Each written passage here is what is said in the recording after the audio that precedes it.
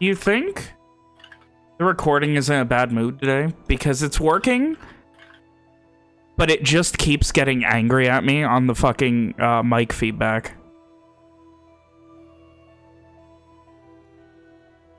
My playback working?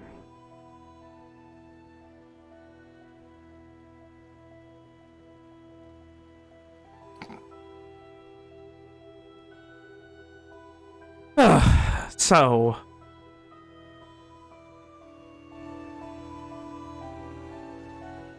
the playback is very quiet today. And I'm not exactly sure why. Do you need me to make noise? I mean, in general, no. Right now, no. Oh. After making your way into the lands of Kintaran, dealing with one binding and preparing and making final strategies to deal with a possible second, along with a purported higher vampire within Verrat, you made your way to the city. Strange, almost literal pitfalls on the way, before finding yourselves trying to establish a base of operations.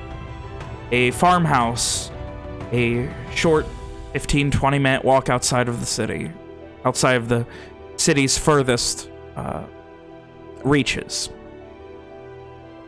From here, you begin to relax a bit more, set up perimeters, get everything ready, and then the next day sent in Ishri and Sin to scout, where Ishri came across this strange person following her who she later found out seemed to have some sort of gift for making people like her. You continued to try and reason and understand this, and things grew incredibly tense before you finally brought her back to a place outside the city to figure out exactly what the fuck was going on with her, and determining that she does seem to be here on anti-invasion business in some way or another, and is it at the least seems to know something about the city post-occupation, decided it would be worth enlisting her help, at least temporarily. So you headed back to the farmhouse where you set up, loaded up your things, and made your way back towards Verrat, where you would hopefully have a base of operations within the city. So I ask unto you all, Owen, Rom, Simon, Alicia, Evian, Ishri, and Walker. Make your way into the city of Verrat once more. What are you guys doing? I think, wasn't Alicia taking us to, like, an outdoor entrance or something? Mm-hmm. I mean, out of the main walls, yeah. It's still a building, or between buildings. I don't know the specifics, that's just what I remembered. While we're walking, Alicia would walk up to Simon and, I don't think I actually caught your name last time. I'm sorry, Simon holds out his hand. Simon, nice to meet you. Oh, lovely to meet you.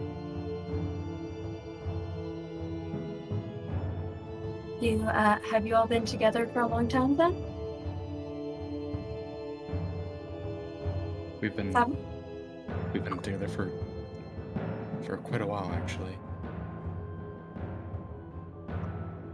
Well, that must be that must be nice to have a big group of people to travel around with. Even if it is a quite dire situation. Guess so.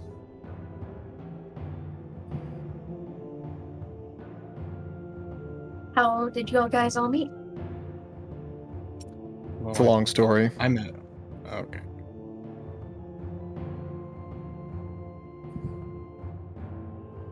Okay, then. I'll show you guys where the entrance is.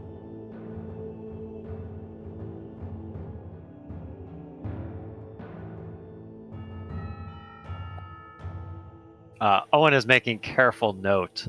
Maybe not even careful note. Like maybe it's more of a subconscious thing, but like he's just sort of unconsciously memorizing the way so that, in the hopes that one day Verrat is no longer a spooky vampire home, he can do something about these smugglers' tunnels. As she get closer, she try to explain a bit. From what I can understand, it seems that most big cities have some kind of smuggling or bandits going across it, and so apparently secret passageways or warehouses and such that are, I suppose, having illegal activity in them is pretty frequent. Aye, but most cities don't have Angus McDurk as their lord. I guess, does that prevent any smuggling from happening? Is Probably he not. But if my father ever caught somebody doing something like that, he probably would have beheaded them on the spot. Well, I guess. Why would anyone want to ruin these perfectly lovely, dark, dank tunnels with illegal activities? Well, it's because usually cities don't want things to be illegally entered and exported through the city. Usually, depending on the place, they're going to put taxes on it or want to restrain certain things from coming in to prevent there being any dangerous things going on. Threat of beheading might also do it. Yeah.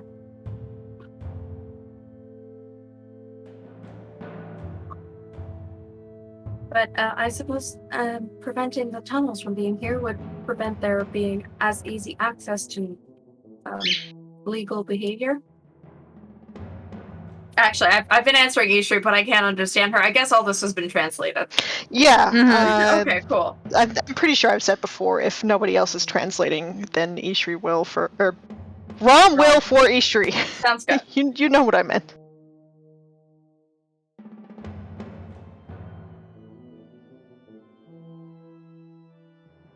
But I do find them quite convenient in this situation. I can imagine.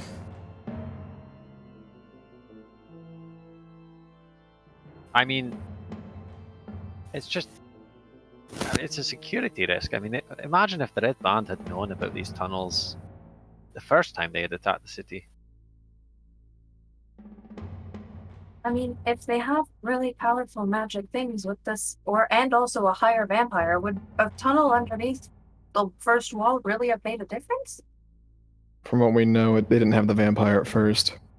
And even a Soul Strider doesn't have the power, as far as I know, to transport 60 men inside the walls. I suppose that's fair. Simon, could a Soul Strider rip down the walls? Rip down the walls, I mean... Depends what in a type of sense, magic. maybe. Yeah. There's definitely some types of magic that could cause some pretty serious structural damage to it, or the ground underneath it, which would cause it then to potentially collapse. Depends. I mean, that's it then. I haven't really studied the walls much, and I'm not very knowledgeable in architecture, but it probably would be possible.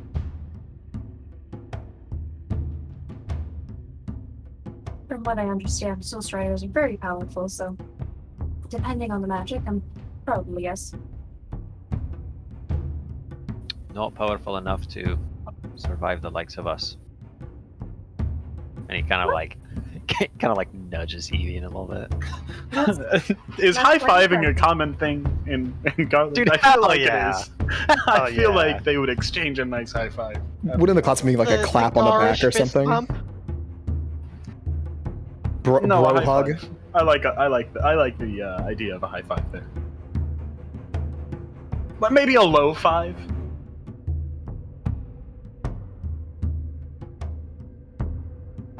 They awkwardly touch hands. Anyway.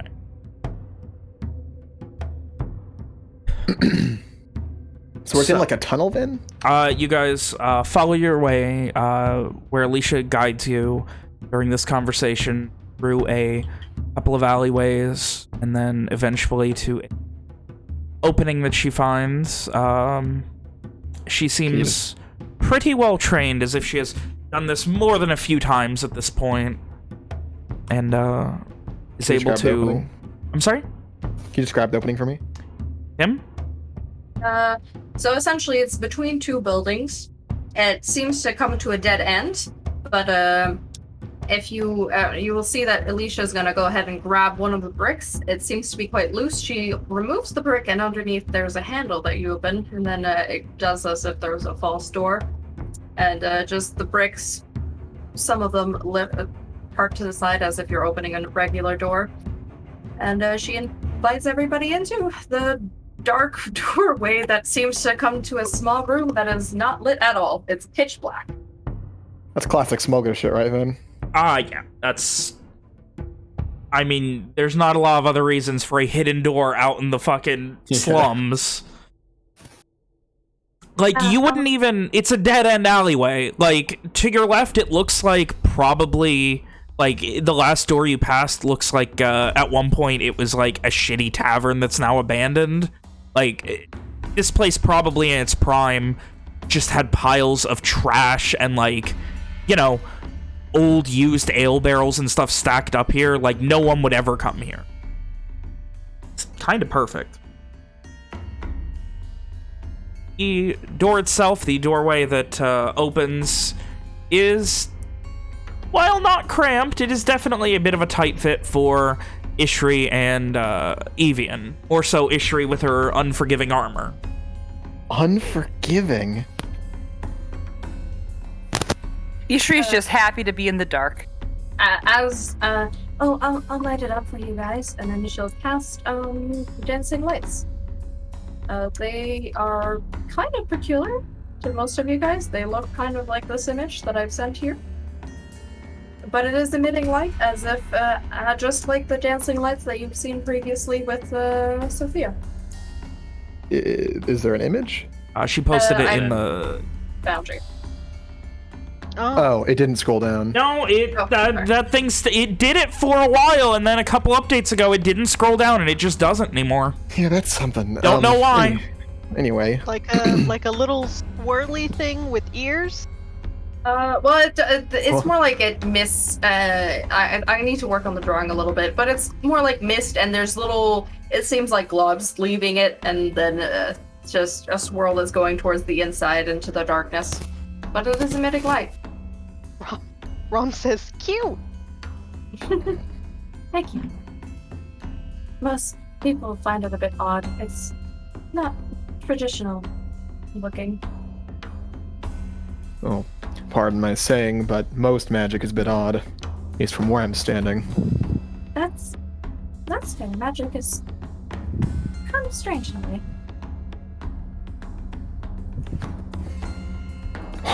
Walker walks forward. Is there like a staircase thing then? Yes, there's a staircase. So there's a small landing, no more than like 4 feet by 4 feet, that you're in with the doorway, and then it opens down to a very steep staircase. Like, the stairs themselves are not very wide and about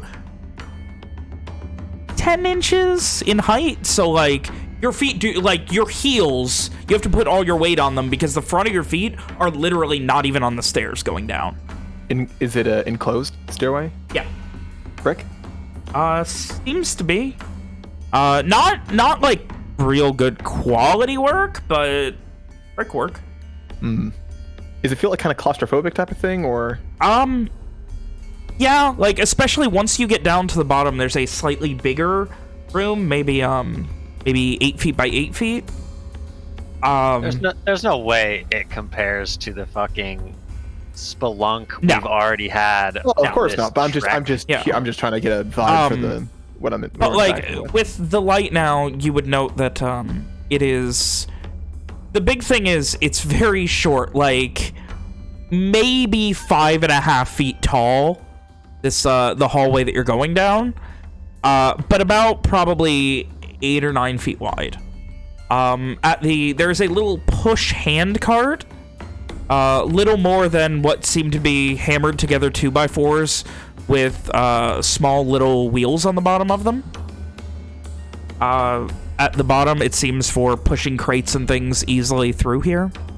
There are no crates or anything otherwise. There is a small table with a burnt out, mostly ruined candle on it. Like ruined by Alicia, age or water or something? Seems like it's burnt out. Like, there's like all the wax has just fallen mostly off. Like at one point it was left lit and just abandoned until it burnt out, like a candle is wont to do. Right. Alicia would have come inside last and then closed the door behind everybody. I have a thing.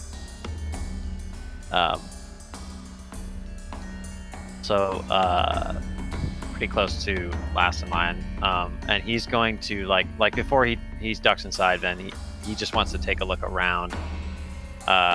You know, I mean, he realizes maybe this is a bit too late, but he's looking for somebody who has followed us, or if there's anybody. Give me a perception check. God, I have my character sheet open. What am I doing? I should also have mine open. Good call. You know what? Yeah, great call there, really. Didn't seem like anybody was following you.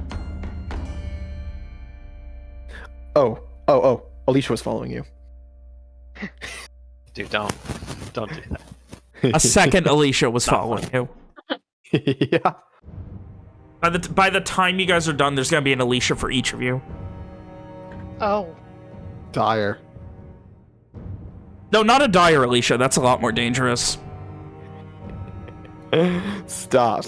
Anyway. Oh. With the now... Oh boy, it is... I imagine Ishri is probably the least comfortable being both tall and wearing the bulkiest of armor, having to either do the awkward knee crunch to walk or just crouch down so that like all the weight of your armor is then like pushed upwards onto your upper back. She would be, but she likes being in a small, dark area. Yeah, I guess so. Oh. Owen, on the other hand, also has to crouch. Walker would produce a torch for like Evian to hold. And goddamn, does Evian do a good job? So we have more than torch. just magic lights. Evian's not letting go of that fucking torch. He's got the strongest hands to hold that. He truly does. Alicia, what way are we going? A grip for the centuries. Oh, the little area where I've set up is this way. Also, I do have a lantern. Just like looking towards the torch. Walker just kind of shrugs. Got plenty of torches. Okay. Does the tunnel extend both ways, then? No, it is to our only going right in one and left? direction right It now, only which goes is left, towards okay. the city. Towards the city proper, yeah. Towards the interior. Yes. Okay, got it. Based on your sense of direction, not directly. Like, it's not like it's a straight shot towards the wall right now. It is more like, you know, if the wall is at 30 degrees, you're going like 50, so you'll eventually reach it, but not perfectly. After a couple of, I'm not gonna say twists and turns, but rigid turns, and a couple of awkward moments, your sense of direction a little messed up, but you still have a general idea of where you are. You then come to a small, just like outlet off to the right. There is a small iron-banded wooden door. Again, about 5.5 feet tall, no taller than the rest of this whole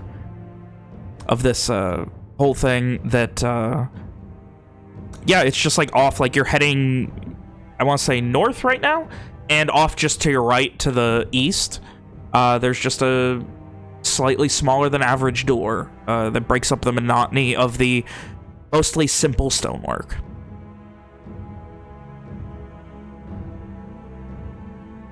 What's that way? Owen says, pointing to the door. But is that just like the room where she was? I don't believe so. It is, from what you would have gathered, something that it leads to another exit into the southern outskirts of the city, but you haven't overtly checked it. Last time you hit the door, it was like tried to open it. It would have been locked. Oh, okay. I mean, I mean, she's been spending like Yeah. multiple days studying this place. I mean, if would she have would she have unlocked it somehow? No, probably not. Yeah. That door was locked, so I'm not sure exactly where it leads to. Walker tests the door to see if it's locked. Strange thing of note, there is a giant wooden, Might like... not be able to get a... Alex?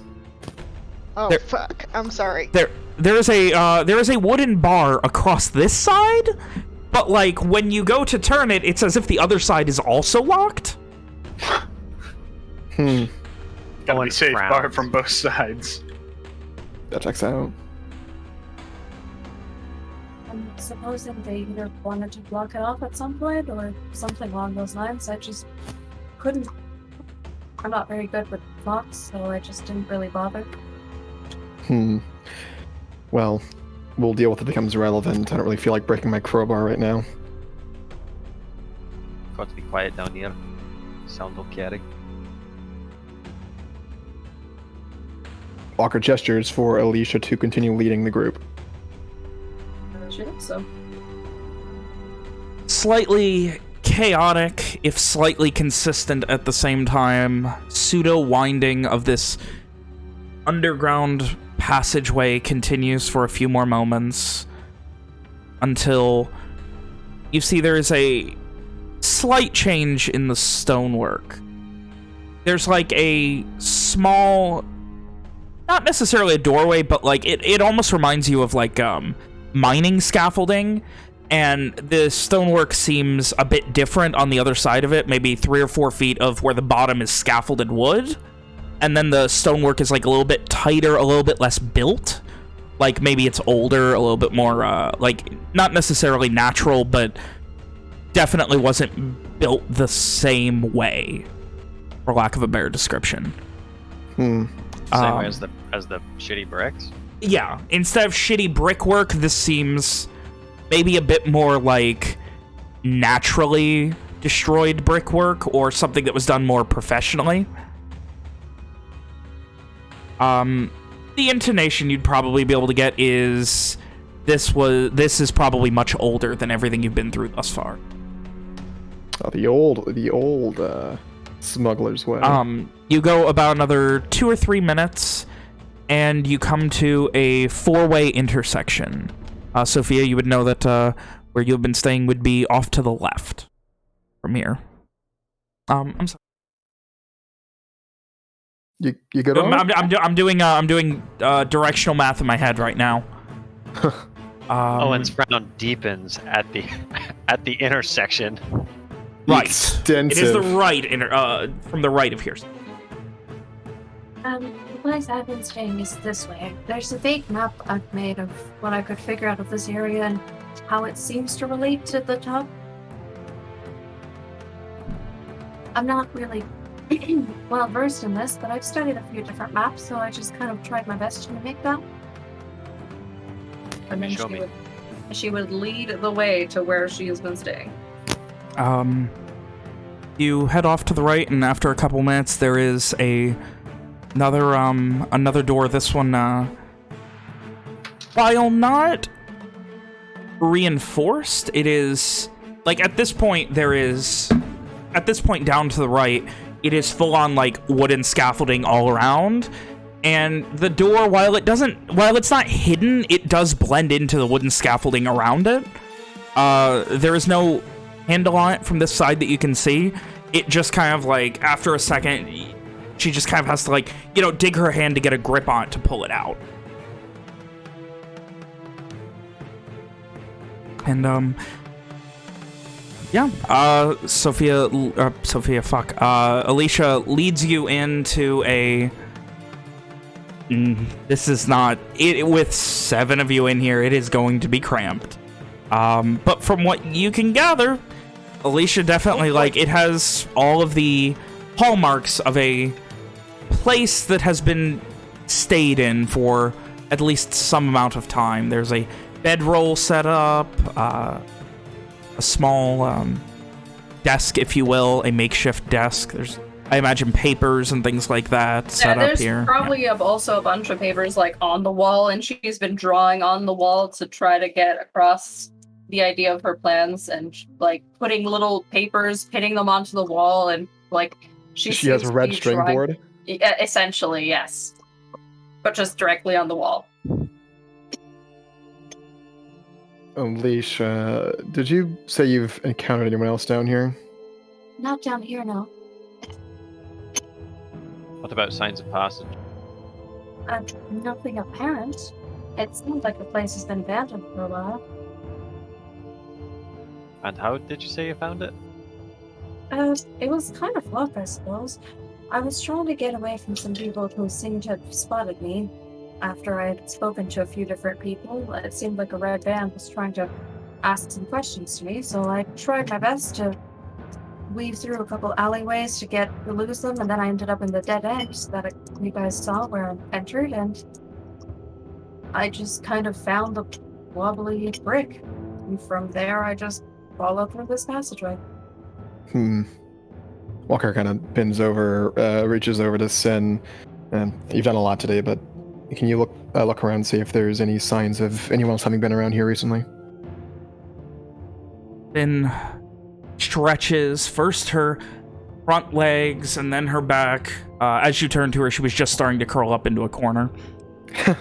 And kind of shakes her head as if to wake herself up. After a moment, flops her head to the other side, getting her ear off of her face. And she heads off. Give me a perception check for Sin. Smelling, I'm assuming. She is on the hunt. Where the fuck is Sin? There is Sin. Oh god, the sheet. I'm not used to this sheet yet. Sorry for the delay. Damn, Sin! Off. Let you know if she finds anything.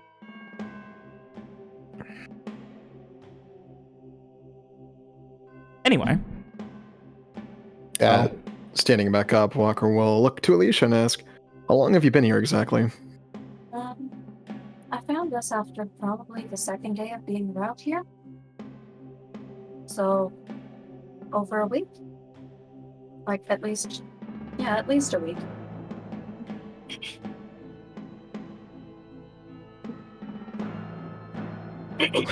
Walker takes a moment trying to remember how long a week is supposed to be over here. 6. Oh, thank you. And what have you found during that time? Well, I mean, I've told you most of what I found. I mean, the map here is how I've spent most of the beginning of the week here trying to figure out where things were and if I could communicate with anybody after failing at finding anybody of interest, and also not really getting into any conclusions with my map.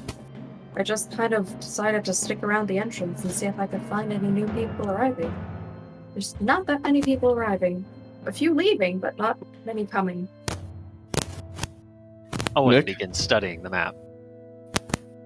Nick, there's a lot of crackles coming from your end. As you study the map,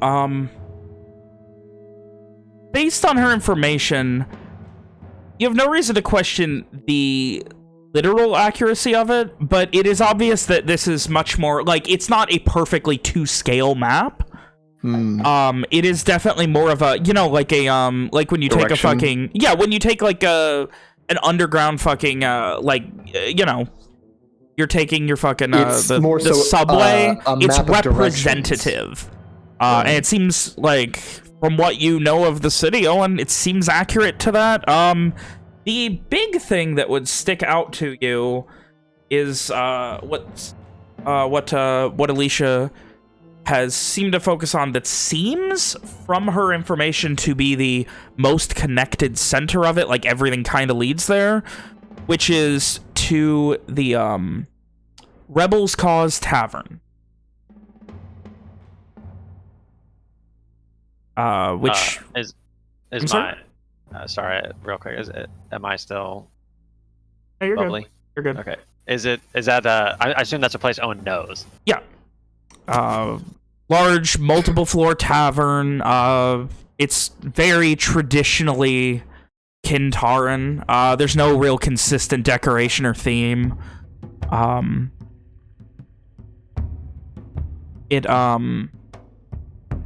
It's been it was one of the first like outer buildings of Verrat even before Garland was a thing. And it's had this weird gimmick. I don't know if you'd call it a gimmick. I don't know how you would do it, you Owen, but every few decades or so, like, nobody passes it down. When they get old and retire, they sell it. So it's had a bunch of different names. The only other one you would know off the top of your head, before it was the Rebels' Cause, it was the Last Man Standing. I really like that for some reason. Is the map complete? Like, is it, like, thoroughly done? I mean, it seems like there would probably mention of at least a few more locked doors, but from, like, and with the knowledge of, you know, her rough estimates of, like, okay, this is how long this travel was, so it was probably this far, it seems like the tunnels have only reaches beyond the walls on the southern side of the city, and only a couple of things in the northern portion at all, like even in the outer walls. But beyond them, the only connections are in the south. So that, like, the network extends under the entire city? No, it does not extend under the northern portions. So it's more or less a way to get under the southern wall. Yeah. How many entrances and exits are there? From what Alicia has so far written down, it seems like, based on including locked ones, you count 13. Though there's at least one passage that she has mentioned is locked and seems to continue as part of the passage, rather than like the one that you came across that was locked that did not go any, that seemed an offshoot. An exit? Yeah. So the place that's a continuation of the passage, where does it lead, approximately? It would lead roughly northeast. Not super, like it is not readily obvious beyond that, but based on the location of the Rebels' Cause Tavern and continuing beyond that, it seems like it leads somewhere near the eastern exit of the outer walls of the city, which is the exit from Verrat to Citre. Somewhere near that gate, which is the largest gate, and for a long time was the only gate back before Garland was a country.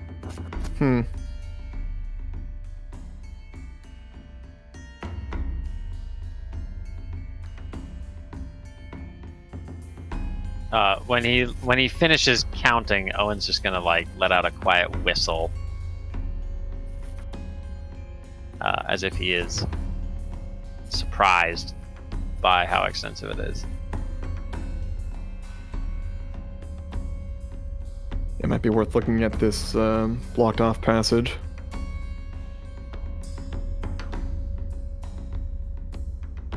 Yeah, I've done my best, like I said, to make the map accurate, but there might be some discrepancies in some places where it is actually longer or shorter and such. Well, this place below the tavern, looks like a nexus of some sort. Mm-hmm.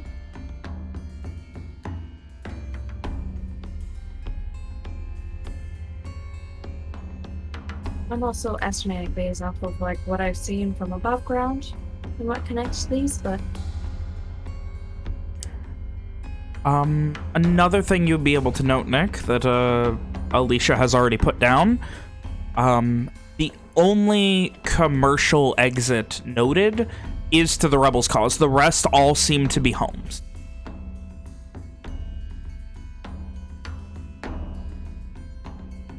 Putting commercial in quotations, because... Yeah, that's fine. But you know what I mean. It's the only business. Everything else is private residences that it comes out of. the notes would also include that the majority of them seem to have basements that have been, like, built into. So, yeah.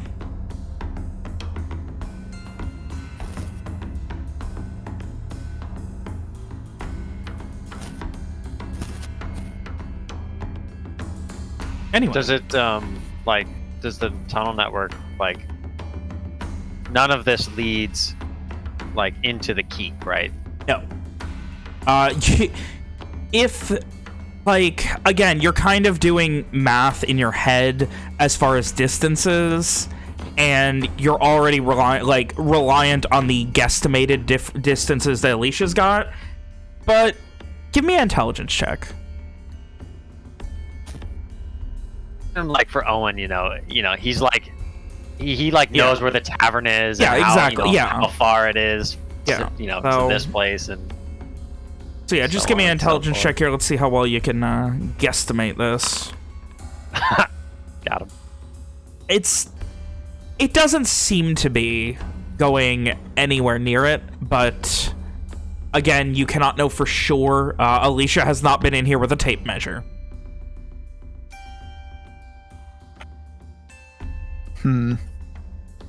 Well, we're here. I suppose might as well unpack what we need to, and then decide on our next course of action. Not a lot of space in this room exactly. If Sin finds that there's nothing else here to be concerned about, we might want to use space in the hallway as well. Ben, was there another room at some place in the there? Yeah, there are probably a couple more of these small rooms. You would note there are at least one or two that are, like, at one point they were somebody's basement, and then the basement was kind of sealed off and converted into a room inside of the smuggling. But so are some of them bigger? Maybe a bit bigger, but not as centrally located. Like, this is the closest, like, obviously the ideal spot would be to set up near the tavern, which it attaches into the basement of the tavern, the Rebels' Cause. But people do still go to the Rebels' Cause. Oh, But from what you've observed, no one seems to know there's a smuggling tunnel connected to the basement of it. Yeah.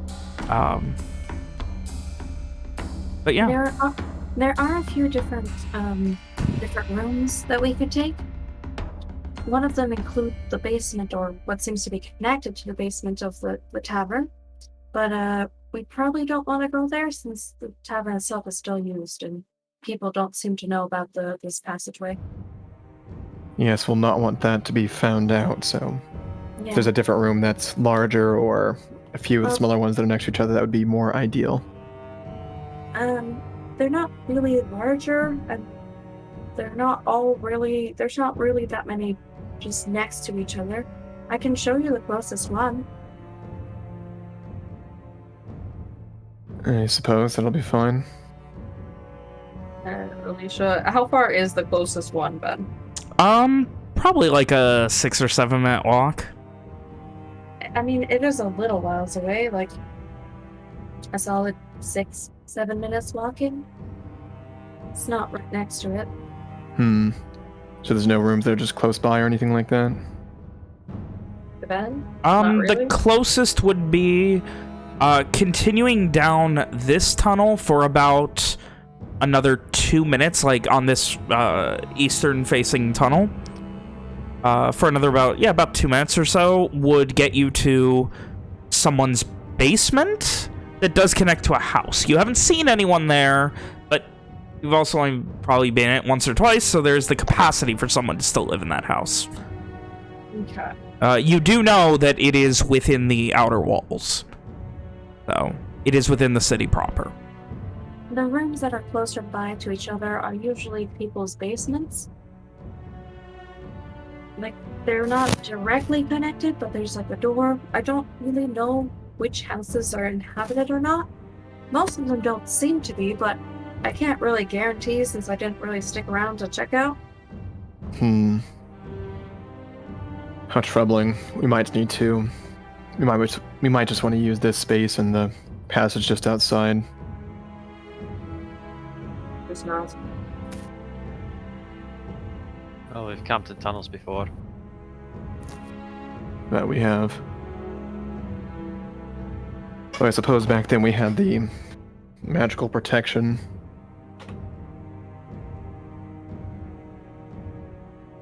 I can't offer much of that.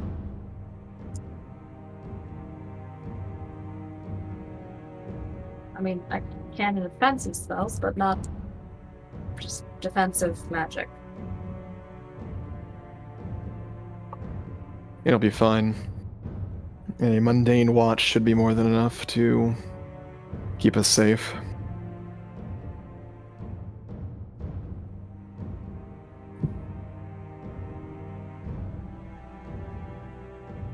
What are we going to do now? I mean, getting inside the walls is all well and good, but if we start poking around inside the city, eventually we will be noticed. I mean, that depends how you do it. I've been walking around the city for a while and nobody's really made a fuss. Didn't your story earlier of how you found this place involve being caught? I mean, I didn't get caught. Somebody wanted to ask me questions and I walked away and then they never asked questions again. I walked out again with the same appearance. I was also trying my hardest to be very sneaky and stealthy, and people were still trying to give me looks, so... Well, I mean, Yishu wasn't really the sneakiest. There's a reason why I started following her, even though she was wearing a red band. Yes, I was hoping that... We were hoping that her ability to hide her true appearance would be a help, but... I mean, Well. maybe it would be if she had somebody else to kind of guide her as to how to behave. Most red band don't just laze around staring through alleyways. It's just not really what they do. Either way, as far as for what we do next, well, we need more information, as we always do. When you might need to start using your magic more on the keep to get a lay of the land, guard patterns, etc. We could make use of the familiars, animals, whatever, to assist with that as well. It won't be much help for guard patterns, it only works for 10 minutes at a time.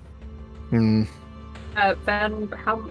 Well, actually, I guess I don't know very much of the patterns from inside the keep or anything, but I do know a bit of how they usually patrol and how they act on the outskirt walls. Inside of the first wall, basically. By all means. Then, like, I know that there's not that many guards going around, but usually when they do, they just kind of ensure that everybody is doing their job and not causing any problems. I mean, yeah, even beyond that, like, they're very laid back. Like, the place kind of governs itself. It's very weird and off-putting. Like, everyone is too neighborly to each other. Like, it's...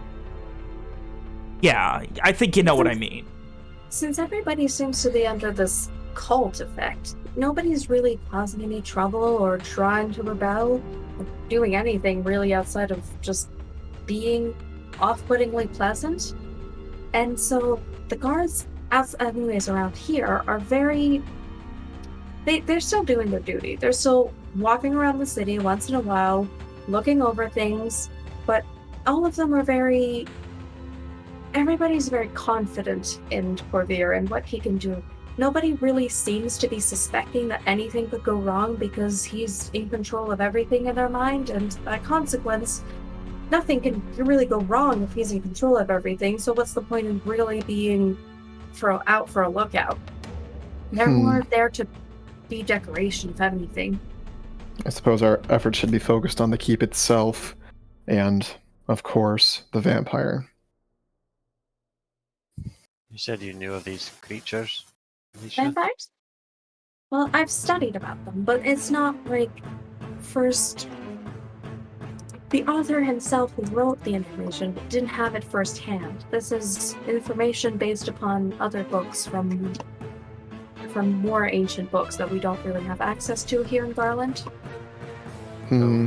Your information is 4th or 5th hand? As Best. accurate as we can have. Besides for having first-hand information by dealing with these vampires, it's as good as we'll get.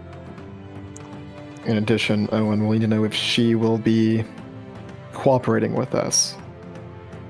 Raises an eyebrow. Not you, Alicia. I'm gonna also need to get her caught up on all vital information. This time I am referring to you, Alicia. It's hard. I can do that, I suppose. I can't talk to her. Not Alicia. I can't talk to her for very long. So I don't know.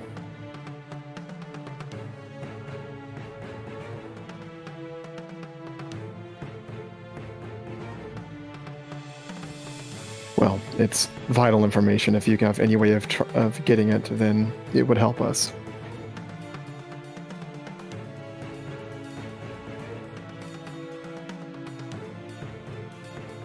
And if I do that, then I cannot use my sight magic. It is one or the other. Not very much of either. Well, for now, the familiars can fulfill that same purpose, more or less. So I feel the cooperation should be... we need to know about that first. It'd be pretty terrible for us if we were to make our way through the keep past all the guards to the door and then be unable to get through it. I think we have a way in. It's a way out that we need. I can teleport people a short distance if that's helpful. Everyone at once? No, only 2 people. As far as we know, none can enter the room that we seek. Well then, can I help somebody get out that way? I'm not sure.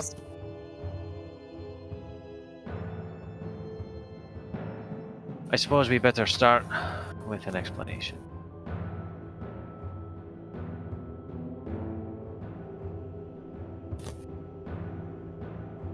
I did go Right. ahead and do a little drawing of the information that Alicia will be able to get you of the thing. Where is it? Thank you. Map under Verrat. Oh, look at that. Initially came in down here at the bottom. And the big circle with the X is the main, seems to be the basement of the... Where are we sleeping? You're currently over. That one. The one off to the right of the main air. Okay. X's are places that don't go up. Circles are ones that do. Circles are ones that what? Your mic cut out. Circles are basements and other ladders and trapdoors that go up, whereas the X's are just small buildings and rooms within the smuggling tunnels.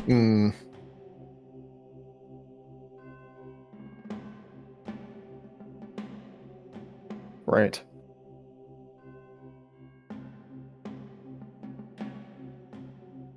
It is definitely not to scale.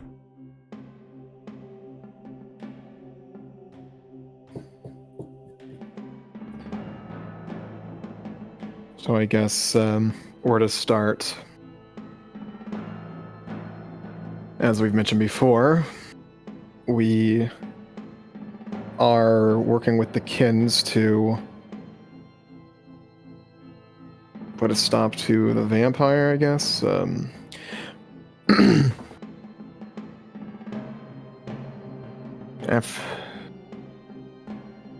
much do we say? Okay, I guess I want to look. I mean, I can try and do it in a few sentences if you'd like. A few sentences? Aye. Not everything is important, Walker. Not. I mean, what does Alicia care about what we've done in Borealis?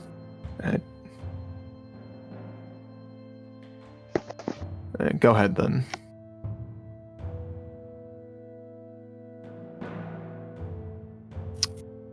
Well, I'm sure you know, Alicia, this used to be my home. This place. We have come here because I have lost most of my family, and my sister, she is inside the castle. She holds an item of great and terrible power. And it's all that's keeping her safe, and we need to get it away from the vampire. We don't know if we can even defeat it if we try, despite our power, which is not insignificant. But it is critical that he does not lay his hands on my sister or what she possesses. We also know that the people that have fallen under his spell, he and they cannot enter her room. People who have fallen under a spell? What do you mean? He sort of like waves a hand. His this strange behavior. I mean, I don't think it's natural. I don't know any god who would throw in with the red band just for the promise of immortality. I suppose not. I mean, it definitely doesn't seem natural, but I don't know if it's a spell per se the vampire's doing, or just its nature. I use the word spell as a not in the sense that it is an actual magic spell, but rather, you know, his charms. Is this effect on the people who are preventing them from opening the door? We don't know. We only know that. What did they say? We've overheard and interrogated some other red band who've said things to the effect of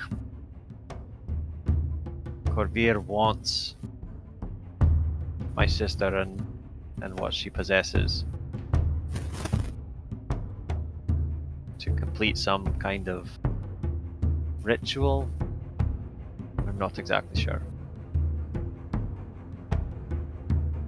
We also know that his presence here is bringing the lands of Kintaran closer to the Shadowfell, if you know what that is. So, I'm not sure. I've never heard of the name of Shadowfell. He sort of gestures at Ishri. It's somewhere else. It's sort of a reflection of our world. You mean a different plane? A different plane. Yeah, that's okay. I understand plans. I've explained them to some of your other friends, I believe. But, I just didn't know they had a name, I suppose. That's interesting. So is he from this other plane, then? Maybe. Because I do know higher vampires, whatever powerful vampire thing he is, can essentially bring its will to reality. So perhaps his will is to have this plane be his plane, or closer to, which, you know, could be what is happening and why it's getting closer. I'm not sure what that has to do with what Ishri mentioned at some point. What, she said it was her god or something? His will is a twisted corruption of Nariho's guidance and powers. Supposedly this Corvair has a master, and its desire is to bring that master from the Shadowfell to our world.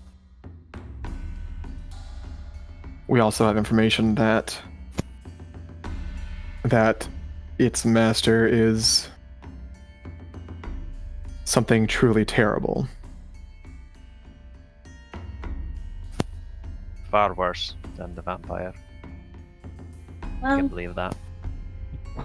If Nariho is god of this other plane, even if he doesn't have the original intention, or Corvair doesn't have the original intention of whatever Nariho is, if he is in fact a good god, like you say, Ishri, perhaps it is simply that he has intentions for this plane that are not what we wish for this plane. That doesn't mean the deity in itself is evil, it just means that it doesn't want what we want for our plane. Nariho is to return to the Citadel one day. Not on this plane. It is wrong. It's blasphemy. No. Nariho is good and kind, and I am sure that whatever intentions Nariho would have on this plane would be lovely, but no, he's to return to the Shadowfell, not to here. We must stop him. Okay, well, either way, it is probably best to stop the vampire from doing whatever ritual he wants to do with the planes. Currently the planes definitely do seem to have shifted, but we're not entirely in the Shadowfell. No. If that were the case, then things would be much worse. Well, either way, the fact that it is even partially that is potentially would make him stronger. It makes sense if he's more in his element that it would make him more at ease. But besides for, their sensitivities to sunlight and silver, as well as a few lifestyles such as killing him with a stake through the heart, I don't really know much about how to actually destroy a greater vampire, and if any of those things would work at a long-term solution. They're not immortal, but they're not easy to kill. Sunlight doesn't seem applicable given the current state of the land and the fact that he's been seen out and about in the sun. I do have a bit of silver that we can use, a silver dagger and some silver-tipped bolts, though I only have so many, and we don't know if they're guaranteed going to be effective.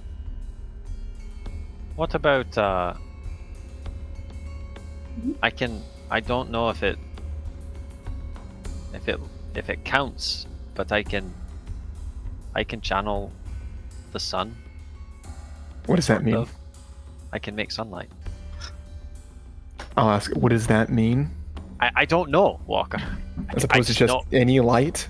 No, it's not. It's not just a light. It is the light of the sun.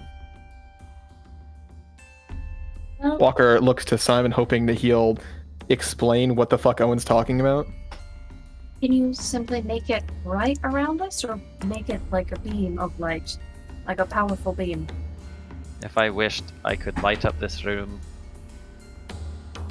just as the sun would, with a bit of preparation. He's sort of like Pat's Ishri. Does Alicia think this would affect him? I mean, since you've been here, sunlight is a very tenuous concept.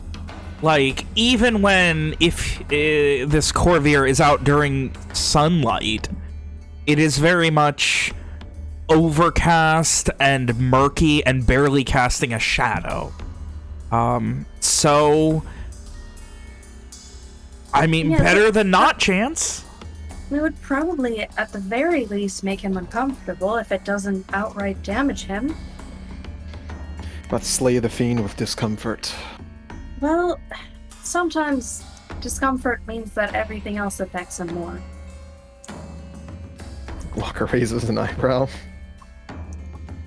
Well, Evian actually nods in agreement to that, and he says, many a times it is much harder for me to fight when I have a concussion. Owen smiles. Well, I mean, I think of it if the ground is burning underneath your feet. Wouldn't it be more difficult for you to do anything or actually resist attacks against somebody? I don't know. I'm just having a hard time associating sunburn with a concussion. Well, I don't know. Imagine the comparing it- sun was 100 times hotter than it currently is. Would that not like, be? what if the ground was like embers under your feet? Your feet would be actively burning. It wouldn't mean you're becoming permanently injured, but it's still burning your feet. That means that you can't stand still very much, and you're not really concentrating as much as you would otherwise. It's a lot harder to do anything, and like you can't dodge attacks because you're half paying attention because you're also burning your feet. You're not on fire, but it's still not pleasant. But it might also outright damage him. I'm not 100% sure. Either He's way. a higher vampire and seems a lot more powerful than most things I actually read about.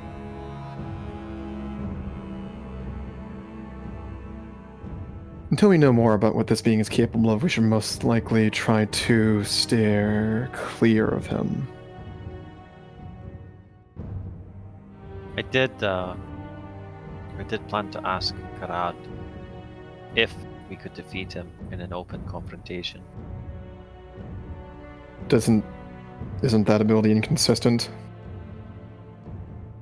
End results. No, I mean, sometimes he's sort of like shrugs. Walker just rolls his eyes. It's sort of hard to explain. It's like you know, if you've got a water skin that's emptying, you know, it's mostly empty. You know, you can take one good drink, but then the next time you go to take a drink, maybe there's no more water inside. You know. That's not a good metaphor. I'm sorry. It's hard to explain. These analogies are exhausting me. Oh, Is this divine magic? Yes. Well, Why were you hesitating? He sort of side-eyes Alicia. she's just like, I was just curious. I've studied many different types of magic. It is a magic of faith, if that answers your question. Yes, well, it's divine in nature. It's not from the person themselves or from the knowledge that they've studied. It's not so much arcane nature, it's more of a divine nature. I think I kind of understand what you're talking about for the spell. Feels like it's a weird thing to differentiate. Well, it's not. His metaphor wasn't perhaps as accurate, but it's more like if you go ask a king a question and then the king some days just isn't really paying attention and then doesn't really give you a very accurate answer. He still answers, but doesn't really answer your question, or doesn't answer it accurately, and then you're just kind of left questioning if it's right or wrong, and other times he'll answer you very directly and you'll just know exactly what he meant. And that was the right answer. I guess that's my best way to explain it from my understanding of divine magic. The spell led us to the caves, Walker. Or at least it encouraged me to take them as an option. I remember very well, though, the inconsistency is still concerning. It is better Despite the than fact that nothing. it seems like it's been accurate every time so far. You seem pretty sure that it is not going to stay that way. Well, I suppose that would depend on my second question. What was your second question? I don't know yet. Might change depending on the answer to the first question. Walker just Karad- sighs Listen, heavily. Walker, if Karad says no, you haven't got the chance against Corvier, leave him the fuck alone, then obviously I'm not going to need to ask him a second question. Like, what is Corvier's weakness? Or will my magic defeat him? You know, something like that. I don't know. But then I suppose.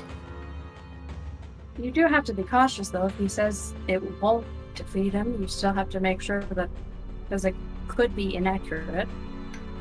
Yes, you could ask him, are you sure? Well, isn't it less accurate the second time? Yes, the first question will always be answered correct, truthfully. What do you determine a first or second? Have you already asked two questions? Well, I mean, it's like our other magic walker. Sometimes Verrat, he's not infinite. He's got to take some time to rest himself. Itself. It just blinks a few times. I never thought of it having to rest. All I know is it makes me tired. Maybe there's some law of the universe that says deities can only answer one question at a time or something. Or just blinks a few times. Anyway. I suppose you can work on that as well, as ascertaining whether your sister's going to help us or not. Just remember, the more I use my magic, the longer I will need to rest to regain my strength. Right. At least we have a relatively safe place to do so now. But we do not have the time. How much of a time restraint are we on? Do We you have- know that we're here? No idea. We have no idea when Corvair will, or what he will do, and the Kins, as we speak, are taking Boralis. They will be here soon. And I don't know about you, but I don't think it's a very good idea to have the Kins marching up to Verrat in the state that it is. I will go ahead and give you this, Nick. If victory is as shit-stomping as you're imagining it to be in Boralis, the likelihood that everyone is going to be hyped up and confident that they can take back Verrat will be very high. No! Well, to be fair, our original job was to make sure they don't have to get rid of their binding. They don't currently have access to the binding, so maybe we just let them go in. Yeah, dude, let's just get Angus We'll have McDurk fucked by a vampire. That'll work Listen, out and then well. he'll be shanked by all 40 of his constituents. Now we have Owen as the fucking new kin leader. Easy. And then Owen has to retire. Feels bad. You can just have his sister do it.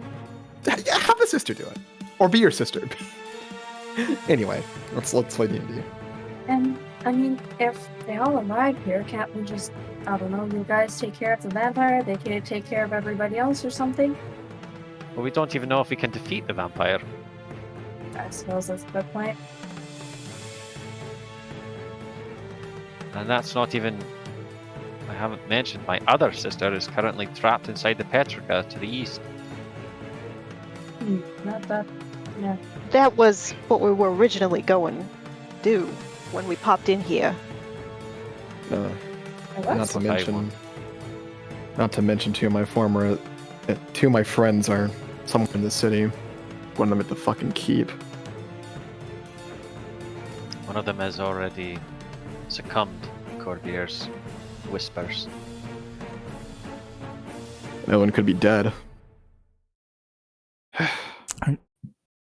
So, as you guys discuss your plan moving forward, we will go ahead and take our first break of the night.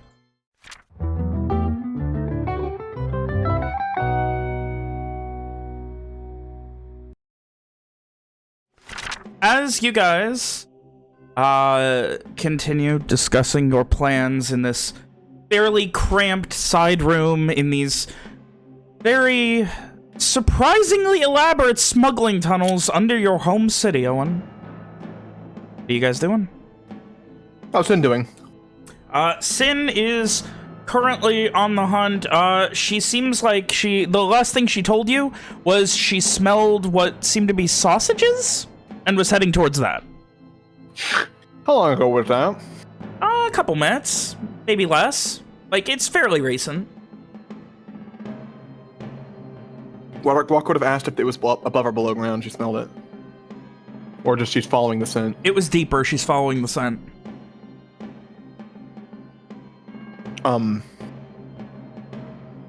Sin, just to let everyone know, Sin just said that she smelled sausages deeper into the tunnels. Huh? That doesn't seem like a place where sausages would be, I mean, normally.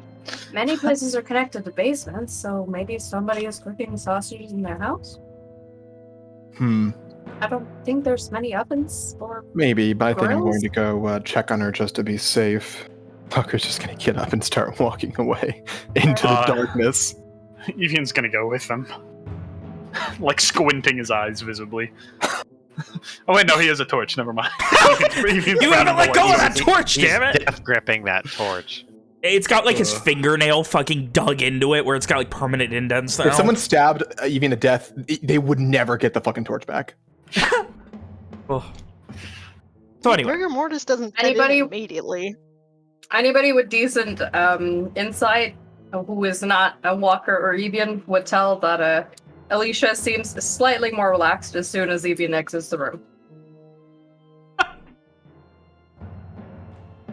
Ishri will lean over to start talking to her and then realize that she can't actually start talking to her. So she'll grab Rom to lean over with her and she'll lean into Rom and then kind of push Rom to lean into her. Okay, all right. And she'll say, he's really not that much of an asshole. He only beat you up like one time, then you realize he's a big softie. She's just like looks with big. She kind of has like. She looks skeptical and has kind of wide eyes. I'm sorry, but anyone who immediately resolves to just jumping on somebody and beating them half to death is going to be somebody I will be wary of, no matter whether they're friend or foe. I mean, That's his understandable. first instinct was to protect his friend.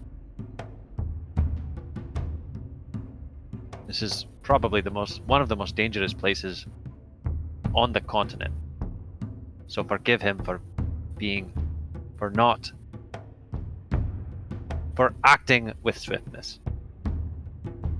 I'm not asking for justifications. I'm just saying I will be wary of him because I'm scared of anybody who tries to beat me up or anybody up as soon as they see any kind of threat.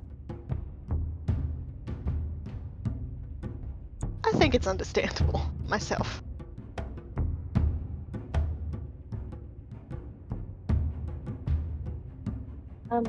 Anyways, Rom, could you ask Ifashri if she would like to help me learn how to speak more Elvish? Rom, relay will Yes. be happy to act as translator if necessary. I know how to read Elvish really well. I just never actually learned how to pronounce the words very much. Oh, the reading is the worst part of it. Really, if it's much easier to speak. Okay, well, I'm sure it'll be easy to learn then if I already know how to read it and the grammar. And I'm assuming they're just gonna do that for a little bit if nobody brings up anything. She will insist though that you, in return, help to teach her some Garish.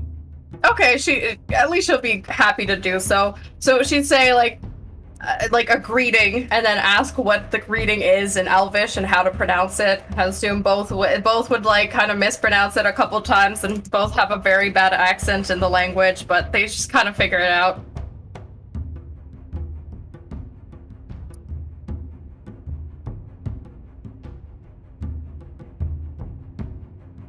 I'd never learned that many languages. This is pretty interesting.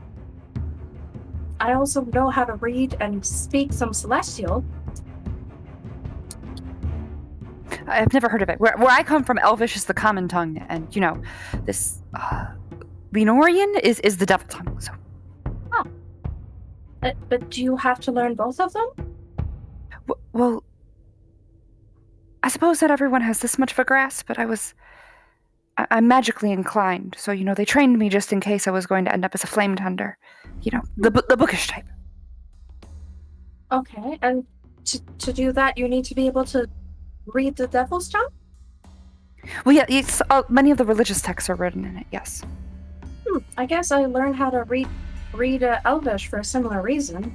A lot of old books about magic are written in Elvish. Perhaps they came from my people. Maybe. I mean, you Perhaps. seem to be some kind of elf. Of a sort, yes. Not quite like the people of this plane, but seem to be something similar, at least. More similar to elves than humans. Do you like it here? Oh, it's fantastic. It's really wonderful. It must be very different. I'm not, you know, there's less monsters, kind of, so it's exciting. Oh, well, I guess anywhere with less monsters must be nice. Mm-hmm. Too much sun and too many moral gray areas, but We do have a guess lot it's of nice. those. it's quite nice. I suppose the wildlife must be very different too. Oh yes, it's not undead. It's actually alive. Oh, I mean, I guess that kind of makes sense that it's all undead, but I guess I never really thought about it that way. That must be very scary. Oh yes, very, very. And sometimes they, well, I think Walker told me they don't actually, but for a while I thought they all wielded weapons too, which was very frightening. And sometimes they're big, and sometimes they're small, and sometimes I don't trust them. Except of course Lily the dog, and she gives Lily the dog a little pat. The dog accepts joyous. I mean, there's a lot of dangerous animals, but most of them won't harm you if you don't cause them any threat. That's what I said. We had a friend with us for a while who thought it was extremely funny to tell Ishri silly thing that she believed because she trusts us. Lies. Kind of like rolls her eyes. I mean, Yes.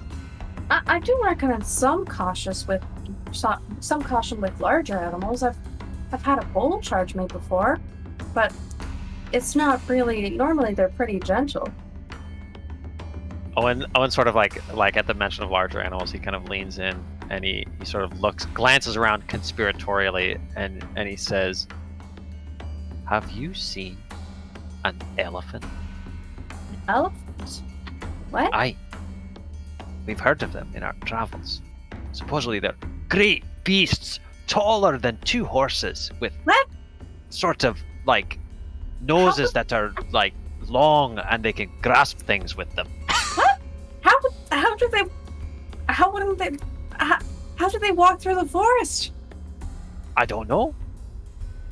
I feel like they get caught everywhere. Something that big. I mean, like, bears already seem big for forests. How would you have something as big as 2 horses? No, so I take it you haven't seen an elephant. Maybe it doesn't No. live in the forest.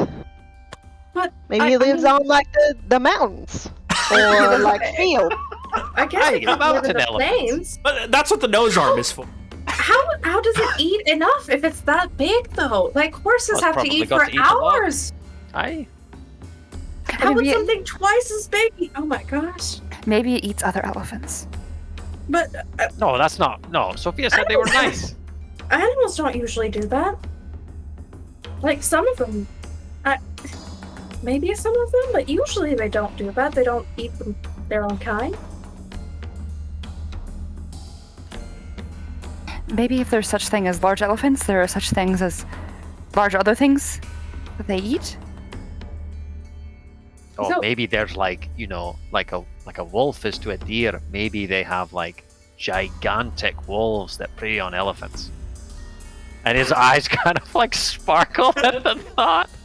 Oh, So they're like 2 giant horses with a long trunk. Hold on, let me see. And he rummages in his pack, and he pulls out like a worn leather-bound journal, and he flips through a few pages until he gets to, not like it's closer to the middle than the end, but it's also closer to the end than the beginning. So like right after the middle of the Like journal. 55%. Yeah, and he sort of holds it out to show you, and it's like Sophia's illusion of an elephant was like, if I'm remembering correctly, it wasn't like perfect, right? She didn't have like, had she ever seen an elephant? Yeah, she had seen them at the fair. Okay, so like his is like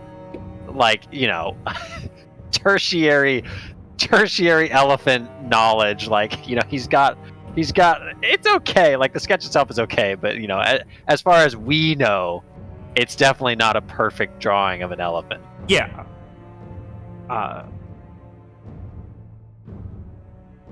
Yeah, I forgot about those big ol' ears. Yeah, those are huge. I mean, how much do they need to hear? Well, That's... I mean, if they've got giant wolves, they probably have to have quite good hearing to hear them sneaking up on them. Is everything just twice as big in other continents? Are Don't people know. larger? I mean, we have giants here, but like, are people giants? This is so weird. I've never read about this. I want to see one someday. That'd be quite amazing.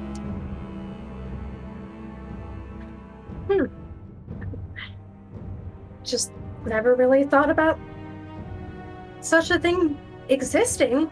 That's pretty crazy. I mean, we have some monsters and such in the forests, but it's pretty wild. What kind of monsters? You said you fought them before. I mean, I've seen Ben just. I'm assuming. Knowles. Sorry. I didn't like write some stories to check with you, but I'm assuming they've seen like probably a troll at some point if yeah. they're above ground.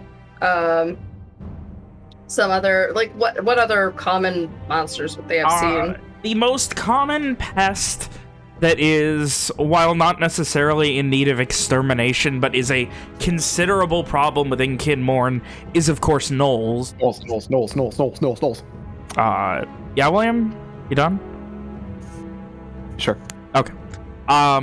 Trolls are common. There is, ogres are rarer. Probably, like, heard of ogres, but, like... Rest in peace. They are much more likely to stay away from civilization unless they're, like, desperately starving or something. For the most part, it's going to be, probably...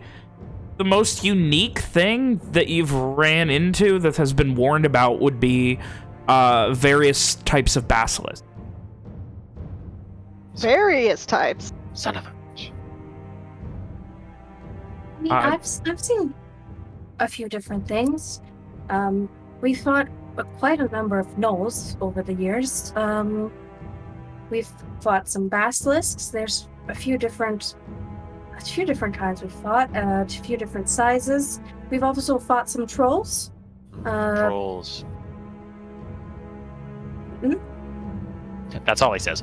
Trolls. As well as bandits, usually. We've not... I suppose we don't go that frequently, but we fought a fair few things.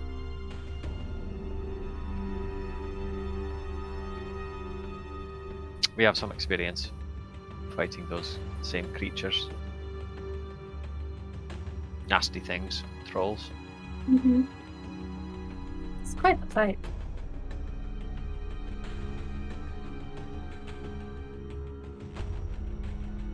I'm trying to think of something cool that we fought that I can, like, show off with.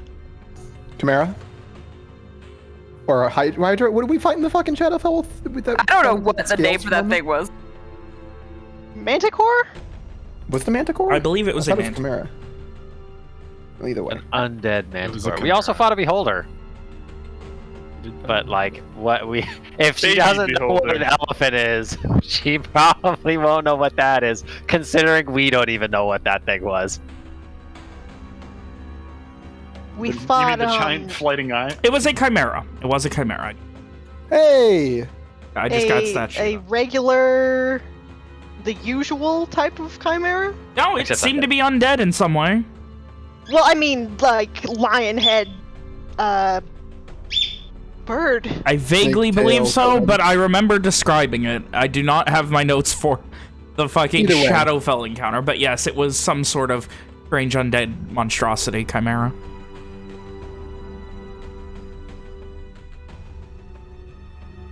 Well, we fought something that was like a weird undead thing in the Shadowfell. It had like a lion head and did it have a dragon head or a snake head? It did not have a dragon head. And like a scaly head. I can't really remember what kind of head that was. and then I think the last one was a goat head. It had like 3 heads. And does she know what that is? Give me an Arcana check. Okay.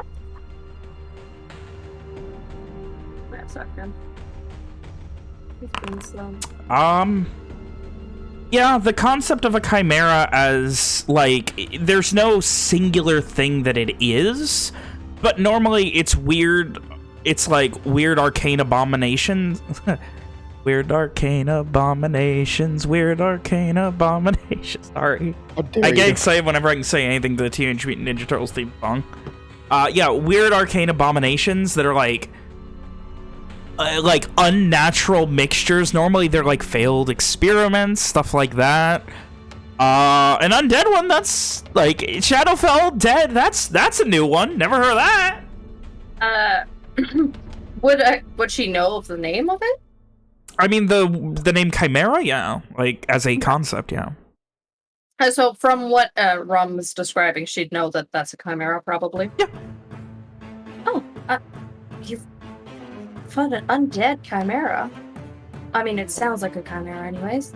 That's pretty crazy. In the Shadowfell, you guys went into the other plane? I guess Not that by makes choice. sense if you got brought back Ishri here. Did not go by choice. Yeah, it was kind of an accident.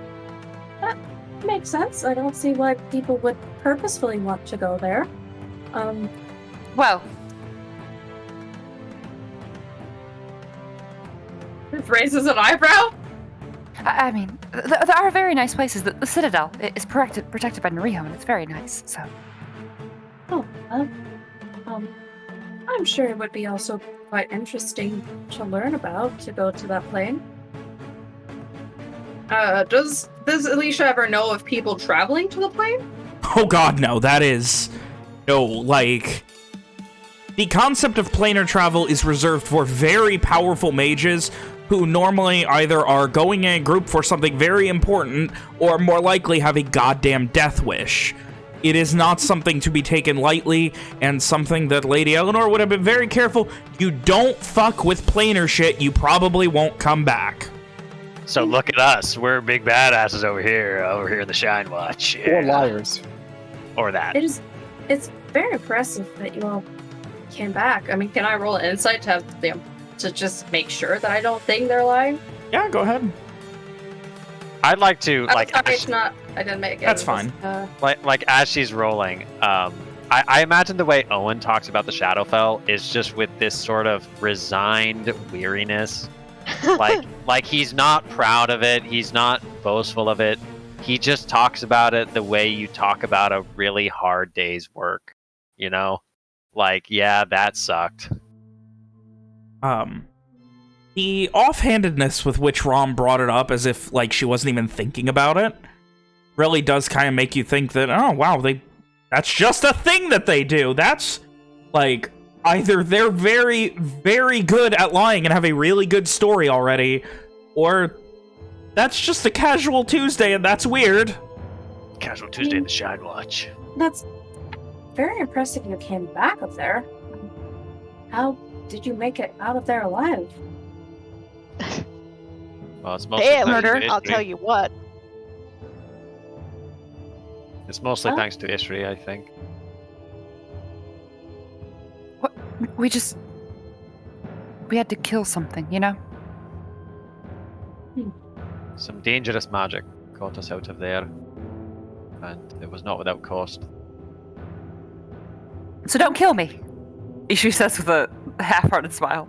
I had no intention to. Or is it don't let me kill you? One of the two. Don't He consume my squints. blood. That's it. Don't consume my blood. Also, not my intention at any point towards anybody ever. Although, you know, some people have been doing it with Corvair, so she shrugs. What? They drink yeah. blood? Well, Corvair's been saying to some people that they'll, like, live forever or something if they have, if they drink his blood. So they just he gets like young teens to just bite his wrists and stuff. It's very strange. I've not really been staying near that. I've tried to avoid Corvair in general. He's corrupting the youth as well? Yeah, I mean, everybody is corrupted, but I'm not exactly sure what he's doing. Nothing good, I imagine. I mean, probably not. I just can't imagine how... Like, I know vampires can convert other people. So greater vampires can potentially make more vampires. But there's nothing written about other people drinking their blood to become vampires, so I don't know what that's about. It's strange. And very off-putting. Vampires can't make other vampires, can they? Yes. That's what I was saying. They can make new vampires. Oh. Oh, okay. Well, I hope that's not what's happening. I mean, she shrugs. It's hard to tell, but I mean, he could in theory. Usually it involves him fighting the other person and some kind of ritual with the intention of making them into a vampire. From my vague understanding, there's really not much written about that part of vampires. So you've not seen this? No, not him biting other people to seemingly make them into vampires, no. But you have seen the other way around? Yes. Oh, what could that mean? Simon, do you have any thoughts here? Would Simon know anything? In regards to what in specific? Like, how vampires create more vampires? I mean, would that just be common knowledge, kind of? I guess no, Simon would not know. No, it would not be common knowledge. Yeah, would Simon know? Give me a religion check. Oh, I like these. Fuck. He likes those. Oh, feels bad, man. That's rough. With regards to, like, certain types of vampires, it's an affliction similar to, like, lycanthropy, but without the ability to really, like, it's a... Like, lycanthropy, it is... You know how lycanthropy is. But instead, it's something that's there all the time, but won't affect you quite as much.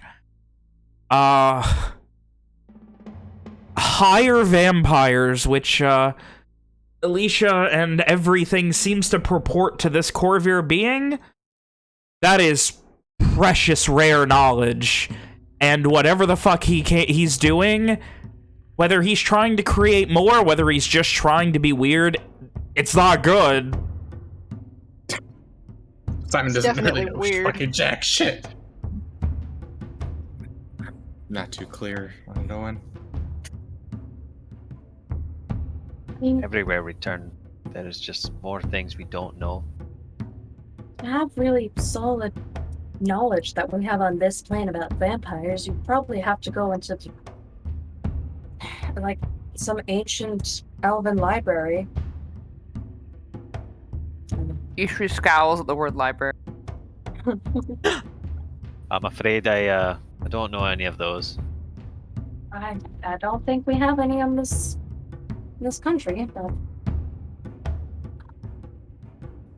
I just thought of this, but I think if I remember correctly, if Corvair is from my plane, then we need to be careful not to kill anything with his blood in it. Yes, that's how it works, right? what? Because that might create a portal to the Shadowfell. Yes. Oh, Is that why he did give his blood to other people then? Oh, That's- fuck's sake. that is certainly concerning.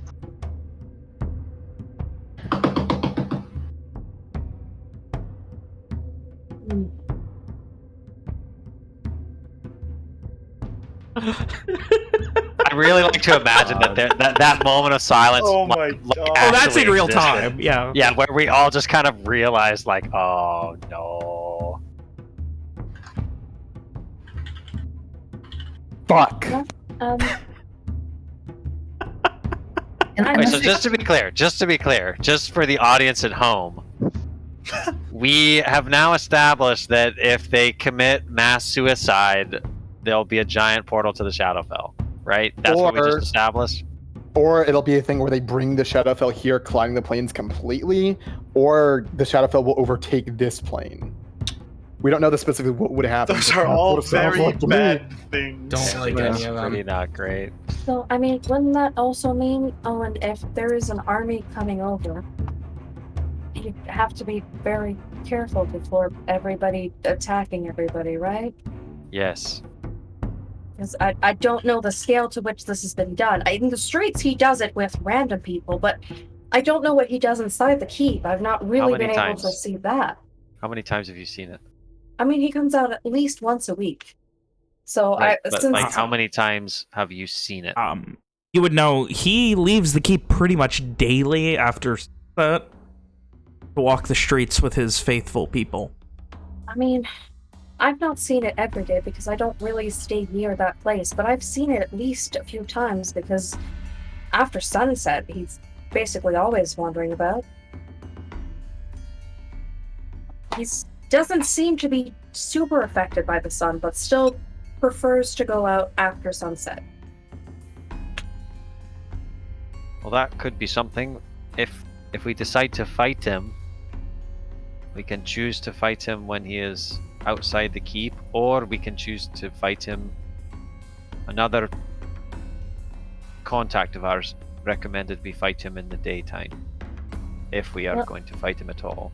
That makes sense. I don't know how much it would actually affect him in this semi-plain area, but it might. But also the other issue with that is he's usually walking with a lot of his faithful, and the entire city just kind of gathers and see him as a wonderful savior, and they all just kind of, gather around, come see him, and they would all be very upset if we attack him. Aye. There's just a lot of people. I've been thinking about ideas about how to fight him. I don't even know how it all works, but I know I have 100% confidence that the power of my faith could and has been turned against undead in the past. And I also know that I might be able to create some kind of trap for him. Keep him in a small room or something like that. That would be helpful. We just have to make sure that we're careful about everybody else if we don't want the potential of a portal or a plane shift.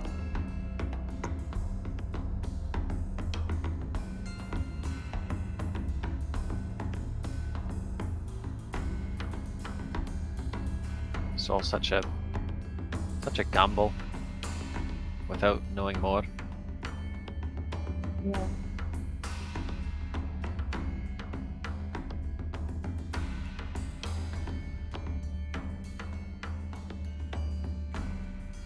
I think if there's anything else Sophia, or I'm gonna do that at least a few more times, Alicia might have picked up during her time here. Well, you could call her by her true name. Stephanie. I had to think of what the joke name was for a second.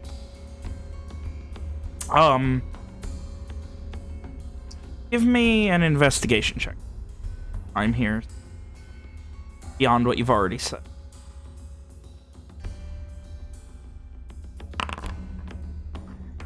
The only other thing that you have heard in some way or observed, not directly, but like enough that you can confirm it would be weird that many people are lying about it. He has 6 fingers on his right hand. He's a 6-fingered man, you son of a bitch! Oh my god! Is that a reference? No, I mean it is, but Possibly. no, not in this context. The context that will be important to you, Alicia, is the fact that a lot of spellcasting is using your hands. if you have more fingers on your hand, probably better at the arcane. That's weird. There is a level of meaningful ability to that. Okay. There is a level of meaningful knowledge. Dumb. Yeah. If you don't I allow agree me to with make that. a 12-fingered cast for next campaign, it's racist. I mean, I guess another weird detail I noticed is he has. This might seem like a strange thing to mention, but he has 6 fingers on one hand, which means that he could potentially. Goes into the abstracts of magic, but magic is related to your hands, and it can be limited to the gestures that you can make with your hands. And by consequence, the fact that he has 6 fingers can potentially give him the ability to perform more complex spells in a way, or be a bit better at casting spells. Does the fact that he has 6 fingers trigger any memories for Ishri? Surely there can't be that many 6-fingered vampires running around the shadow. Come on, man. Come on. Give me a He's actually one history of check. 25. The great Sixer. go. Let's as they do call it. him. Now, for history, that's pretty big, pretty dude. big. For history, that's pretty big. Ishri with Yeah. that -1? Yeah.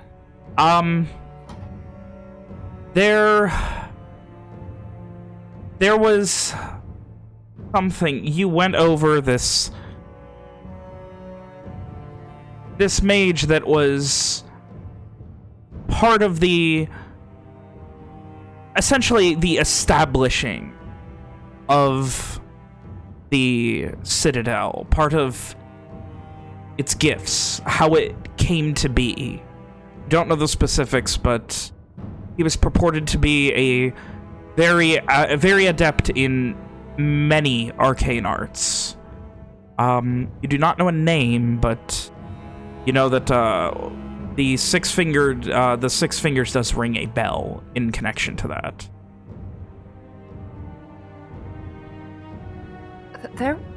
You said, there. One of the elves who founded the Citadel, who was important to establishing it, with I'm sure Nariho's guidance, was a 6-fingered mage. That means he is old, very, very old, and the founding elves are incredibly powerful. Well, could it be that he disagreed with everybody else's view of what Nariho wants? It It's seems not- very likely. It's not the same. Is it? Not the same what? Sorry? It's not the same person, right? I mean, it might be. The elves who founded the Citadel are still alive. They're very old, but they're still alive. I mean, how old is very old? 80? With elves? 1,000? Oh, that's old even for elves. Elves can live hundreds of years, Owen. He whistles again. I mean, 100 is considered young for elves. And to think, well, most of us will be dead and buried by then. Yeah. Must be quite strange life to be an elf and living with humans.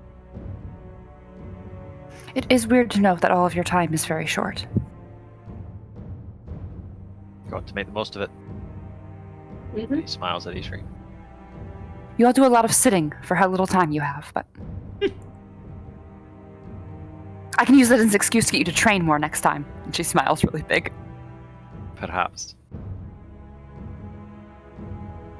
Well, if he is this founder of the Citadel, and he is thousands of years old, surely we cannot fight him. I mean, that's just out of the question, right? I mean, everybody has a weakness, but just fighting him head on would be probably impossible. We'd need to get some kind of advantage somehow. We must. He is erupting an entire city. He's putting people under his watch, and he's spreading blasphemy about Nariho. He must be stopped. We have no choice. But what if we don't have the strength, Ishri? I mean, if there is a boulder that must be moved, you can try and move it, but sometimes it's just a giant rock. You can't move it. Well, even Yes, but rocks don't tell lies and enslave lots of people. Again, I am using a poor metaphor, okay? It's not my day for metaphors. Apparently. It is not, no. But everyone and everything has a weakness ultimately, and even mountains will finish by erode and will erode over time. Like, I'm sure there's a way to do something about him. Maybe there's a way to trap him somewhere, or, I don't know, bring him back to the other plane? If where he belongs is the Shadowfell, well then maybe we should find a way to bring him back. We don't exactly know how to do that. Well, Unless, of course... I mean, actually, I kind of just... Fuck. He just kind of like shifts uncomfortably. Ishri, do you remember a few weeks ago I said that I thought I knew a way to get you home if you wanted to go? I suppose. I don't know if it would work on something as powerful as him, but I can force him to be gone back to where he came from.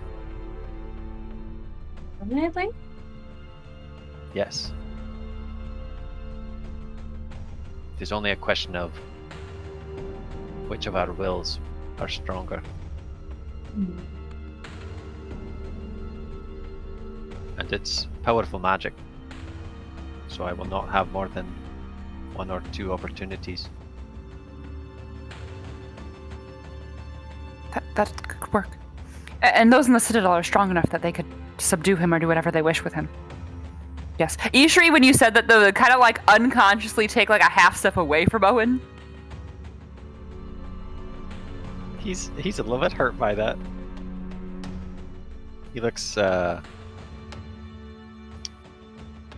I don't know, sad. Do we have any manner of reducing that person's will, or just impairing it somehow? Maybe we have a way to give you a better advantage to doing that.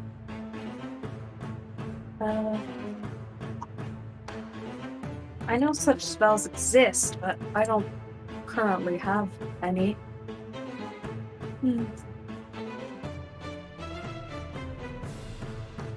I have some. Some spells that could limit his wisdom, or will, or whatever we call it. I could curse him a little bit, I suppose. Bane. You Could can play. you can curse people now, Ishri? I tried to do it to that one man in the alleyway. I'm not very good at it. A little bit better lately, though. I suppose we need to manage to do that to begin with, so for it to help, but Do you think if I blind him, that'll help? I mean, if he's not invulnerable to poison, I could potentially poison him. He probably is. I mean, if you're a vampire thing, I'd assume you're kind of invulnerable to such thing.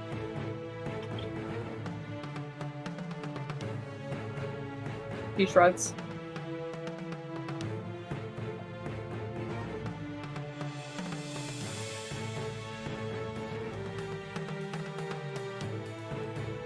Can we check on the others? Sure. So, Squad Meanwhile- fires. Let's go. Sausage time. In more ways than one. meanwhile, the group of Walker and Evian heading towards Sin. You guys spend a couple of moments traversing the court. And Walker, in your head, you are getting a rough idea. It seems after a couple of long turns and false cutoffs into nothingness, Sin is waiting outside of what seems to be a like a hidden door, like the backside, like the one you came in, saying that the smell is coming from in there and asking for permission to go check. Walker would advise her to wait for them. Disappointed but understanding. Dogs do struggle to open doors. It's the lack of thumbs.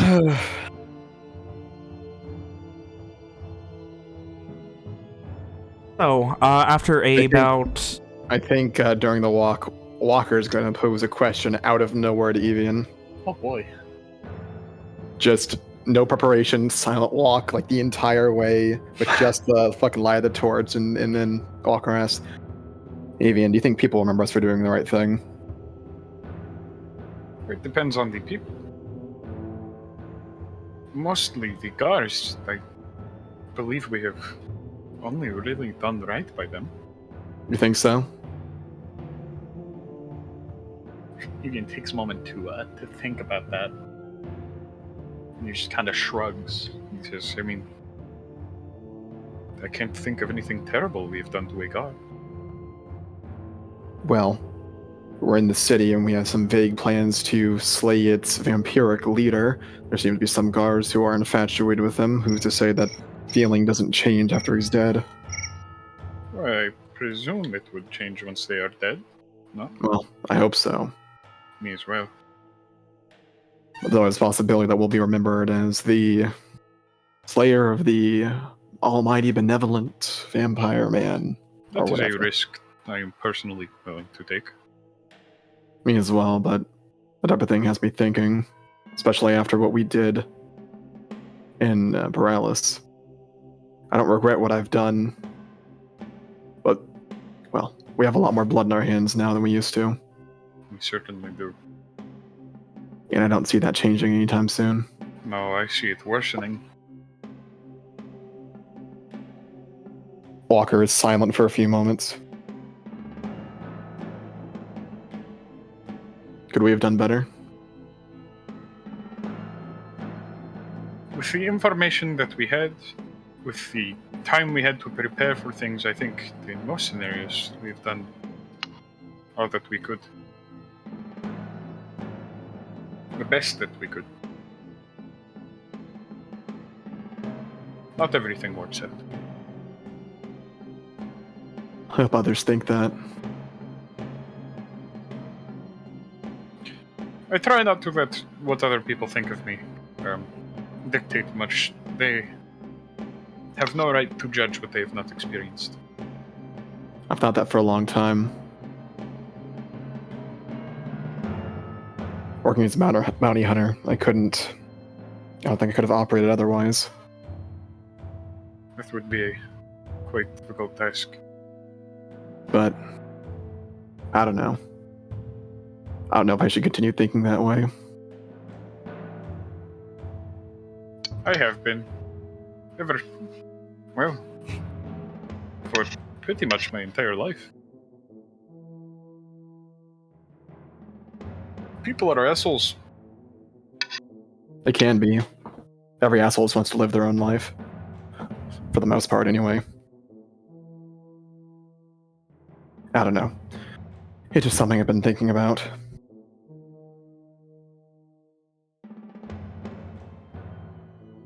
Maybe I should care more about how others think of me, or what they think in general. Yeah. It's just a distraction, almost. In my mind, at least. If I have to suddenly worry about looking good, then I will not be as effective in my tasks, I suppose. What's one more distraction? We already have the weight of the world on our shoulders. Or at least the continent. The lives of all the people. So why bother adding one more distraction? Or kind of shrugs. I don't know. If we fuck up, people die. If we don't fuck up, people are unhappy. Maybe. I would rather have a chance at people being unhappy than a guarantee of them being dead.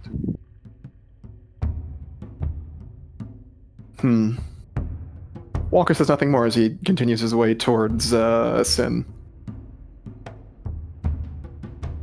Unless Evian prompts further.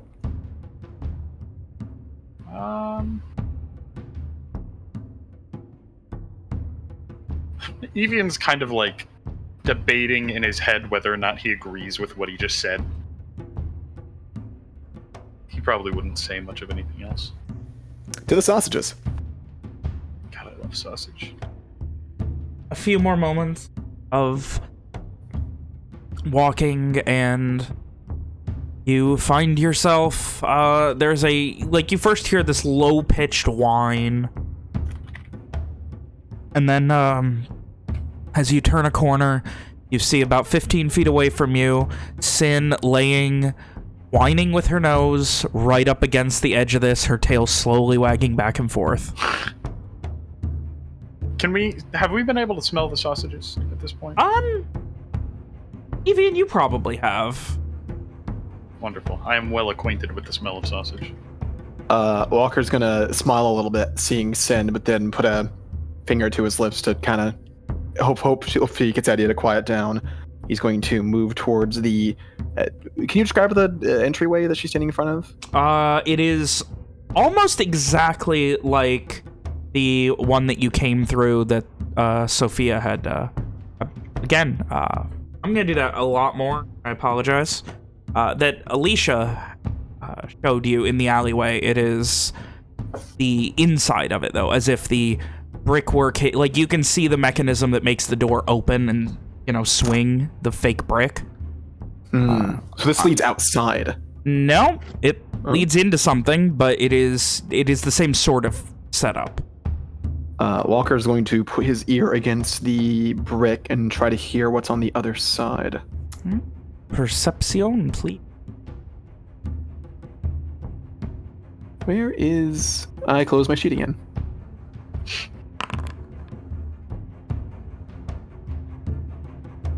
Being chatter? Like... Chatter? Yeah, like conversation? Oh, chatter. Right, Yeah. right.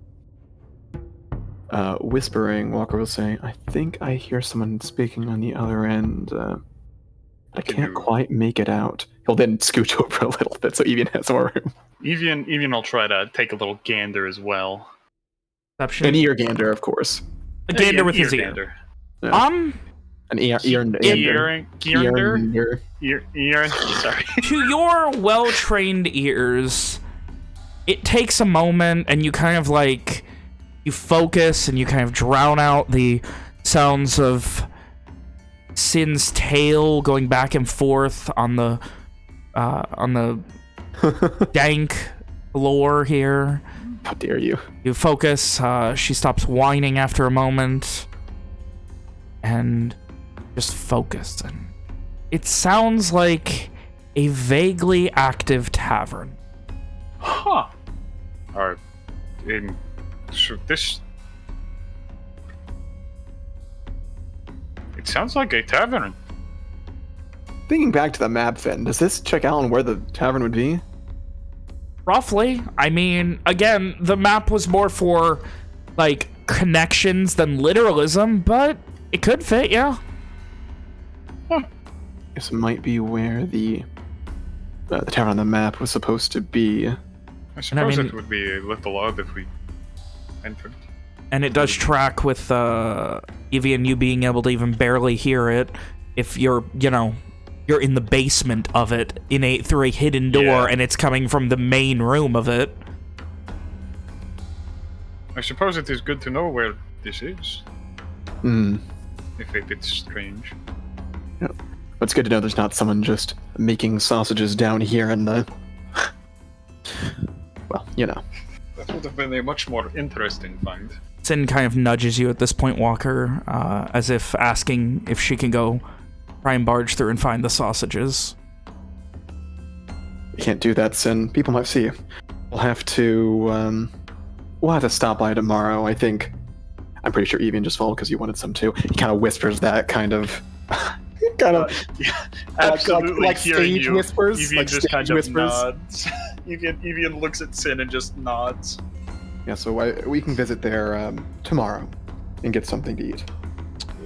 He grumbles a bit, but otherwise seems vaguely amiable to the idea. As far as you could tell, Sam, there's nothing else here, so I think we're more or less safe for now. Let's head back. Shakes her head, and the only other thing she mentions in your head is a couple of rats.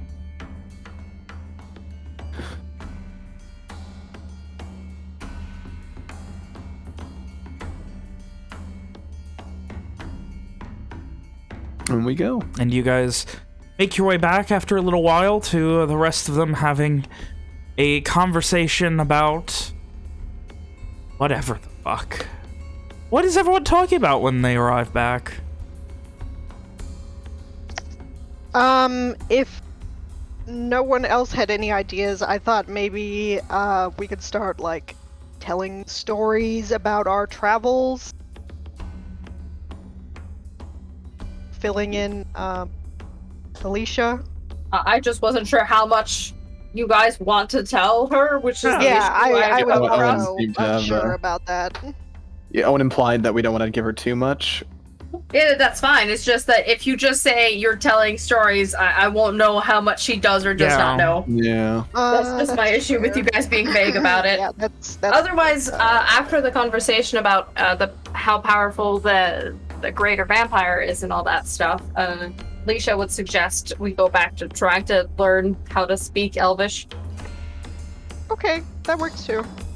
and teaching Garish to Ishri if we have nothing else to speak about. Anyways, we did talk for like 10-ish minutes. Alicia would ask Owen to help. Oh, now she asks Owen to help. Oh. Guys, Evian, you and Walker arrive back with Sin. What seems to be a lesson in Garish to Ishri.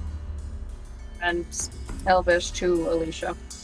I'd like to think that maybe he's not overt about it, but Owen definitely listens to the Elvish lessons.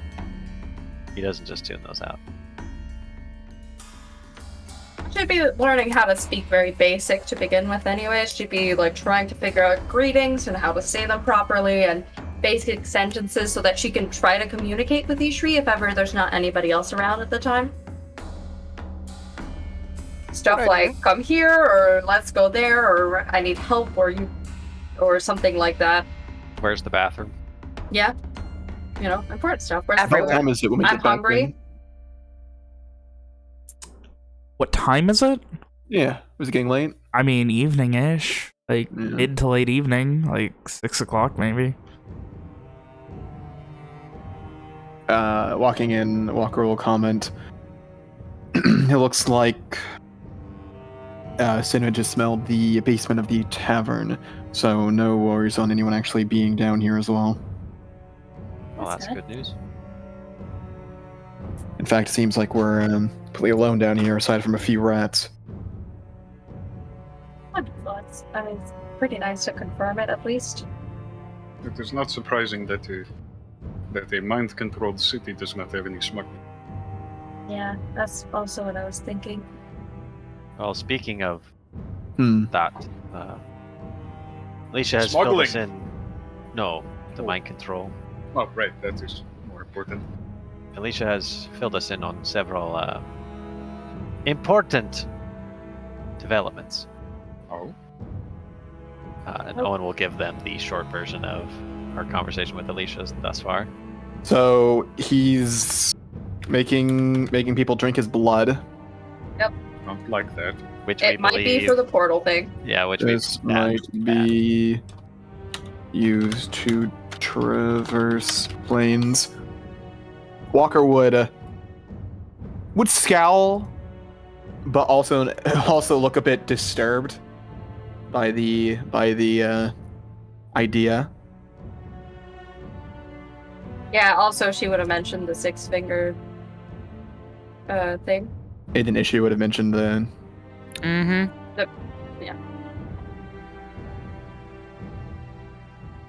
Well, I don't like any of it. in theory, I have ways to defeat him, but if he is as powerful as Ishri says, I'm skeptical that my magic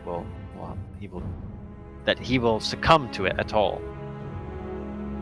We said he was going out at sundown too. Meet with people. Maybe that'd be the time we should head in to try to save your sister, Owen. I mean, if I we come don't- across him inside and you can do the magic to make it sunlight, that might be a good time as well. Well, Walker is proposing not going around him. Is that right? If he's so powerful.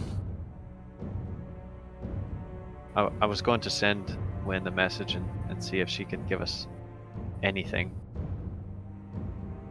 I don't even know how we'd get inside the walls of the keep. You guys have not mentioned Wynn, right? You referred to her as she earlier? Or his sister. He did say his sister is in the castle. Is Wynn your sister, or is that someone else in the castle you know? Aye, she's my wee baby sister. And his eyes momentarily fill with an elderly brother warmth. Baby? Older brother I figured you warmth? two were about the same age. I mean, That's Well, not the how stories you siblings told. work. she's about a year younger than me, but I always teased her about it. I mean, any age difference, like, unless you're twins, you're always going to have an age difference, and that automatically means you're the eldest, or the youngest, or in the middle. Right, I- so since Owen's the youngest of us here, we should call him Baby Owen. No, but that's not the same as your siblings. I mean, vote we don't do that. How about we don't do that? that's Ever. not the same I'll as your take your, siblings, anyways. Like, Opinion into consideration. one Oh, of I'm my sure you siblings- will. Oh my gosh. It's okay, we can call him Grandpa Walker. But Rum I'm the, loudly. but since I'm the oldest, would I not be the grandpa? No, you. I think so. Oh, I don't like that implication. Why Never would- mind. Well, Miss Alicia, how old are you? I'm 21. I guess she's the baby Oh, now. baby. It's just slightly confused. Well, sure, I guess. I'd rather just be called Alicia or Allie.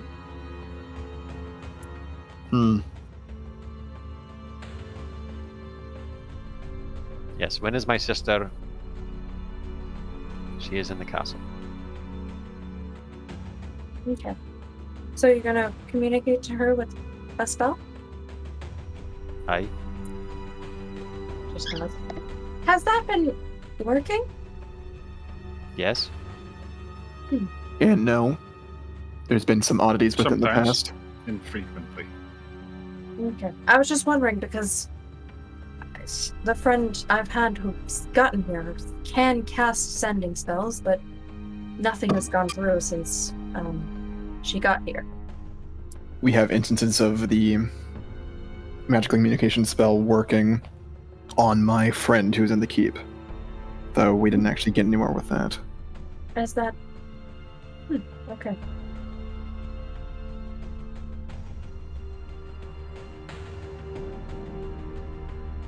In the beginning, it worked, but she wasn't well. I think the vampire was doing something to her. And somehow she got hold of this powerful object and now can't touch her. I don't know the whole story.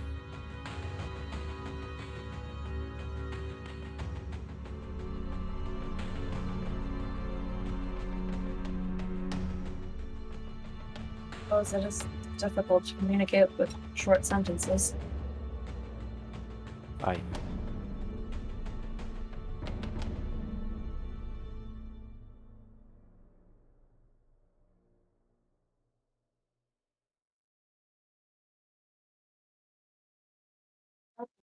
For now, I suppose we should try to get that information if possible about your sister and make the plan based off of that.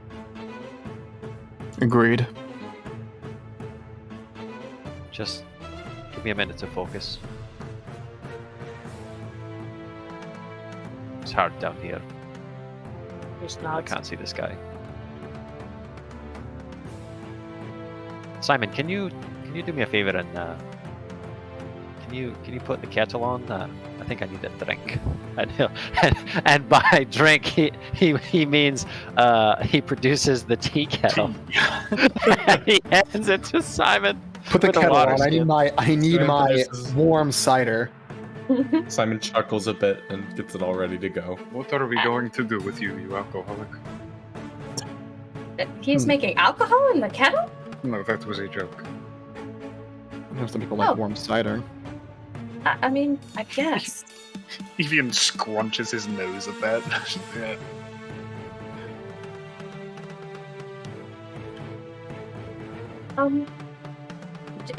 People, you introduced yourself as Walker Moses, right?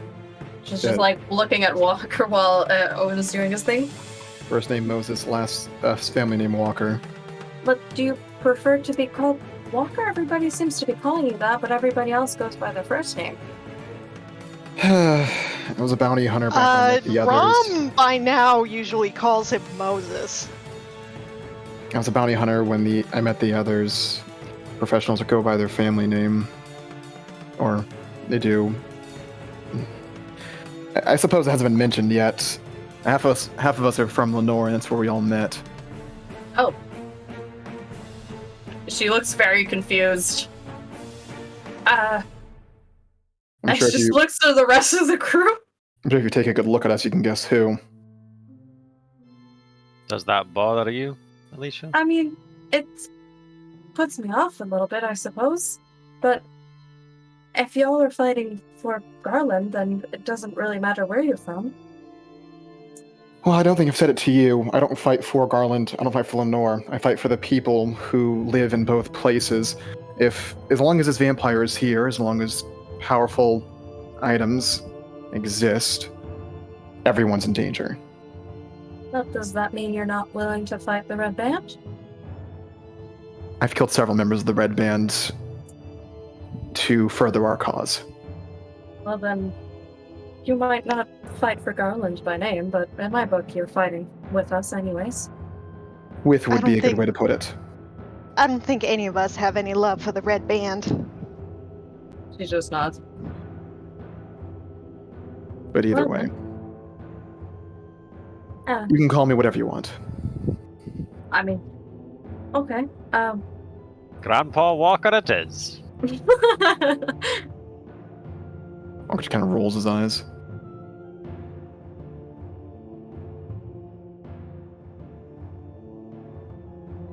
You mentioned you were from Barn, right? Game one, yes. Can you tell me a bit about it? I mean, I haven't seen most of the. Well, I've been to a few places in Kinmore, but most places I've been I couldn't say by name because, well, Lady Eleanor would teleport us to a couple of the places. But I myself grew up in a smaller farming community. It is a lovely place. It hasn't been affected by war much, besides for the fact that some of my brothers have gone to the war, and we've had to send some of the food back, but I also don't have a huge amount of information since I don't live there anymore, but anyways, it's around the Oakley Post. It's a small place, but it's lovely. At the mention of not having much information or having seen much of it, Walker does seem visibly disappointed. It's Hmm. It's a very big place, Kinmore, and there's a lot of subcultures, I suppose. Depending on the place you'll go, it'll change a considerable amount. Is that right? Well, I mean, it's still relative. It's not like coming to a different kin, per se, but there's specific, I suppose, there's a lot of small communities that build, but based off of the fact that to farm the land that's huge, you have to get some small groupings of people, even outside of cities, to be able to help each other out. That's what the Oakley Post is. We have about 5 different types of ranches and farms in the area, and one of the farms, I suppose, became a small, gathering with an inn and tavern. Maybe one day it'll become a village. You said it was a farm you grew up on. Mhm. You have much problem with monsters out that way? Well, it's not been too bad, and I've never had to go with the academy to the Oakley Post, but there's on the occasion just like a gnoll or two that'll wander by, but it's a fairly in the middle of a field kind of place. There's not that many places for monsters to hide, especially larger ones. Was it a nice place to grow up? I enjoyed it. I mean, I had a loving family, I had some friends nearby. The only issue was, I lived on a ranch and animals don't like me at all, which caused a few problems. Owen frowns. If she noticed that, she would just kind of... I mean, to my own chagrin, I do quite enjoy... Well, I feel like I'd enjoy animals if they weren't put off by being near me. Or kind of stares off in the middle distance, clearly lost in thought. Yeah, there's quite a few people who've gone by the Oakley Post. Traveling people. It's a nice little, I guess, refuge from the rest of the wilderness to stop by.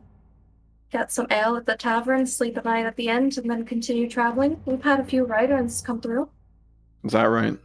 That seems to kind of break Walker from his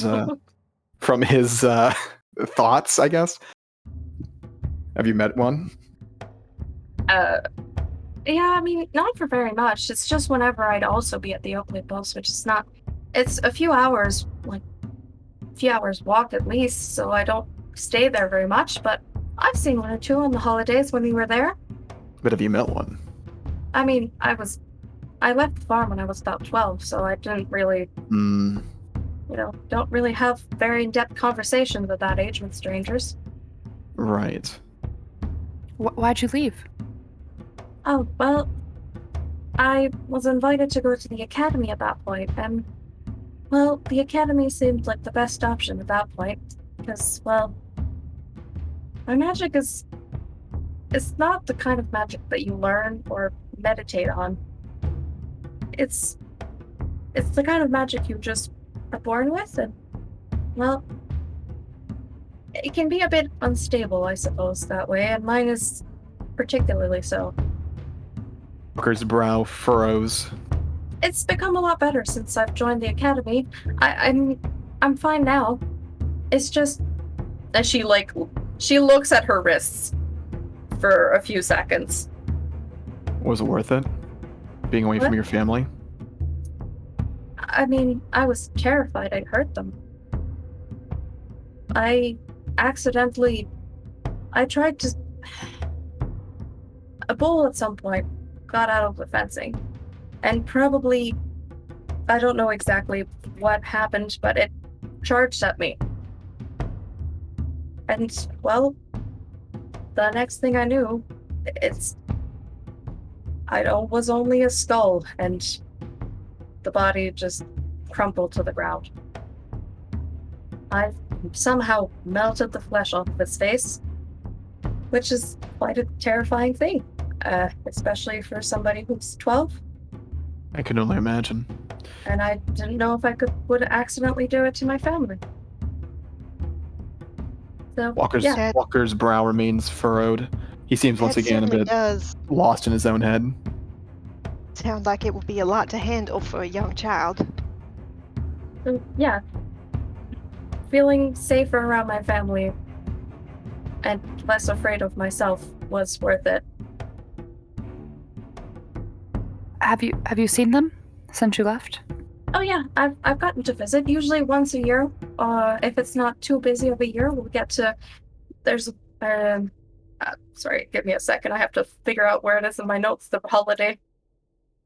Ben, what's the holiday where there's a week off in Garland? The week of Exordium. There you go. Usually during the week of Exordium, I get to go there for a few days. It's only once a year, but most years I got to go see them.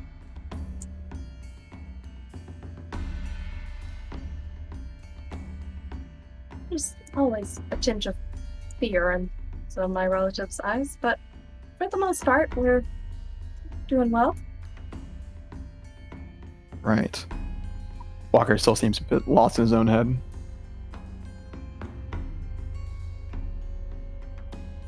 The academy's helped a lot. just at this point messing with the bracelets on her hands, on her arms. But, you know, it's still a thing that, well, let's just say I don't have a lot of non-lethal spells when it comes to fighting.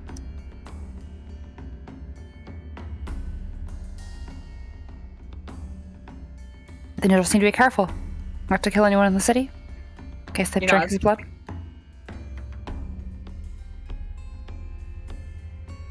Yes, I mean, if it comes down to it, I'll probably try not to fight. Or just, you know, try to find a way for them to just not attack you all, I suppose. I could...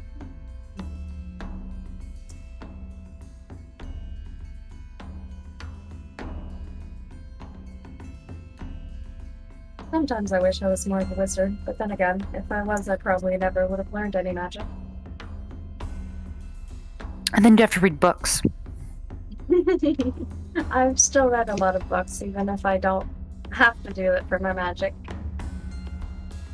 It seems like a waste. There's worse things than books, Bree. Well, I know, but there are definitely better things. There are certainly better things. I'll leave Some them people alone. like books. Leave They're them alone. lame. Everyone has their preferences. I've gotten to learn a lot about many different types of magic. I mean, I can tell you most types of spells, and I can tell you what kind of spells they are and what magic they can be. Like, there's illusion spells or necromancy spells, and they all have slightly different, like, things that they can do, I suppose. Is that right? What type of magic is she then? And Walker points at Sin where she's curled up in the corner of the room. Goodness. I mean, Sophia would. I guess I did the thing too. Would Alicia know? I'm assuming Alicia knows most similar things, right, Ben? Yes. I mean, she seems to be too big to be a familiar, but she's still probably a conjuration type of spell, which is just conjuring things into being.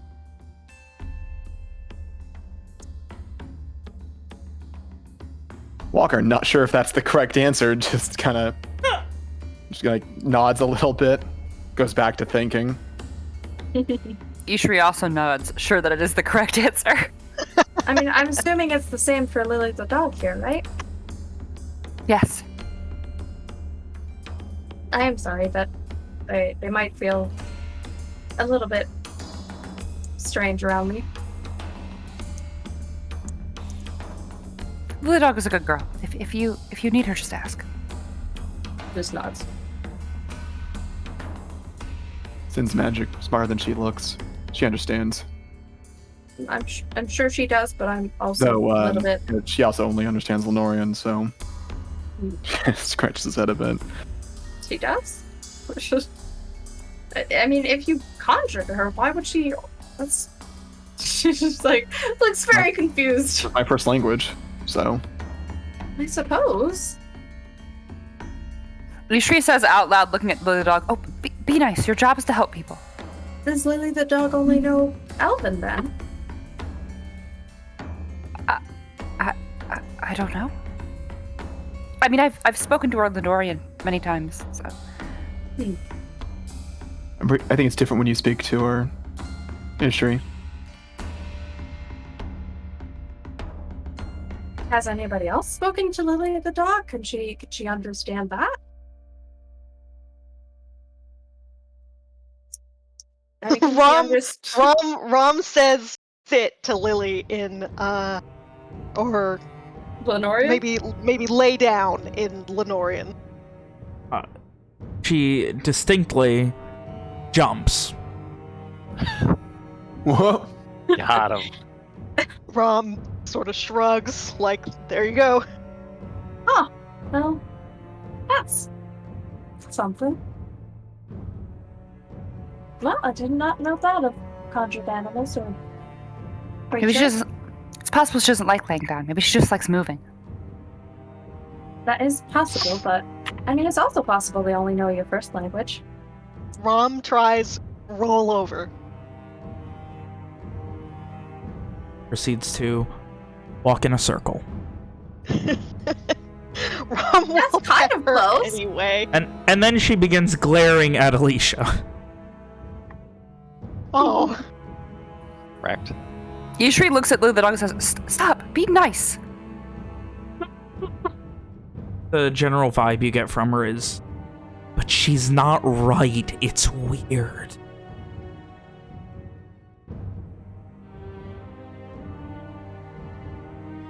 Everyone's a little weird, Lou the dog. Everyone's a little weird.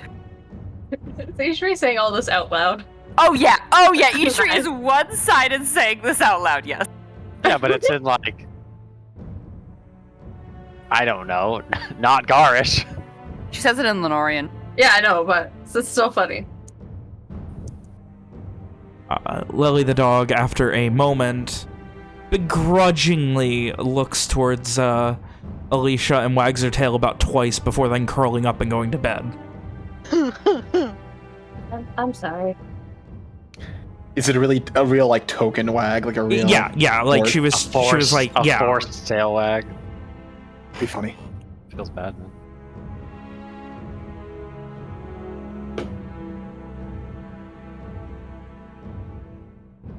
I don't think there's anything I can do about it.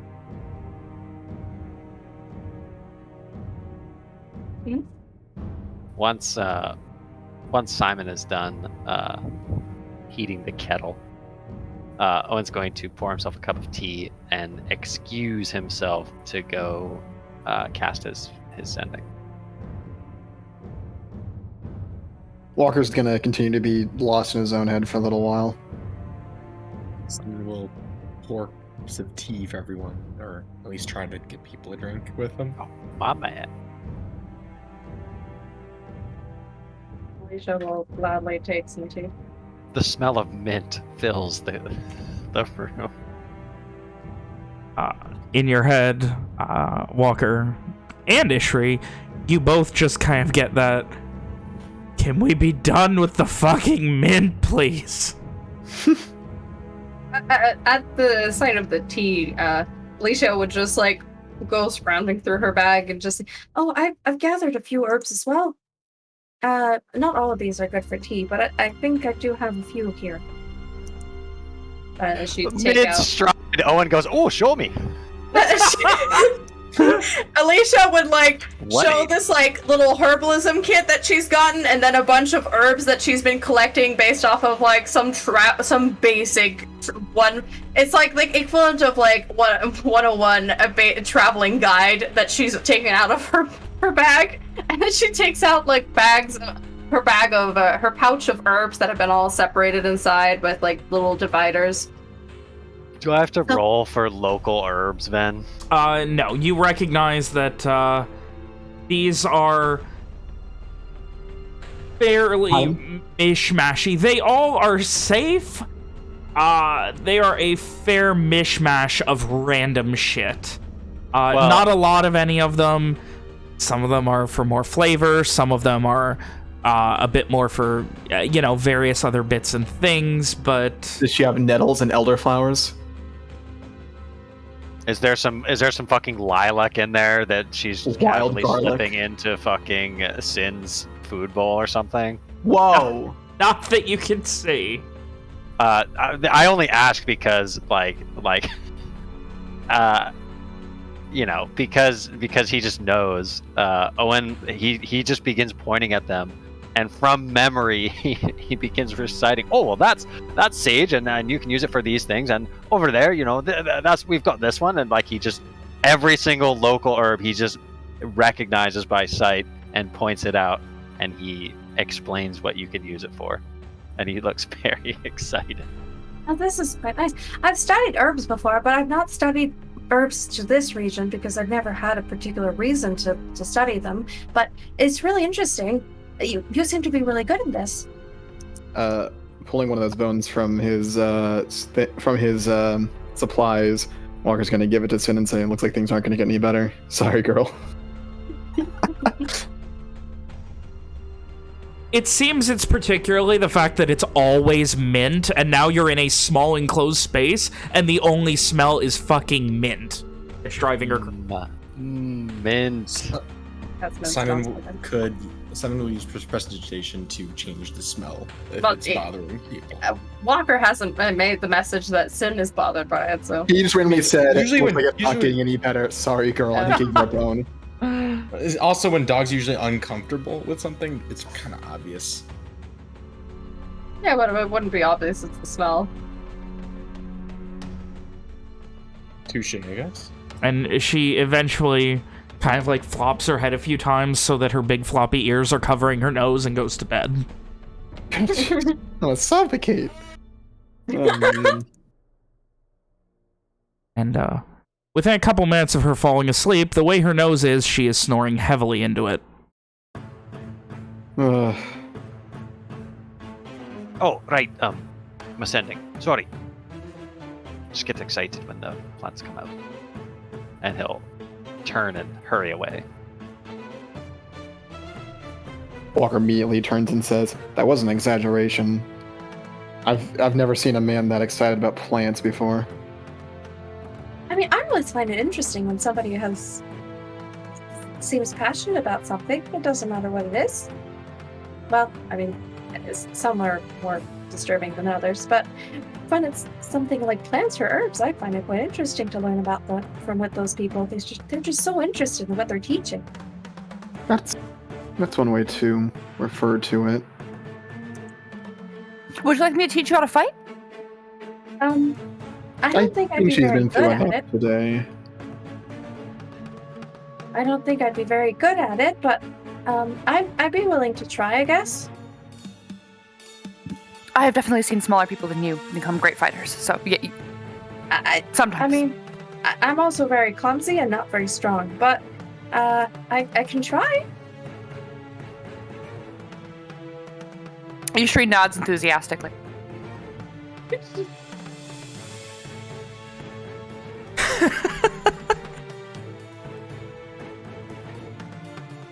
I do have this, and she takes out of her bag a small sling. And there's also like a handful of sling bullets. It seems like the pouch that she purchased is nearly full. Didn't you say you were clumsy? Yeah, but I mean, like, this is the only thing I thought I might be able to try without, I didn't want to buy, like, a crossbow or something. You should definitely try a crossbow. It's simple. You just aim and pull a trigger. Well, you might be a bit biased. I don't think so. The reason people use crossbows is because they're easy to use. You don't need much training to be able to know to aim at something and pull a trigger. It takes very little training to do that. I guess. I mean, I Not with did the longbow. fail miserably with the sling trying to shoot random wildlife. I'd recommend not using a sling unless you get a bit more practice. I mean, you can have it, I guess. I'm probably not ever going to use it I'm not- yet. It's just, I'm not going to try to take your weapon. I mean, I doubt I'm going to ever use it again. I tried using it against the wildlife, and then I just kind of gave up and cast a slow spell on them. Right, well, while you're with us, you won't have to worry about going hungry. We have plenty of food. I've been just kind of scavenging for food so far, or just using the bit of money I have left to buy some, because nobody's really that suspicious anyway. Walker inwardly hopes she's not referring to from scavenging from dumpsters, but doesn't ask for clarification. Well, she has not much money. Yeah, well, like I said, you won't have to worry about that at this point. Walker, you'd also be able to notice there's a bunch of just random junk in her pack as she's like scavenging through it for random stuff. Like granola bar wrappers and stuff. There's just like you probably noticed like some fishing stuff. It's just like a random blanket. Some a hooded lantern is just hanging there as if it's been never used. A bunch of other little random knickknacks that you like a person might get if they're, trying to go camping, especially camping for the first time? Though, for the briefest moment, Walker frowns at the horribly disorganized state of the bag. But only for a moment. He's seen worse. He's seen Ishries. He's seen Evians! Yeah, she doesn't seem to have junk. Okay. Evian has rocks in his bag! Yeah, anyway, I use them. They're not junk, they're important. Just like Ross say with his fucking teeth. He threw out the teeth eventually. Yeah, but he got more. Ugh. Anyway. Maybe we switch over to Owen for his thing. So, Owen, you have a sending for me. Yes, I do. And I have written it this time, which I'm very proud of. All right. Owen will, he'll consider, just leaving the tunnels entirely, but he decides that's a bit drastic for what he's about to do. So he'll just go, I don't know. He'll wander for a bit until he finds a spot basically at random that, he decides this is good. Okay. And then he'll kneel down and if he can keep his orientation, he'll kneel down facing the direction of the keep. Okay. So he's projecting towards Wynn, and he'll focus on his dear baby sister, and he'll say, "Made it to Verrat, trying to gather more information on Corvair. Can you tell me more about the binding? Why can't they get to you?" There's this moment, and there's that 1 second of nervousness where it's just like, oh fuck, and you're like, finally you then get that message sent. You're like, oh good. And a moment later, she, good.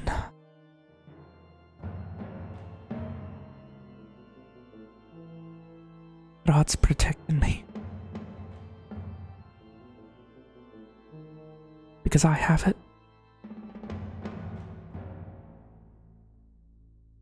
And I can't let him. None of them.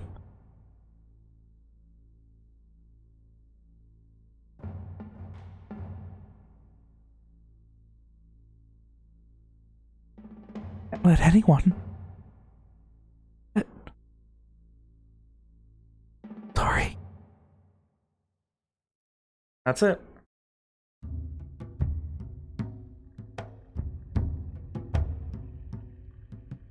Owen frowns in thought.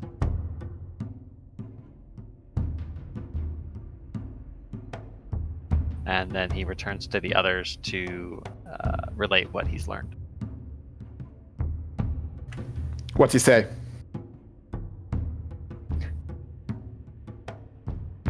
He comes back looking troubled, and he'll sit down and he'll say,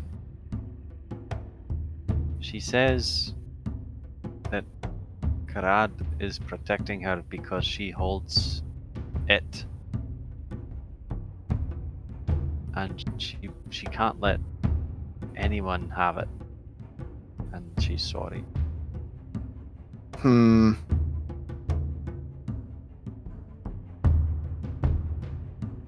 What does she intend to die in that room with while holding the object? He didn't say. So we still don't know whether she's going to assist us in this, do we? Or if we have a way to get into the room. Well, I mean, if Karad is the one protecting her, surely he will let me in. It will let me in. Then why would she apologize? Maybe she thinks that I will ask for it. Isn't that what we more or less intended to do? Someone needs to safeguard these items. I know, but she doesn't know everything that we know. And she has been through much. I don't blame her.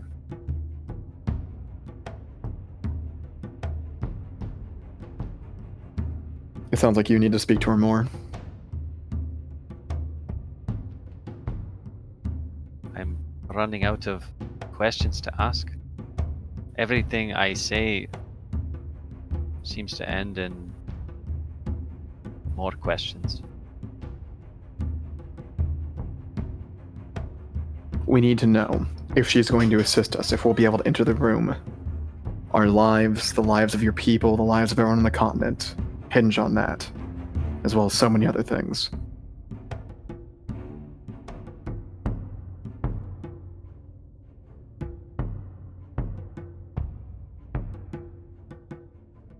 Very well. And instead of leaving, he'll just sort of turn on the spot. And like he often does, Ven. This one is more of off the cuff. He'll focus on Wynn and he'll say, Wynn, if we could get you out of there, would you come? Can I come inside? We want to help.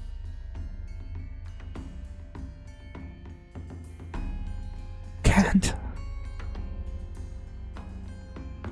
You can't. Not until he's dealt with.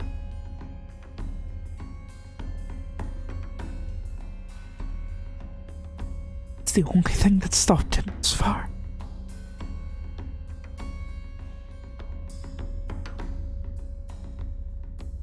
It is.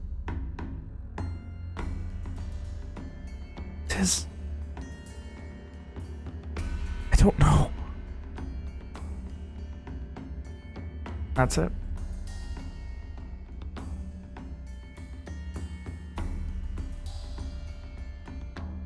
She says that we cannot enter until the vampire is dealt with. And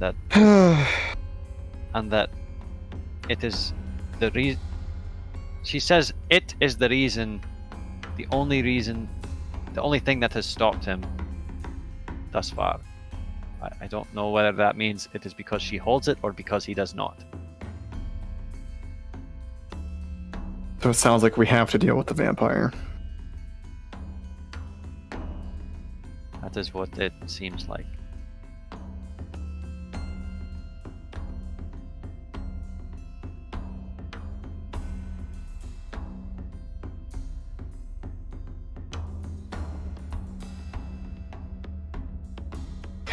If only the damn summit were still around. This seems like the exact type of thing they should be handling, or should have handled.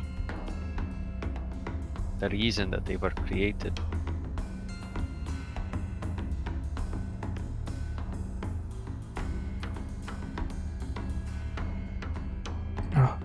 As you speak, Owen,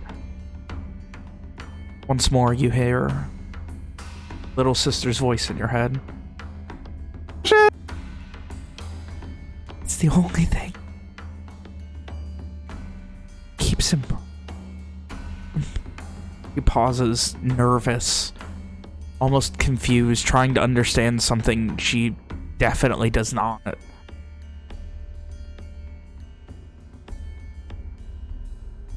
If he has it, he cannot die. Even without it. It is only temporary. It must be separate from him.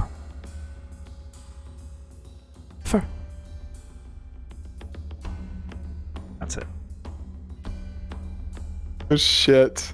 Dude, Owen, he's sort of like mid question or like mid sentence, he just sort of stumbles backwards in shock, puts a hand to his head and blinks a few times. She spoke to me. If it's ascending, can't you speak back? Yes, but she's never done that before. Doesn't that mean you're talking back to her now? It means No, it means I can, if I focus, I can talk back to her. So she's not just hearing this. Right. So what? She said, hold on, let me focus. And he closes his eyes, and then he repeats verbatim what she said. Speaking very quickly. For responding, you do need to do that very quickly as well. Like within seconds? Within a few seconds. Like at this point, you'd need to decide whether or not. Okay, then he will respond back. While you hold it, can we defeat him? And what happens if we cannot?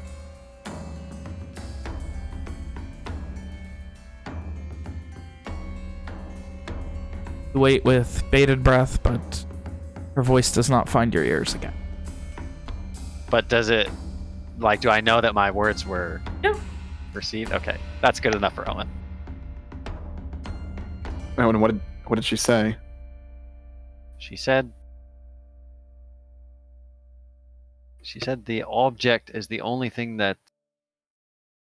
She said it, if he holds it, he cannot die. Evian's brows furrow with that. I mean, how? So You already- he's. So he can be killed. That seems to be the logical conclusion, yes. Even if something is powerful, I mean, by himself he shouldn't be immortal. I mean, an item that could... Maybe he couldn't be killed because of the power he already possesses? An item that would make you invincible or immortal is... unheard of? It's... It doesn't just make anyone immortal. It's him. He sort of came out of it. Hard to explain. Okay, so he's bound to the item in a way? It was a prison for him, if our information is correct. So either How my sister got her hands on it, I have no idea. Okay, so that means either we need to find a way to get him back in there, or just kill him outright, I guess? If it's a prison of his power might be connected to it. That's probably why it would make him immortal. But she seemed to think that... She also said that it must be separated from him forever. Maybe his soul is bound to it in a way?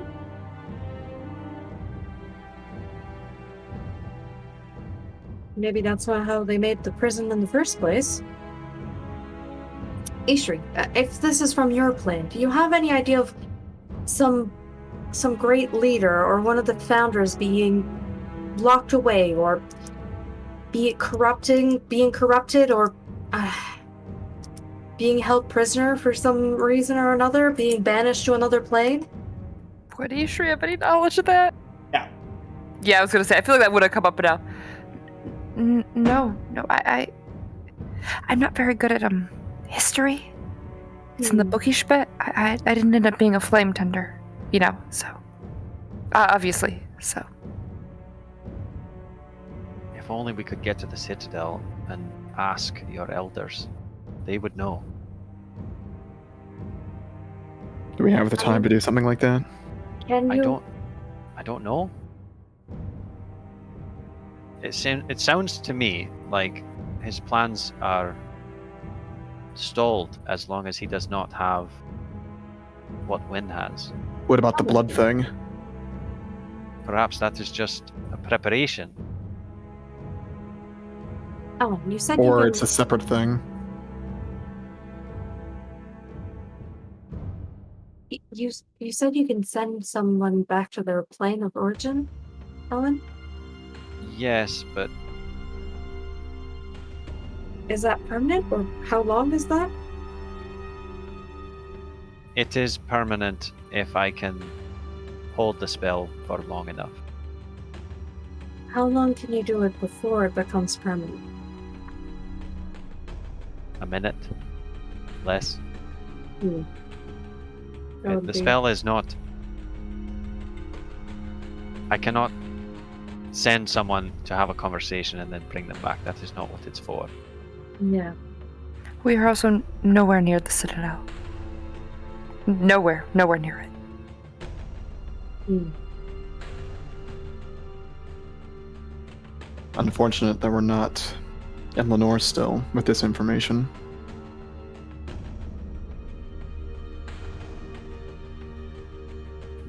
Maybe they would have known about what you saw, Ishri. Perhaps. I mean, that's if they're willing to give the information. There's no point knowing it's going to go back to this plane.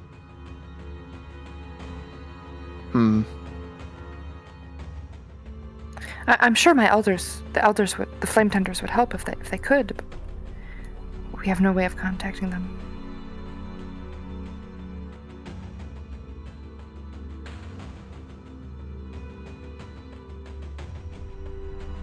And we had people looking into getting us to the Shadowfell and back, but they're no longer looking. So. Well, plane magic is very complicated in general. Never looked much into it because Lady Eleanor did not want us messing with that. But would she know anything? We do still know an expert. Do we? McShane was his name. Card told us probably best not to contact him. Didn't know anything to begin with. Yes, it's unlikely given recent events that he's been exactly studying this in his downtime. For us? And for what is of the Lady Eleanor, I wouldn't have any way of contacting her. So,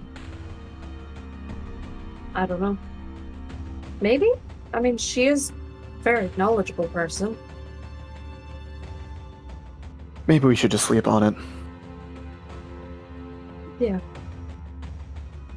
If we have time, To sleep? I'm going to the Petrica. I'm not going to leave Alice there. That's what we came to do in the first, or what we One of intended the to do things. first. Before we save Wynn, or after? It sounds to me like Karad is protecting her, and I have faith in him. It.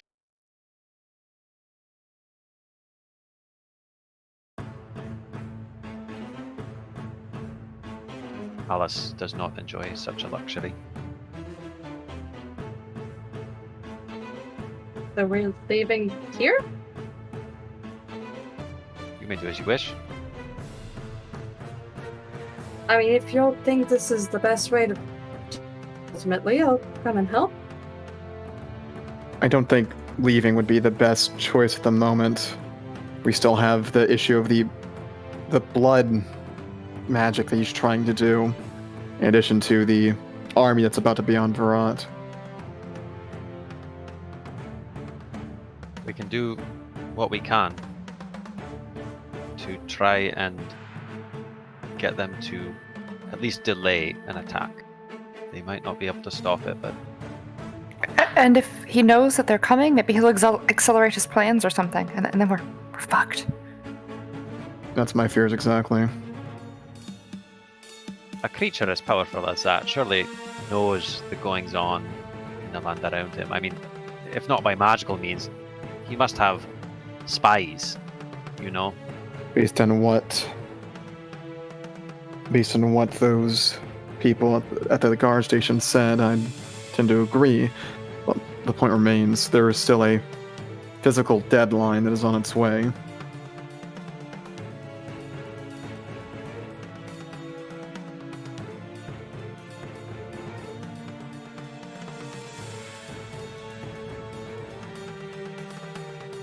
We'll need to keep that in mind. For now, though, like I said, I think we should sleep on it. Gather more information tomorrow.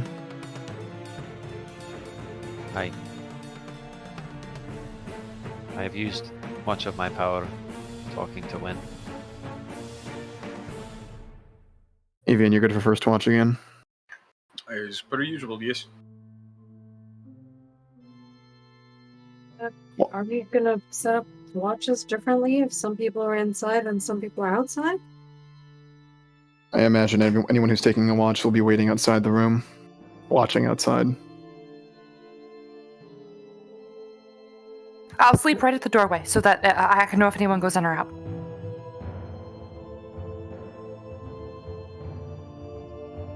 Will not wake you up when we change watches? I mean, we already established there's not really enough space for everybody inside. I can sleep outside. I'm a light sleeper, so I'll just fall right back again. It's fine. Years of waking up to ambient undead crawling past you in the middle of the night. It's fine. Right. Anyway, Alicia, we usually split the watch into 4. Maybe you'll want to join me if you wish to do a watch, otherwise you can just sleep through the night. It's up to you. Either is fine. I can do either. I've not been keeping up watches so far because I'm alone and there's not really any point.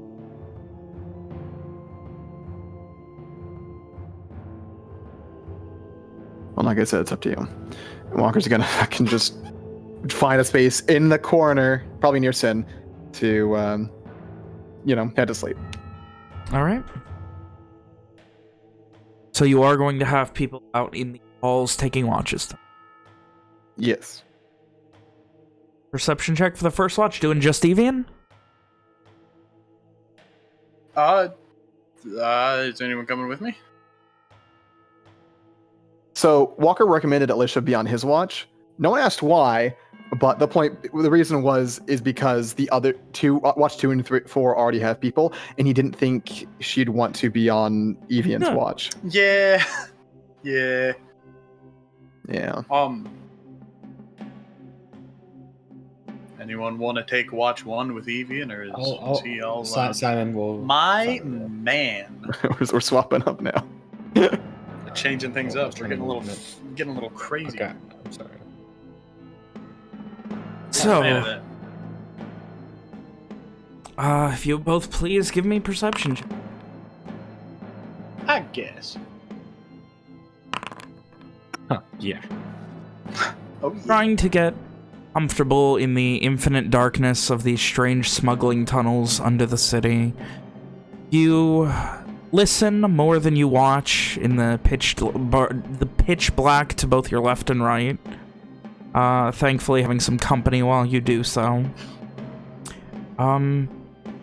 Evian, about a little ways through your watch, you can hear not marching, but like mob movement from overhead. You can kind of feel it almost. God.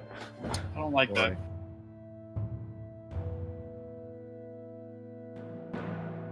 Can't exactly tell how large or anything, but a crowd of people moving overhead. Oh, I strongly dislike that. It's like it was mentioned. At sunset, that happens. Well, I still don't like it. That's fair. Spooky. Other than that, there is nothing of considerable interest that happened. It is too quiet down here to really...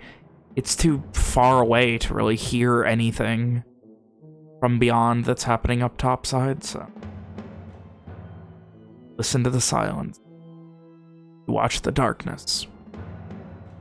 And eventually, head back inside to take in Owen and Rom? Yeah. Yeah, why not? That's Yeah. a normal pair.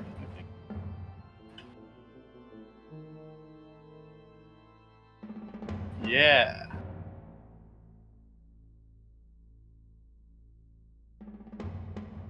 Owen, Rom, perception, please. Got it.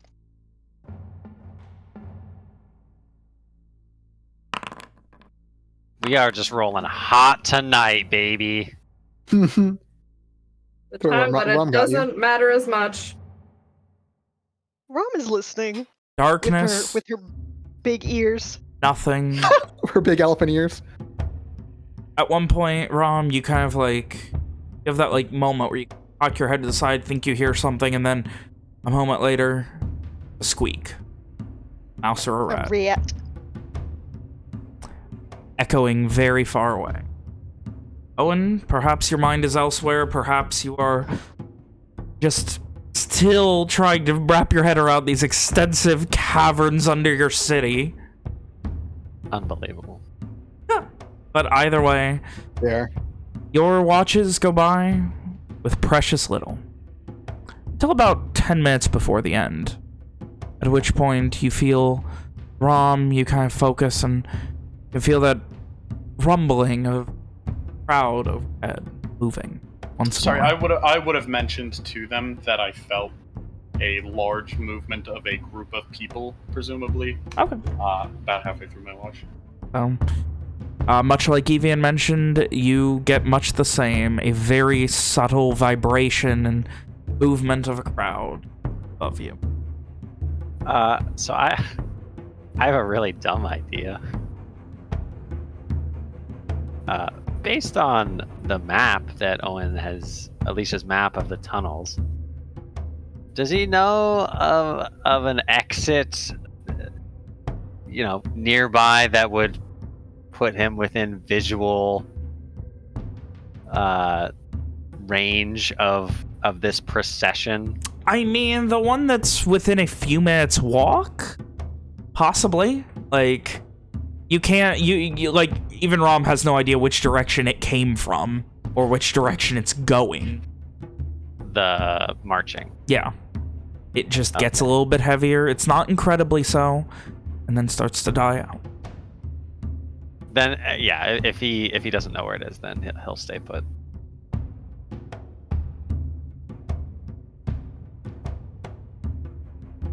Oh, you do. And then Walker's Watch. Did Alicia want to sleep through the night? Did she ever decide? No, she would get up and do the Okay. watch with him. Here is Walker's funny perception check. That isn't funny. Hey, 16, 17, 18, we're moving on up. Heyo. Give me a I got a second. 7. I got a rock. Nice. Dog. Solid. Dun, dun, dun, Big. dun. Every time someone rolls big, the other person rolls worse. That's why we do 2 watches. So, Well, he's just not Ishri on used her to own is taking gonna one. break the whole thing now. Firstly, Have she's some- got a dog. Secondly, Walker's letting Sin sleep because she deserves it.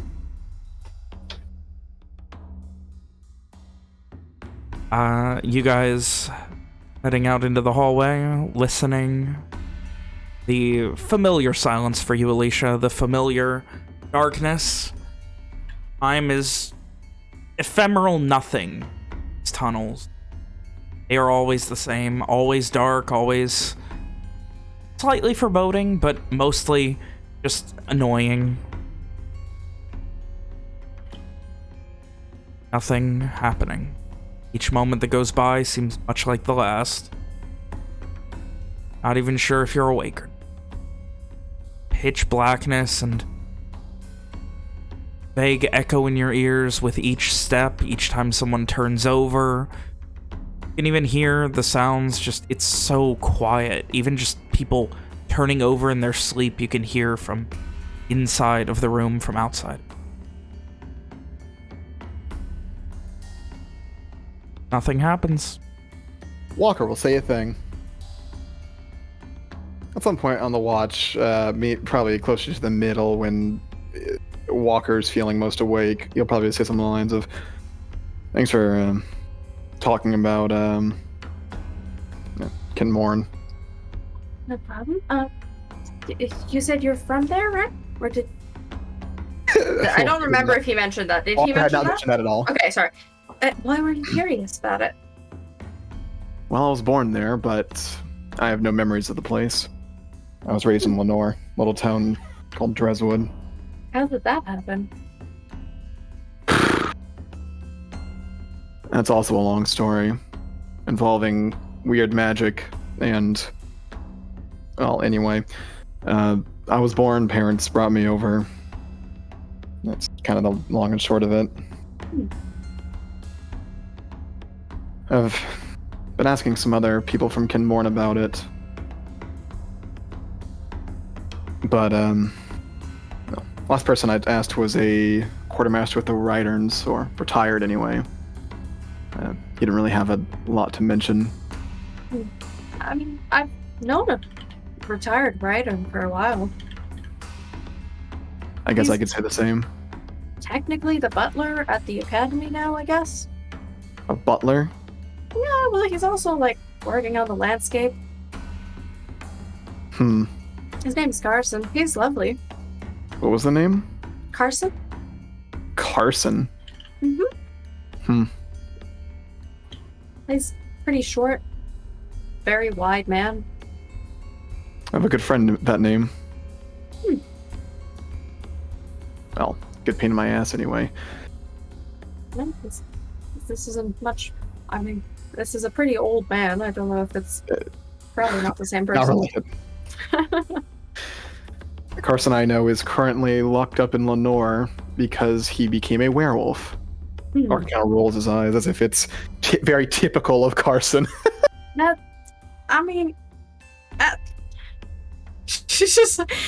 sounds like a pretty crazy thing to have happen, but I mean, I guess crazier things have happened recently.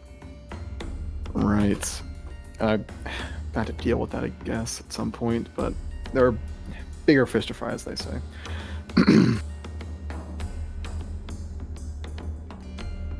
Have you ever visited Kinwards? No.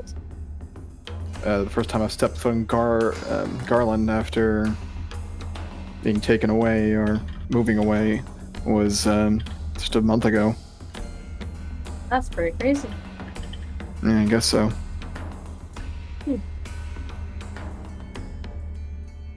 Well, I mean, if ever you'd like to visit, I can at least show you the Oakland outpost. I visited quite a few other places. I just don't really know the names of them because Lady Eleanor usually doesn't tell us where we're going before we go there. Orca kind of looks down. I think it's something I want to do, but I don't know if I'll ever have time for it. I suppose that makes sense with how busy you all seem to be. What's your plans after all this? I've got family to take care of. Brother, mom, dad. I want to gather them all and take them away from all this. Do we live in Kinmore? I was thinking farther, something like the Dragonheart Isles. Oh, that is quite far. Well, I suppose exploring the world would be interesting. I don't want to explore. I just need a new place to settle down is all.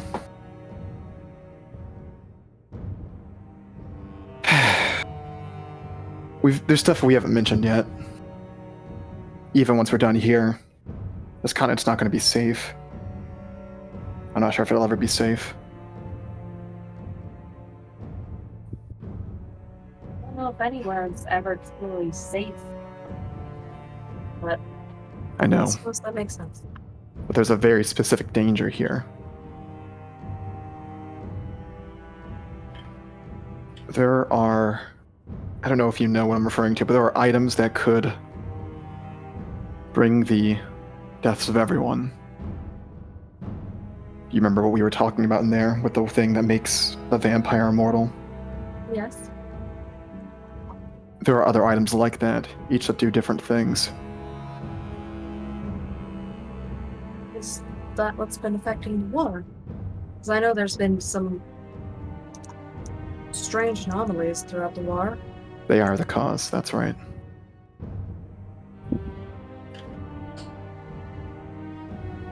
Beyond that, though, it's what happens when they're all broken. Used, gone. It's, I guess, hearsay at this point, but there was a reputable source that's told us that it could spell the doom of everyone. So this whole continent is held together by a bunch of magical items? Something like that, yeah. Like squints her eyes. That's strange. I mean, I guess some powerful magics. It is strange. Well, But we've seen firsthand what these things can do.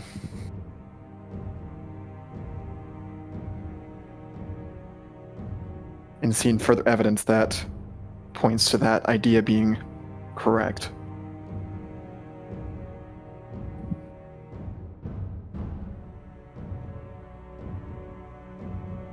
Even after we're done here, there's more that are unaccounted for. And even then, we can't just get rid of them. Like, I guess banishing them would not really solve any of the issues, since it'd just be somewhere else, but as long as one of them is held intact, should be okay, right? Maybe, we don't know.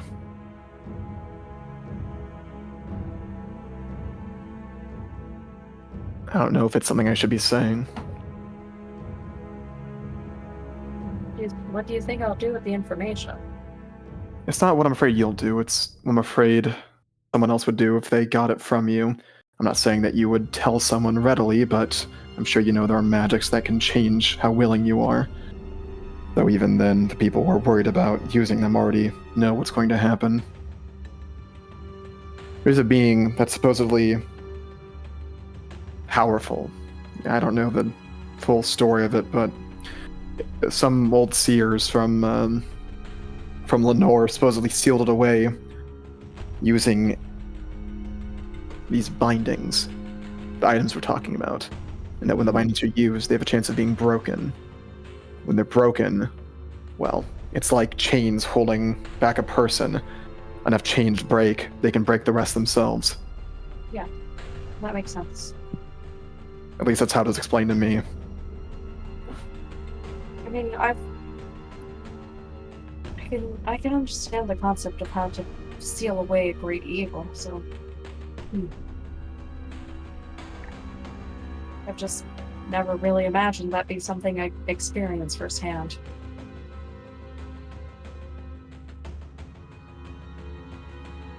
I mean, in a way, could that just be Corvir? Could Corvir be that great evil thing, and it's just his power is limited by the amount of scourges that have been? He's its right hand. Then and he's saying that it's what Ishru says is her god. Nariho?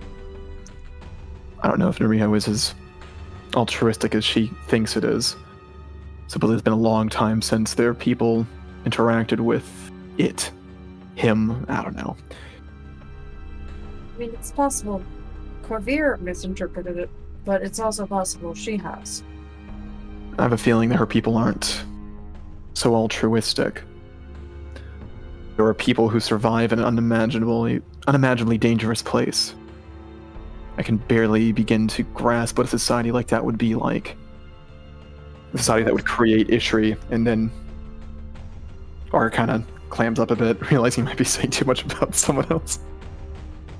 She wasn't in a good state when we found her. I can imagine it would be, and there's undead creatures everywhere. Anyway. I have my worries about the whole thing, but after all this, even if I want to leave, I don't know if that's even an option at this point.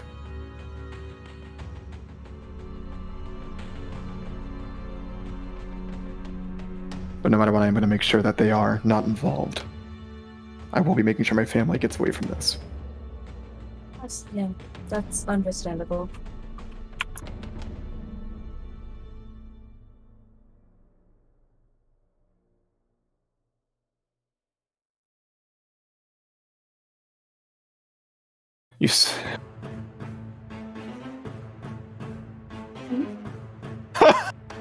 Fucking Kim. Mister? How long that academy you mentioned? You said it wasn't too old, right? No, but not to my knowledge. I mean, I think it only started a few years before I showed up. How many? Bethany doesn't like saying how old she is. I mean, Beatrice, but she's the oldest one from there. I mean, I've been there for 9 years now. And I think it was 3 to 4 years before I showed up that Lady Eleanor got the first member.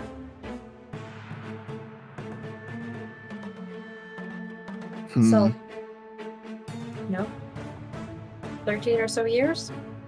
12, maybe? She probably worked on it before that, but... This is a bit of a long shot. You recognize the surname Ballast? Do I, Ben? Give me a history check.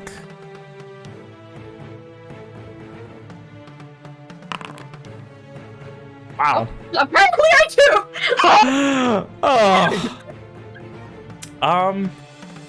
Wow, was not ready for her to know all this. Not either! I'm gonna take notes now, I guess. I'm gonna start a new category. Well, wouldn't you know it? That's actually her last name. Whose? Her mom's last name. Let's go. This is just... Okay. You would know that they are a family that was kind of, what's the best way? What's the word you would use to, like, describe, like, ostracized? Wasn't that the Feltrees who were ostracized? I'm sorry, yeah, Feltrees. I brain farted on, I need to, you gotta give me a second on this one, Kim. You can't just be rolling that twice and stuff. Do you remember what Wallace was Walker's mother's maiden name? Okay, yeah. That her family took after the whole Feltrine bullshit. And she took Walker, you know the rest of the story. Yes,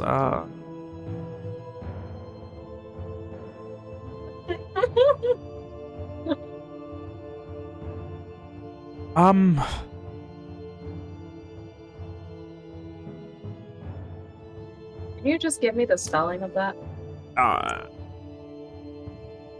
Boundary? Oh, that works too, I guess. William also spelled it wrong. Are you fucking kidding me? There's a Y in there. You suck. Also, you didn't give me the spelling the first time, which is why it's spelled wrong in my notes. That's fine. I mean, I could have given you a spelling and you still would have spelled it wrong. Yeah, probably.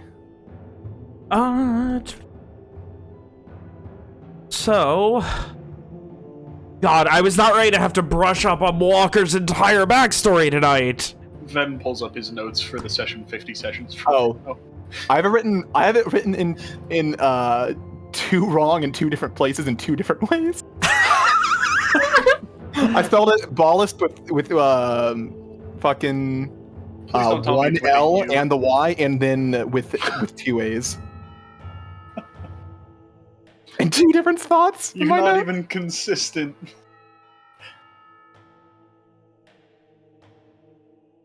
Okay, while I double check my fucking notes on all of this, we're gonna go ahead and take, hopefully, our last break of the night.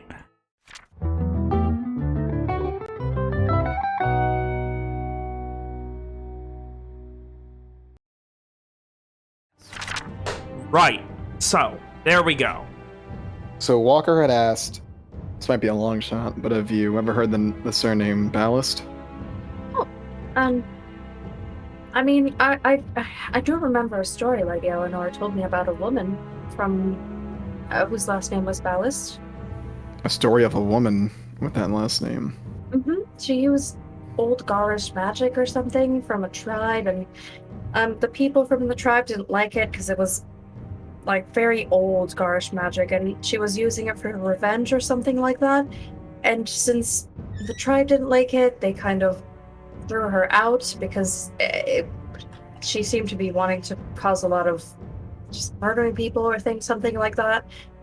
I mean, this is from, like, a Lady Eleanor had a friend from an old tribe, so this isn't like first-hand account, but she basically was telling me this to not mess with old magic. We study a lot of different types of magic, so she tends to restrict us to things that are not as dangerous. Walker's brow furrows progressively more as Alicia tells her story.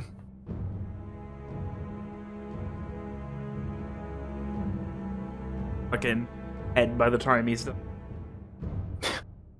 Huh. Why do you ask? Well, I'm assuming who you're speaking about is my mother. Oh.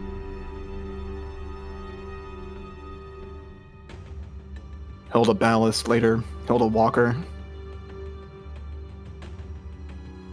I think the magic myself and Owen uses can be described as that very same old magic. That's interesting. I suppose that's one way to look at it. I guess it kind of makes sense. It's divine magic. Oh. I don't know if I'd call it divine personally, but... Well, at least it translates that way through the spells that Owen seems to be casting. I've seen a few people with divine type magic.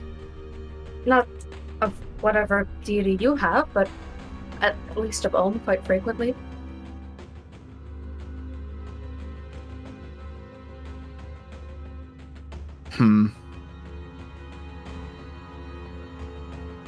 D's a weird word. I don't... Maybe it's right, maybe it isn't, I don't know. I guess in some cases, it's just people with extreme powers. Well, there's definitely another thing. I don't know if deity is applicable. Entity was pretty common, at least when I first learned about it. Sure. Either way. As long as you know what you're talking about, it doesn't matter too much. Walker kind of looks away, off into the middle distance once again, and doesn't really have much. Doesn't seem to say much else, as he gets lost in his own thoughts once more.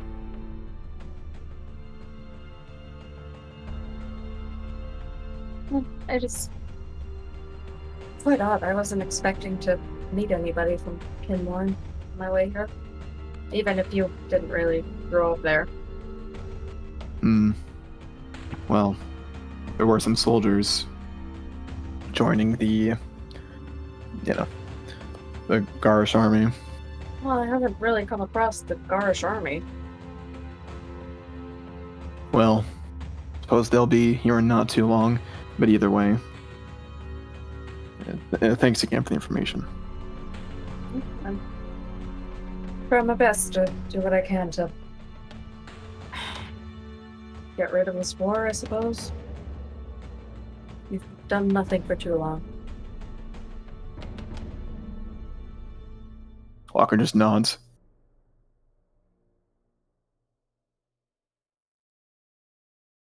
I'm good to get to the end of the watch. If you are, Kim.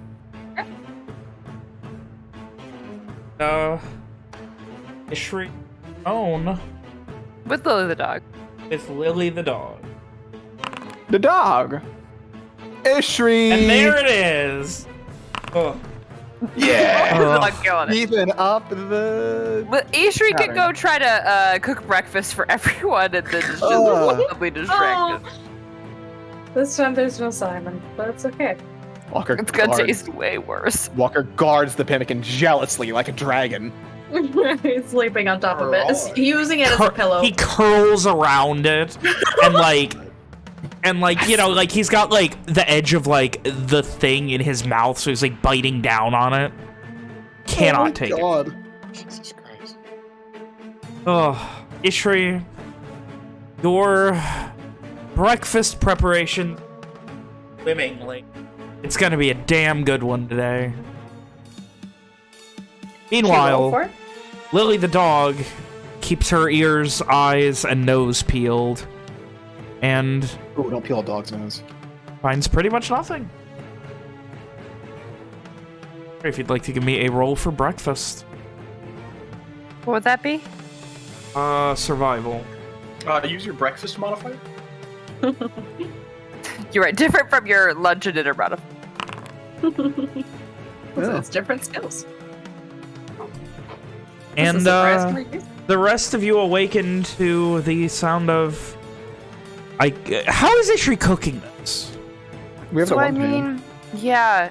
I mean, it's gonna be the same thing she tried to do with Simon again, where she just kind of mashes things up into balls and cooks them.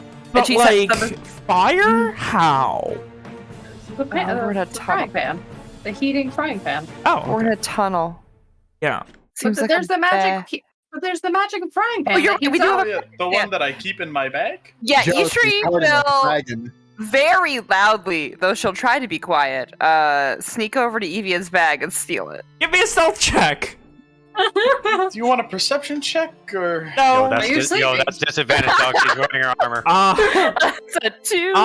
About an hour into your watch, Ishri, when you finally decide it was time to make breakfast, sneaking in, you begin to try and walk over someone, and then you just kind of clang, and you see, like, Rom or somebody, like, kind of, like, give you, not necessarily the stink eye, but like that, really, as they kind of turn over. You're not sure who. You're only half awake yourself right now, still getting ready for breakfast. And you just kind of like, whew, well, that wasn't too bad. And then with your next step, you step on Sin's tail, and she just begins, like, yelping and jumping up, awakening everyone. Oh, I'm sorry, go back to bed. I'm so sorry, Ishri yells. Shri, stop. I'm What are you doing? I'm just getting a pan. I'm sorry, Sid. She like pets Sid a couple times and like, you know, says I'm so sorry. Go to sleep. Everyone, just go back to sleep. Ishri, you need to be quiet, or they'll hear us down here. Yes. Yes. Yes. And she just keeps walking over to Evian's bag and just says, I'm gonna. Evian's gonna grab his bag. A pan for what, Ishri? What are you All the food we looking have is for? ready to eat. Oh, I was gonna make breakfast again. It's not necessary. Everything we have is ready to eat. Yes, there's nothing that needs cooking. Oh, okay, I'm so sorry. I'm really sorry. And she just kind of very loudly and quickly-ish stops her way back to lay with the dog. Walker passes out instantly after making sure that Sin is okay. I mean, like, if we can heat up the things, it'll still be nice to eat for breakfast. Anyways, We'll just go back to try and sleep. Oh. All right, and you all eventually make your way back to far too soon after. You're awakened once more, and it is very early in the morning. It's probably before sunrise, but you guys have gotten your 8 hours. The day is yours. Oh, where my spell slots at? Oh yeah, need those. Back on full, except for that one feature I used, like a dipshit. Dude, now I can get a Also first level technical. at the same time as a third level. Ooh. Ooh. this is great. I'm full entirely. Nice. I also didn't use much, but Yeah, you you know. didn't use a lot.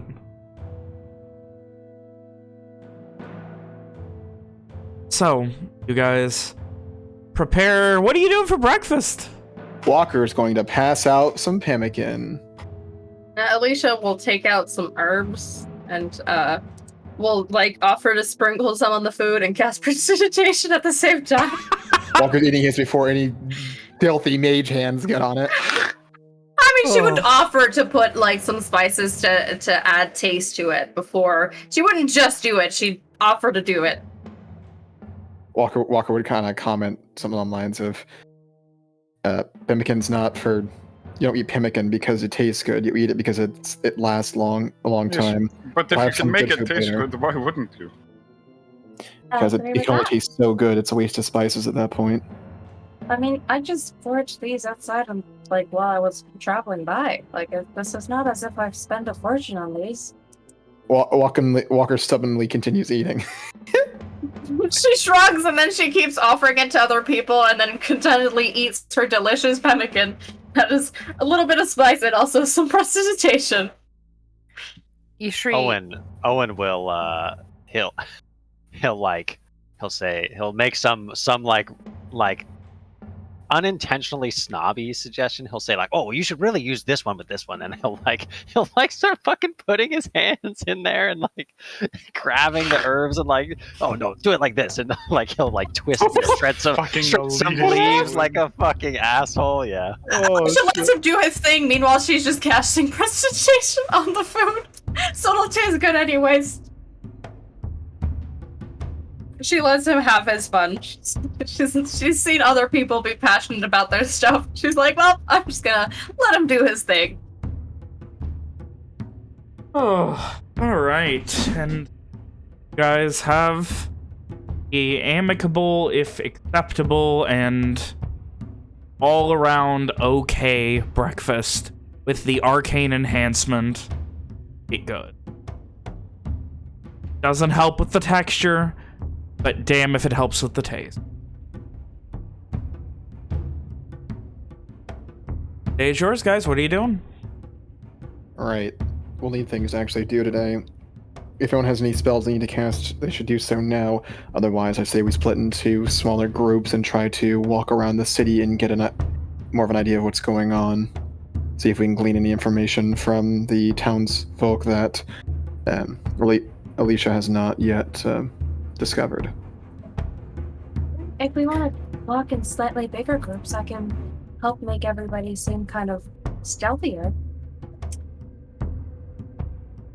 And Owen, if I can get close enough, perhaps I can locate it. Give you direction to look around it. The binding, you mean? We know where that is. It's the object. He would have said the object, the thing. But we know it's in that room. It's in Wynn's room. I know where that is. Oh, okay. Just an option. And Alicia, I don't think it's best for using magic like that. It'll let me stand out more if we're inconspicuously quieter than those who are walking around us. I suppose that might be true if it's a group. I've never had any issues so far. Either way, we don't want people to be able to know that we're using magic or to That's okay. those who are more perceptive to see that we're oddly quieter.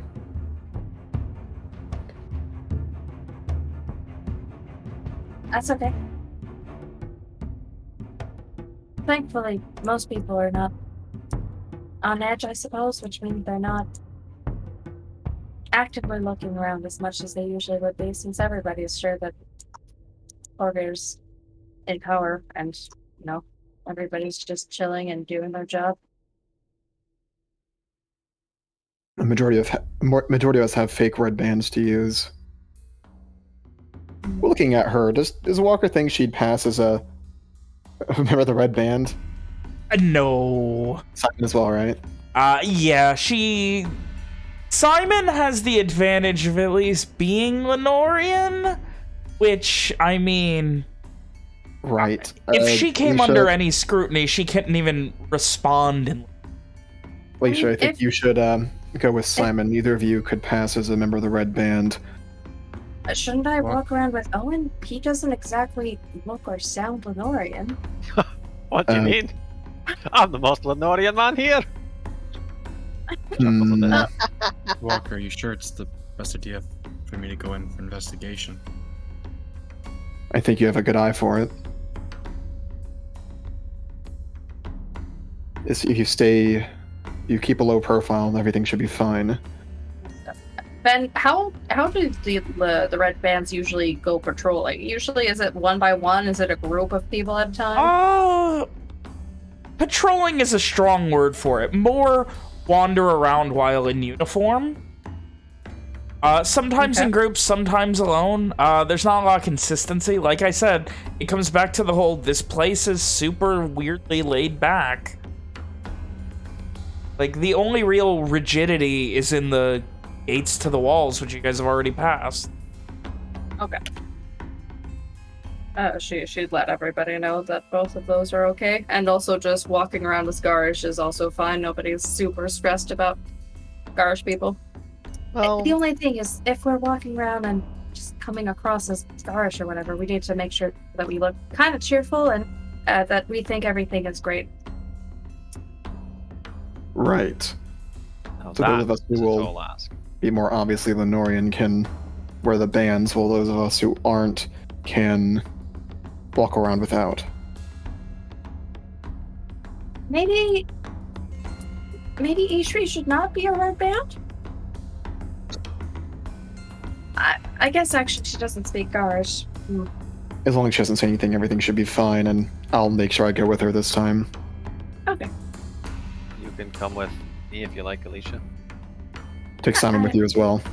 Anybody's fine, really. I should probably go with, well, I guess I'll be wearing a red band, so. Yeah, so Evie and you can go with Evie, and I'll go with Ishri, and those three can go together. Is William missing anyone? Evie and Alicia. I think we're Groups missing on the anyone. map. Why don't we just make groups on the map real quick? Continent. I will say the probably biggest hurdle here is there is a fairly to moderately good chance that someone within the city will recognize Owen. Shit! Ooh. Shit! Thank you for saying that. I feel like that's something that would occur to all of you. Could Owen wear like a hooded cloak on him? Put a bag on his head. could he wear like a hood cloak? How among the red band then? Can I reduce Owen's size and put him in my backpack? That's pretty funny. There was something I was thinking the other day, Ven. How common amongst red band is to wear like a cloak and like a face mask? You haven't really seen anyone Nobody doing wears that. fucking masks, Like, man. unless they're in full plate armor and, like, standing guard or doing a shift change, they're not really wearing any kind of helmets. Like, no one here's expecting you to go to war right now or fight anything, so they're much more, dressing for comfort than they are for war. Nobody really needs to hide their face. I think we all kind of have that realization at the same time, and then just like all just think on it. Bollocks. You could make him invisible, I guess, but that's... Yeah, I think it has the same issue as Ain't the other that magic. temporary? Anyway? Temporary? Yeah, but I mean, I can do it more than once. It's not a big deal. Can we disguise him some other way? I don't think I have any makeup. I mean, I have a few spare pieces of clothing, and we can maybe just... You can borrow my poncho. It's oversized anyways. It's the... I think it's the The hair. hair, really. Yeah. It's pretty obvious. We Maybe could try we to put some like soot Evian in it, grins Yeah. and he says, "You could shave your head." Not a chance. I don't know. When he has a point, he'd be a lot harder to recognize that way. I mean, if we put some soot in it and then braid it, and you have like a hat or a hood over it, then you could just see the front of it, and it could look much darker. We could try that. Braiding it towards the back would mean you wouldn't see the majority of the red hair with the hood on or a hat. Owen frowns Does Walker rather think severely. That it might be a decent way for him to go incognito. Walker's Yeah, seen if he tries to go incognito. like, it wouldn't be as good as straight up, like, shaving his head or giving him a buzz cut or something, but it would definitely, like, there's definitely the potential. Yeah, Well, if he's it might completely work. shaved as well, like that way you wouldn't see the red hat as much. It might work. It's not as good as completely shaving his head, but I suppose it's better than nothing. Owen begins grumbling about things. About things. Well, either way. Can you braid your hair? She just kind of looks. I can do it. I mean, I can't. Well, I don't think myself and Ishri are going to be very helpful in that endeavor, so we're just gonna head out then. I mean, I can also braid hair, but I was just asking if he'd rather do it himself. Red band or farmer? Walker. Red band. Ishri does her dons her guise. She changes it up though. Like she takes, instead of having like brown hair from yesterday, she makes it blonde. She changes the facial structure so no one recognizes her as the weirdo from yesterday. Seeing her face, does Walker think there's anything off about it? Like anything that's like mildly off-putting that he might recommend the sheet to make more human. Only the fact that it's Ishri is off-putting. And like she's doing the same smile she always Yeah, does. it's still Ishri. That's the off-putting part. Like, if you didn't know it was Ishri, it would probably be fine. But like, it's Ishri's mannerisms in a real human. In a real boy. So it's just a little off-putting, but there's nothing you can do about that part. Walker will don his funny band, and he will lead the pair out. All right. So what are the groups? I mean, we're helping Owen braid his hair, getting a bit of. Who's helping Owen braid? Rom and Alicia? Rom, yeah. Alicia are helping with the disguise, I guess. Okay, so... Well, I mean, presumably if Rom was going to go with Evian, then she should wait. Okay, so Evian's waiting Or- too. or What about Evian Simon? Yeah, Evian's or Alicia has it, and you can just, let her handle that while you go with Evian now. Up to you. I think, Nick doesn't really know that much about braiding hair, but I'm sure it's harder to do by yourself, but I'm sure Owen knows how to braid his own hair as several of his family members wear their hair in braids. I'll also add that Rom doesn't have long hair, while Alicia does. Rom has a sister who always had long hair. Would Owen have ever personally wore a braid? Yeah, because I think, it takes I multiple. think at several points in his life he would have worn it in a braid. Okay, because it does take a lot of practice. The majority of people who have long hair who I speak to on a regular basis are all impressed when I just braid my own hair. This is a different time when the internet doesn't exist, though. So Sure, but I mean, I'm gotta find something to do with your time. Okay, sure. It's pretty funny. Anyway, so... Then he can braid his own hair and they'll help with the soot. And so... Alicia will lend her large poncho that has a big hood on it. Alright, so... Rom and Evian are heading in. Ishri and Walker, where's Simon going? He's with Alicia and Owen. Okay. Yeah. That's cool. Alright, so He 2 and 3. could also come with us. No. You guys are that's definitely Red Spellcast. Band because you're both Lenorian. Whereas while he is Lenorian, he doesn't look like Red Band. He doesn't have that I will violate your human rights vibe going. Yeah. Well, apparently he's neither does the used to the entirety thing. of the Red Band here. They're calm fellas. They're calm fellas. Well, that's what Alicia said. Yes, well... They're not going to violate your human rights immediately. They're like going to ask first. Blue, they just asked for Excuse me, how do you feel about your human rights being validated? Well, of course I don't, and then they just kick you in the dick. Yeah, exactly. No. They ask first. No. They're trying to validate people's human rights, so they're giving them knives. Anyway. Alright. So what is everyone doing at this point? Walker and Evian, Walker and Ishri are going to be walk around the city, keeping their ear to the ground, listening in on any potential, interesting things, trying to overhear anything that might be substantive information. Then where's the inn at? Is it on the inside of the wall or the outside? Or referring to the Rebels' cause? Yeah. It's inside.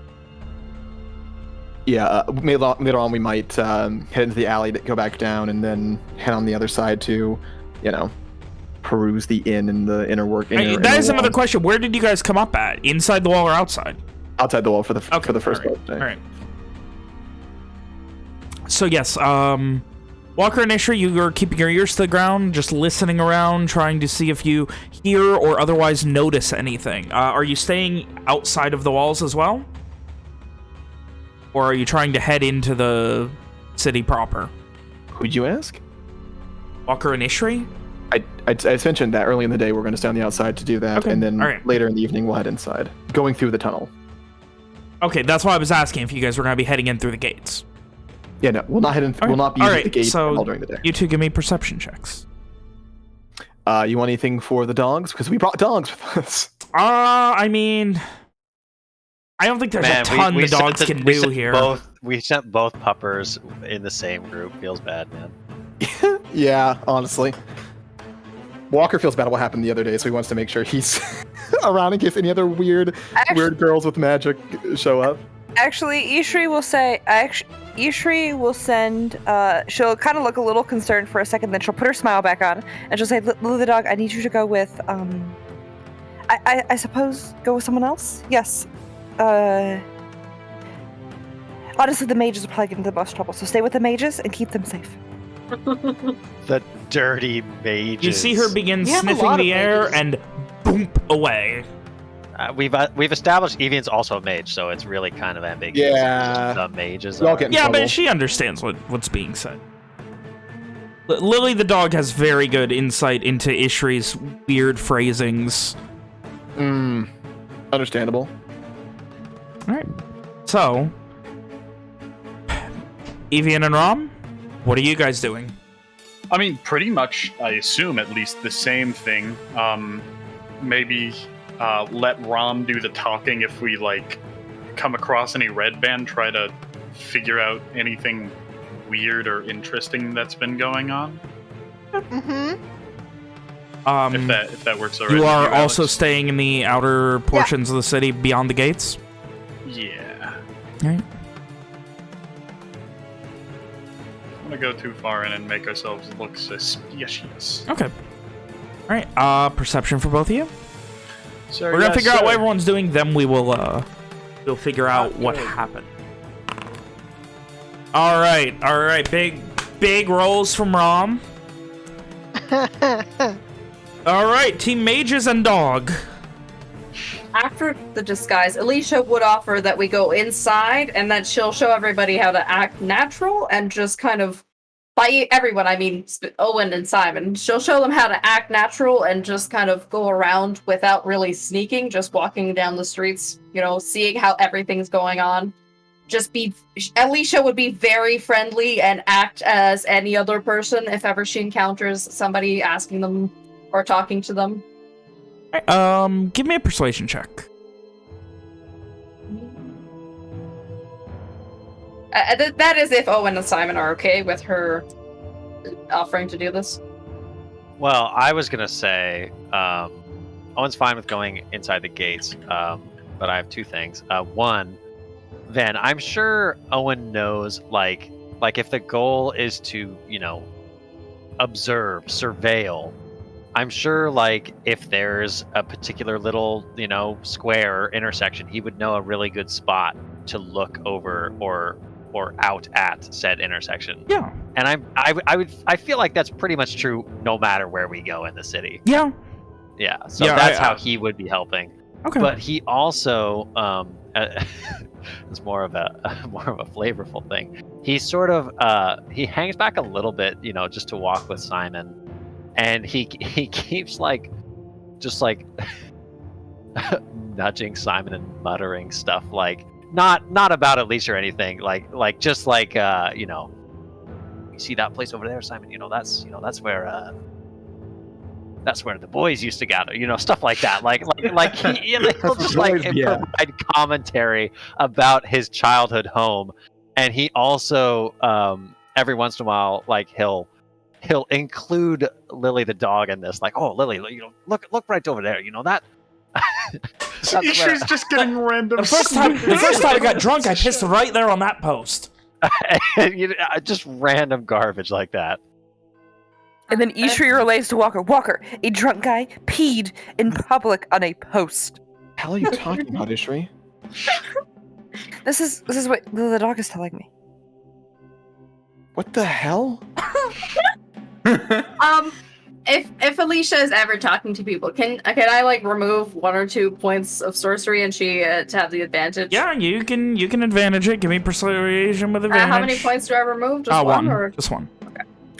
I'd also like to be keeping an eye out as we traverse the city. Jesus Christ! Yeah. Yeah, that's an okay roll, I guess. But did you see my 15? Everybody loves Alicia, apparently. All right, Owen and Simon, perception as you begin to watch a master at work Also, and try if and learn ever what you comes can. to it, she's also using diplomat on anybody if ever there's a more than a 1 minute long conversation. Okay. I'm assuming most people's Dude, inside. are you ready? Are you ready, Logan? Here we go. Dude, Here we it's go. gonna be Here we huge. go. It's gonna be No, huge. Me It and you, has to. bud. Me and you. It has to be. Let's go! There we go. I was Yeah. hoping to be low so we could just be talking about random bullshit. No, yours has to be high because like you've been there. You're just explaining it to me. and Simon I'm is just I'm too listening. distracted. I'm listening. I'm too distracted. Simon can't is in hear the anyone wall. else talking because he can't fucking hear anything but Owen talking. Just Owen on one side, Alicia on the other. Well, that right so there, distracted right now. that's where we have the. And then you just have Alicia. Oh, hello there. Just have a good day. Yes. Poor Simon is just getting this sense of just shut up for a second. Everyone's just talking. This is the worst field trip. All right, so we will start at the top and work our way down. Walker, you, Ishri, and Sin making your way. You are staying mostly towards the southeastern gate. Until or southwestern gate. Until later in the day, in which they'll head in through the Okay. the things. All right. The main vibe that you get is one of reserved confidence, like the occasional conversation of someone talking about how Corvair has blessed the fields to grow quicker, produce more food. That food is more nourishing, things like that. You get just like, occasional, huh, what? And like, you just kind of like play stupid for a second and just, wait, what did you say? Like, doing that listening and just like making sure you heard it right. And for the most part, it just comes across as weird. Like everything good. This is something like all of you would get. Everything good that happens is thanks to Corvair. Someone, falls off a ladder and they break their leg. Well, it could have been worse. I could have broke my neck. Thank you, Corvair. Did you make an entire town thanks Obama? Is that what you just did? No? Thanks, Obama's a negative. Yeah. Thanks Obama.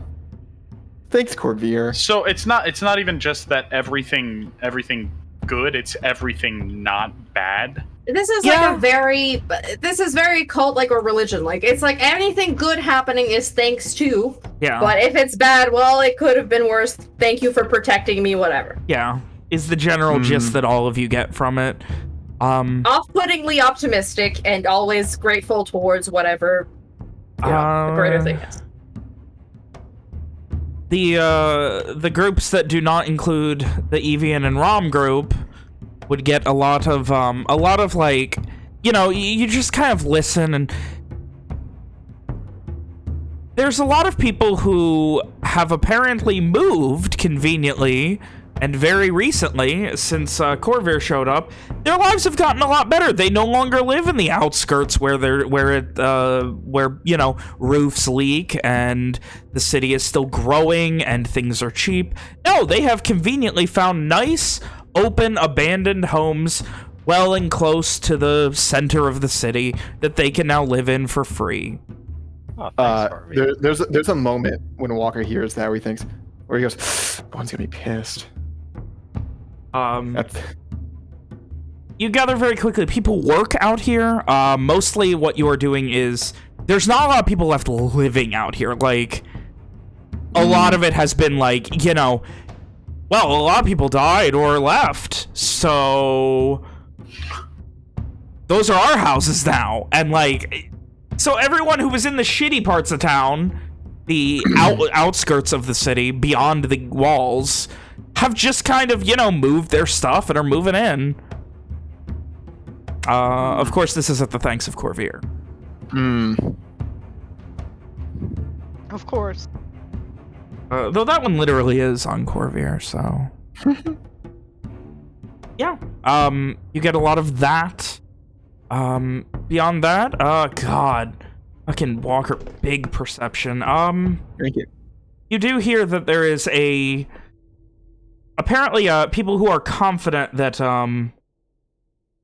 the Borealis fight is going well, and Garland's forces will be repelled any day now. Ooh, unfortunate. Yeah. That is a... like, people are very confident. Like, even, like, you even hear Garish people are like, God, I hope the war doesn't come here. I mean, it's rough, but better this than going back to what happened before. Like, at least Corvair's here to protect us. What did Angus McDurk ever do?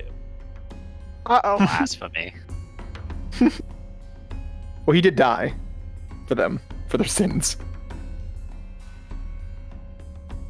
Is Angus McDurk Jesus? Anyway. So, yeah. Like I said, after the halfway point, they would make their way to the inside wall. All right. Evian and Rom, you guys also, like, do you move elsewhere? There are 4 main gates of the city that each have considerable amounts of population around. I'd imagine that after kind of figuring out the same thing, presumably that Walker and his rowdy little gang discovered, that we would also move to the inner gates as well. Yeah, you guys get precious, like, it's lots of, you know, just the mundanities. Mm-hmm.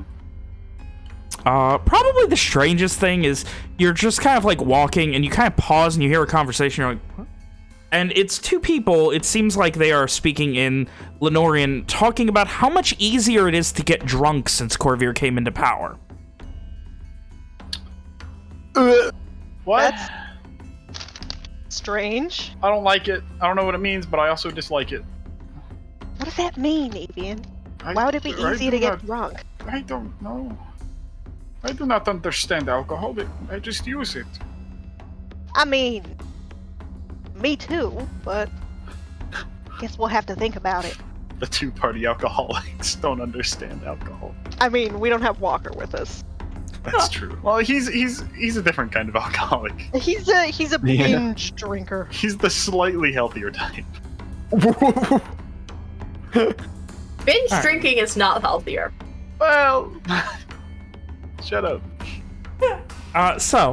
Owen and Simon, with Alicia guiding you, quickly making your way in.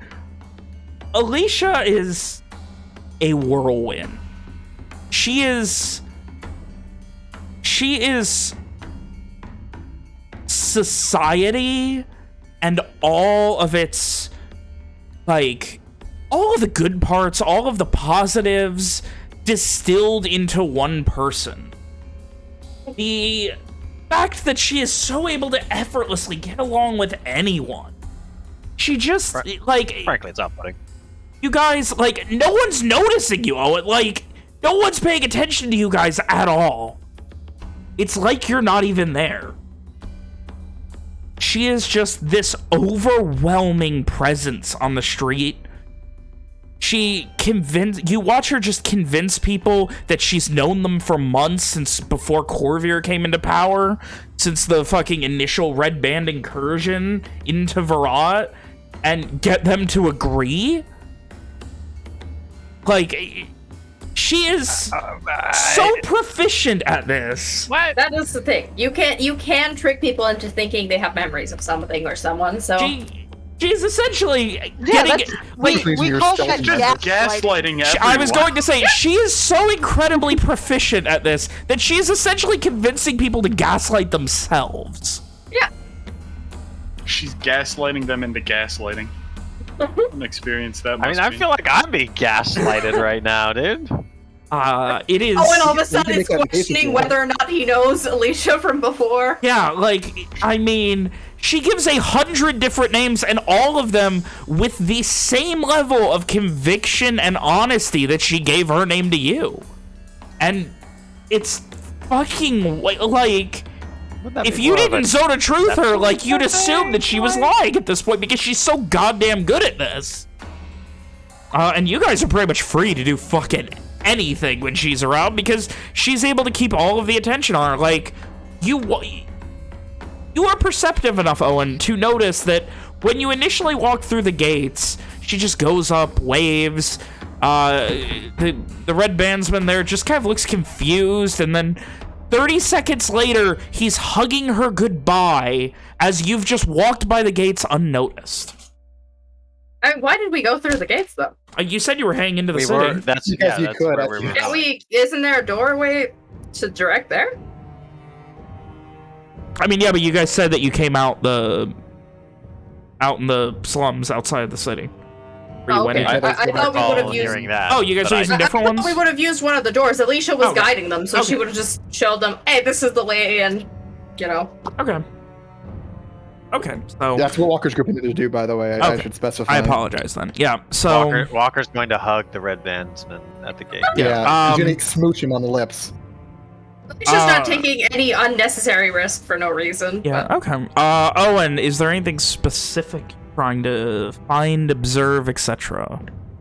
Once he realizes that he and Simon are basically just, you know, flies on the wall, he's going to be a lot more overt about looking at the people, like, because I feel like we run into more than one person that Owen has met before, you know, like maybe he doesn't know them, but like he's like, oh yeah, I know that guy, like, yeah, like, oh, that's that farmer who had that weird argument with my dad that one time.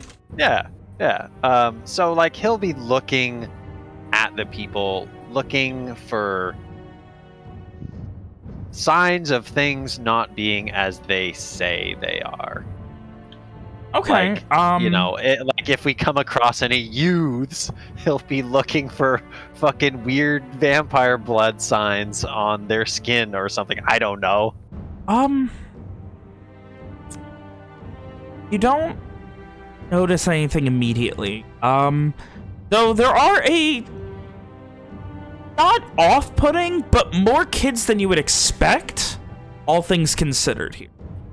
Like, it's not like every other kid, but like, you'd think in a war-torn occupied city, there would be like practically zero, but there's a, like, surprising amount, like maybe 1 in 10, 1 in 12 people you see as a kid.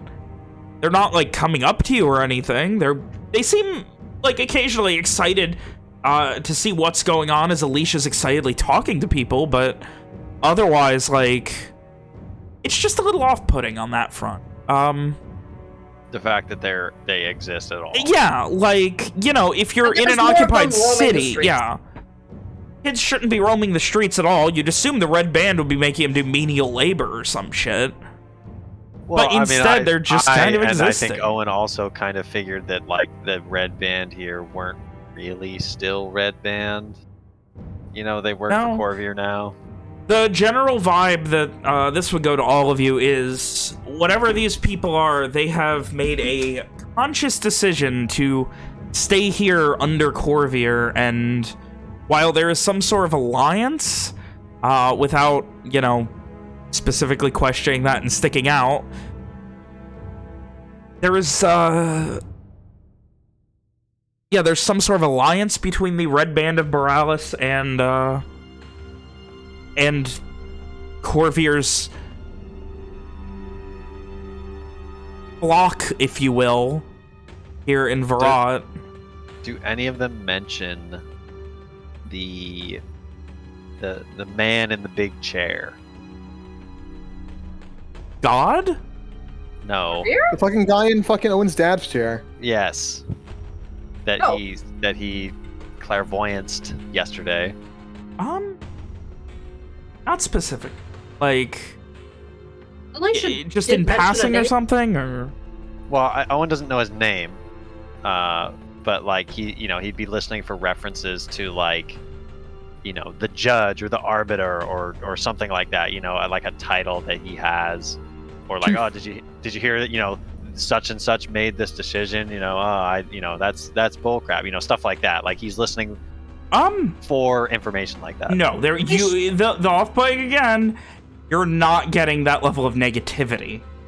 No one is saying that's bullcrap to anything. Well, if it's positive, either. Like, yeah, I know. But Alicia would also ask, have asked Owen any specific questions so that she can try to steer a conversation in that direction, even if it's in a very positive manner. Okay. Who that man is, what he does. Actually, though, if Owen outright asks who is the man in the big chair, she would be able to say. Well, he does so. Oh, yeah, that's, I think he used to be a cleaner in, the keep, but, his name is, Elliot. Give me a second, I don't have his last name in my notes. Readily... Sven told me, I don't remember where. No way you got this guy. You wrote this guy.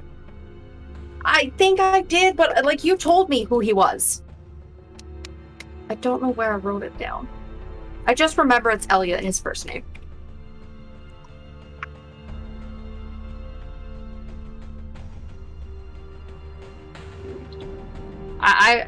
Well, anyways, she does know for sure it's Elliot, and then she'd say the last name. Because you told me, Ben, that she knew. I did, and I don't have his name written down. I just know it's in the Elliot, right place. and I don't remember his last name. I'm sure I noted it down somewhere. Wait. Control F that bitch. Yeah, Got I'm it. trying to do. I found it. Where? Okay, cool. There you go. It's maybe disorganized, but I can find them eventually. Elliot McPherson? How do you say that? Okay. Elliot McPherson is the guy he was a janitor, I think, in the keep. I knew I'd seen him before. Never met him. Just in Apparently, passing. Kavir liked him or something, so now he's just there, talking to the people. Why doesn't Corrier do it himself? I don't know, probably has other things to do. Maybe he sleeps during the day.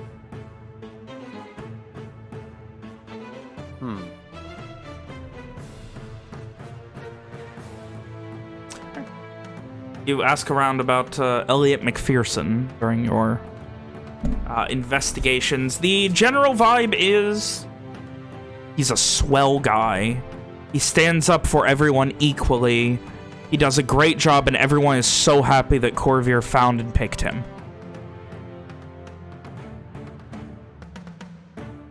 What I expected? Yeah. Unfortunately, it is about as expected.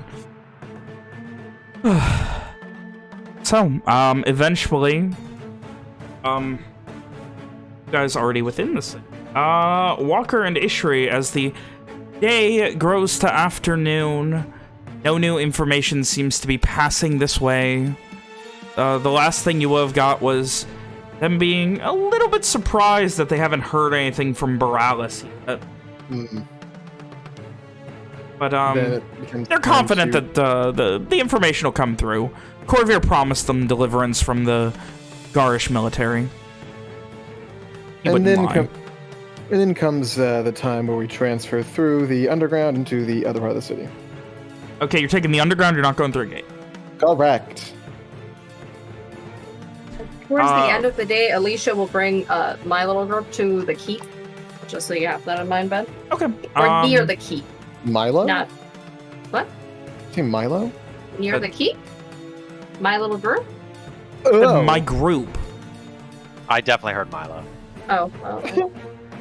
Alright, Evie and Rom, what was your plan as the sparse rumors and oddities of not really hearing anything beyond how great Corvair is begins to dry up and get very old very quickly? I mean, this probably the same as the rest of the group, and just keep moving inwards till we get something juicy. If we get something juicy. Yeah, I mean, keep looking. Do you all go through the underground or through the gate? One thing you guys would also be smart enough, I think, to have put together by now, no one has mentioned hundreds of red bands stationed outside of the Petrica. Yeah, that is a little weird. I don't love it. Wait, hold on. Am I missing something here? Did we learn about this? It's just not mentioned. No one talks about it. What are you is there an event that you're referencing that I'm forgetting? What, fucking your elder sister? When she tries to leave? Said there was hundreds of red Red bands band? always I attacking her. thought she was Yeah. saying that they were zombies and they were chasing her. No. I mean, there are undead chasing her literally constantly, but when she tries to leave, she said there are hundreds of red band waiting for her outside of the Scourge. Well, I mean, that's Oh probably not damn! something How they'd did I? mention I mean, how did I anyways. miss that? What the fuck, dude? The reason she hasn't just fucked off out of it yet. Hey guys, you want to go kill hundreds of red bands? Well, dude, we've heard that they're not there. Well, you haven't heard they're not. You haven't heard they We've are. I've heard no mention of them being there. Those are opposite. And they could still be there, and they're just not referenced. But Yeah. Yeah, she didn't say that. That's not what I to have be fair, written I down. don't- as I That's what I something. remember. I don't remember this either, but But anyway. So, making your way into the outer walls beyond them various times. What is the plan once you get inside the city proper? Do a bit more ear to the ground stuff. Like see if there's any. See if the red band demeanor is a bit different than the rest. Maybe take sit a spell nearish to the gate to try to get keep an eye on them, see what's going on there, but not be too conspicuous about it. Later on, I think he plans to go to the one tavern to grab some food. True. Sausage time. All right. True sausage hours. All right. So, Walker, Ishri, another set of perception checks. Hannah, you gotta pull your weight this time. Walker sucks. Hannah, pull weight. Walker Hey, sucks! they did that. Told ya. Hannah pulls weight and Walker sucks. Oh, it had to happen.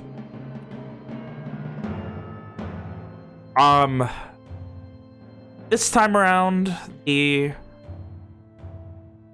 vibe is more off-puttingly positive. It's even more positive.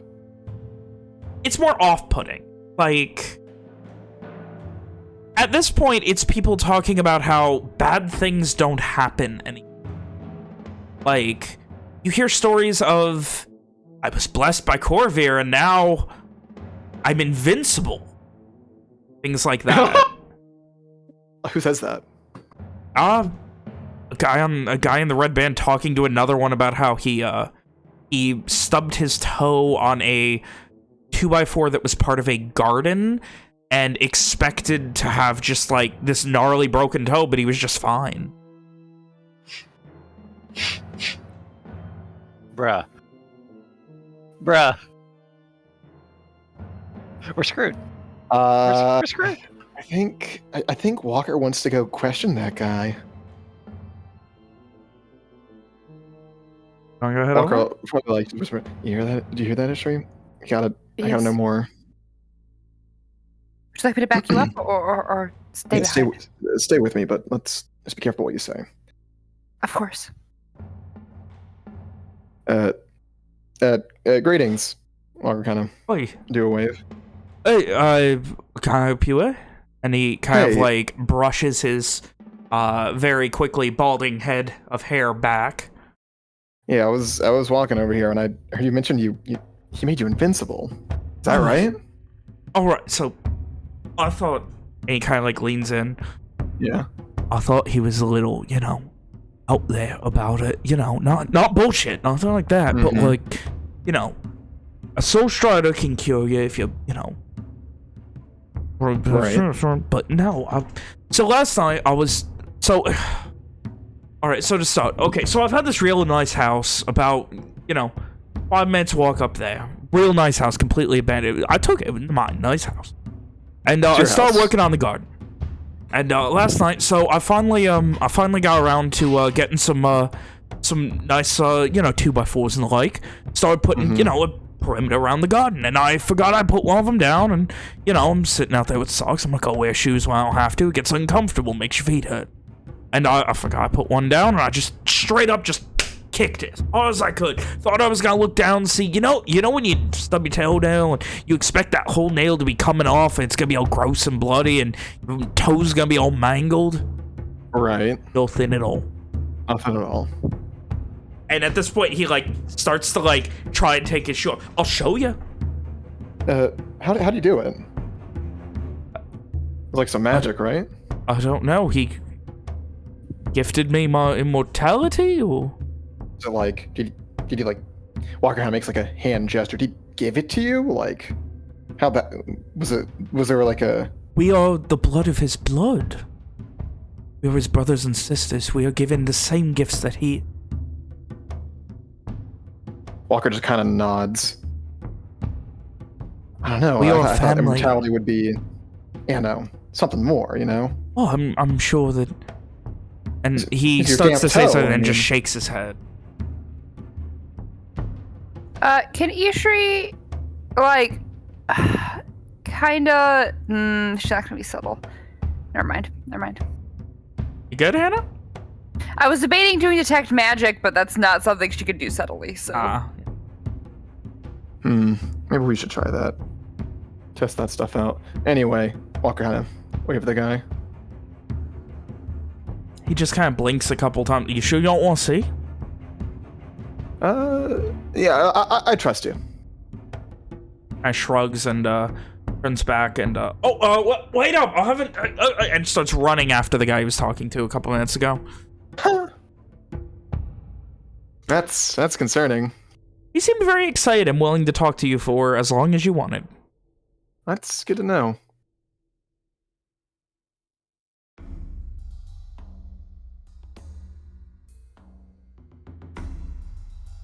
Was he the blood of their blood or something? That was the phrase he used.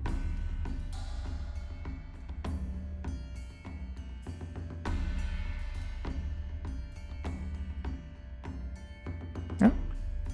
So, you veer to the ground for a little while longer. Eventually, the only thing your ears hear is a rumbling stomach. It sins. It sins. It's Sin making stomach rumbling noises in your head. Hot bitch. Well, might as well go Remy then and fulfill that promise. You get that classic in your head, you promised me sausage. And without a word, Walker will begin heading to where he thinks that fucking place is. I'm assuming Sin also helps lead the way. By about 20 feet. Oh, God. Evie and Rom, any different plans or anything for your time here in, I mean, if there's nothing that sticks out, I think, eventually Evian will, suggest the very same place to eat because the sausages smelled really good last night. Alright. You think we might meet anybody else from the, the group over there? Well, I mean, I remember, Walker, I think, mentioned something about, Sin wanting some sausages, so mayhaps then. Okay. So I was just thinking we could, compare notes. Have you been taking notes? He just starts, patting his pockets, looking for a notepad or metaphorical something. notes. You know what I'm trying to say? Oh, We could just, sure. talk about what all we heard today. That is not a bad idea. Even just kind of shrugs, and then looking around, realizing he has no idea where the sausage place is. Oh my god. Do you by chance know how to get around here? I mean, I could ask somebody. That would be best. You're gonna ask somebody, Rom? Just the first person you see, or what? What's the plan here? Somebody who looks like they would know about Where the sausages are. food places. How do you stereotype someone as knowing about Fat. food places outside? I was gonna say outside of them being fat, but I guess that's it, huh? Yep. That's the one. You keep your eyes peeled for a couple minutes as you begin moving, just kind of slowly down the street, and you see this this very rotund, large man kind of just belching every couple of minutes while he's carrying a tankard with a flip top on it by his side. It's sloshing a little bit of ale out.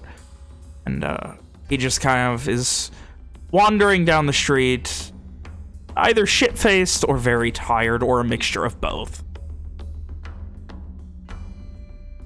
An upstanding member of society. Maybe him? See, why not? Hey, excuse me, sir. What is it? Oh, I hello heard there. there was, And he, like, at this point, he, like, smiles and he's missing a few teeth. The rest of them are yellow. And he, like, quickly slicks his hair back and gives you this big smile, Rom. Rom smiles back. She says, "You know, I heard there was it was a tavern, right? Double check. Yes. I heard there was a tavern with real good sausages. Would you happen to know, like, just about where it might be?" Let me tell you right now, there are a lot of places that have some good stuff, but if you're looking for the best sausage in town, ditch him, come back to mine. Even just Oh my face god. palms. Fucking set him up for that one. Oh! And he like begins like trying to put his hand on your shoulder, like guiding you away from Evian. I mean, if Rob looks like she's not gonna do anything about it, Ethan will just grab his wrist, like as he gets No. Okay. Oh, honey, I'm so sorry. Sausages like that aren't quite to my taste. How do you know if you never tried them? And How at do you this know point, I he is within about 3 inches of your face, and his breath smells absolutely putrid. Rom, like, casually puts a little distance between them, and she says, "How do you know I haven't?" I'd remember. And I'd see it in my dreams every night.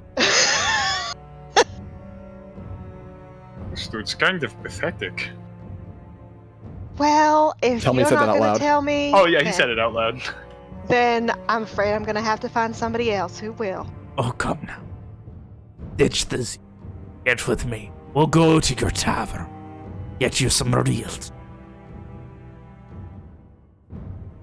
And he, like, at this point grabs your hand and begins wobbling forward. As he does, he kind of, like, takes a big slurp of his ale and, like, turns back and, oh, find it. And as he does, he kind of, like, when he says find it, he just, like, spits ale in your face.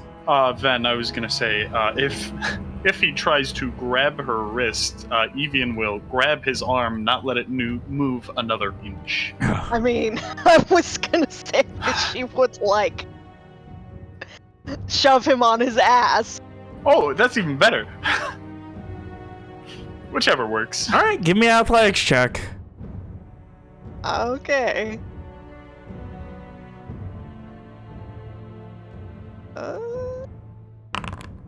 And he kind of stumbles back, and like as he does, he just still holding on to your wrist. Oh, come down, no reason to get so violent. And Did your mama ever tell you that it's not nice to put hands on someone who ain't interested? he blinks, seemingly very confused at what you're saying. He can come too, Well- I guess. Well, He again like begins like guiding you in the direction of it. Now that Evian's truly involved, he will grab his wrist and separate it from Rom's. Do you want an athletics check for that? I don't think he's not fighting it. The last thing. He'll just just embrace can't you, take a Evian. hint now, can you, hon? I'm sorry. What was that, Alex? You just can't take a hint now, can you, hon? Well, pity a man a copper so he can watch at least.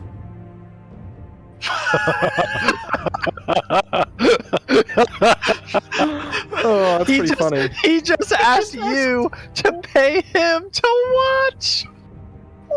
I don't think that's going to be happening. Can I Don't you run forcibly along turn home this now. man around and just push him off in some direction? If the athletics check. Throw him as far as you Oh. can. Spin him around like Bowser. You just shoving. People. Just kind of begins, pauses after a moment, takes about 3 steps, he turns, points back in a roughly west-southwest direction. Sausage! That way. Love him. Thanks, man. And he just takes another swig and, like, just kind of starts, like, at this point, like, looking up as it's empty and just looks disappointed and gives this big, heavy sigh and begins walking back in the direction he was originally going. We don't feel sorry for him. Not at all. But hey, we know the direction of the sausage. Ian's And gonna off start we walking go. that way. All right. On again. And you know a really great way to make 1 copper piece. That is Yeah. true. Or to get rid of 1 copper piece. Yeah. Depending on what he meant. I think he wanted to be paid. Oh man, I've been looking for someone to pay to watch. What?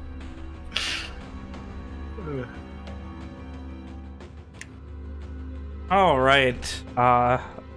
Alicia leading Owen, Simon, and Lily the dog. If it's like, you know, if she makes her plans known, Owen will be happy to lead the way through his hometown, through the quickest and most efficient route possible to get where we need to go. Unfortunately, Owen does not know all of the city's secrets, so as quick as it is not as quick as it could be.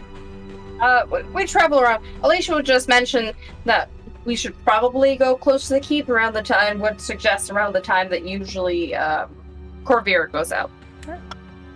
Oh, you want to watch him leave? I mean, I was just suggesting that you can see what happens when he comes out. He comes out pretty much every night. Or evening, I should say. I suppose I would like to get to look at this creature. In the meantime, I don't know if there's really much else that we can get from the population. Just looking around. Like I said, you don't really get much out of talking to the people here. They're all, I guess, just fans of Corvair and under his rule, and it's very cult-like. We'll need to keep out of sight because a friend of Walker's might be among his guards now. Don't want him to be seeing us. Well, probably wouldn't recognize me, and have a holdover. Just have to be careful about him, pointing to Simon.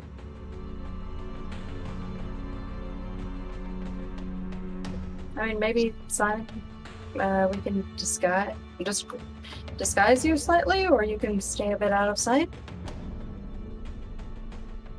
You can stay out As of long sight, I as, long guess. as we hang back, we should be fine. You don't need to be close anyways. What did you say, Simon? I said I guess I could stay back if needed.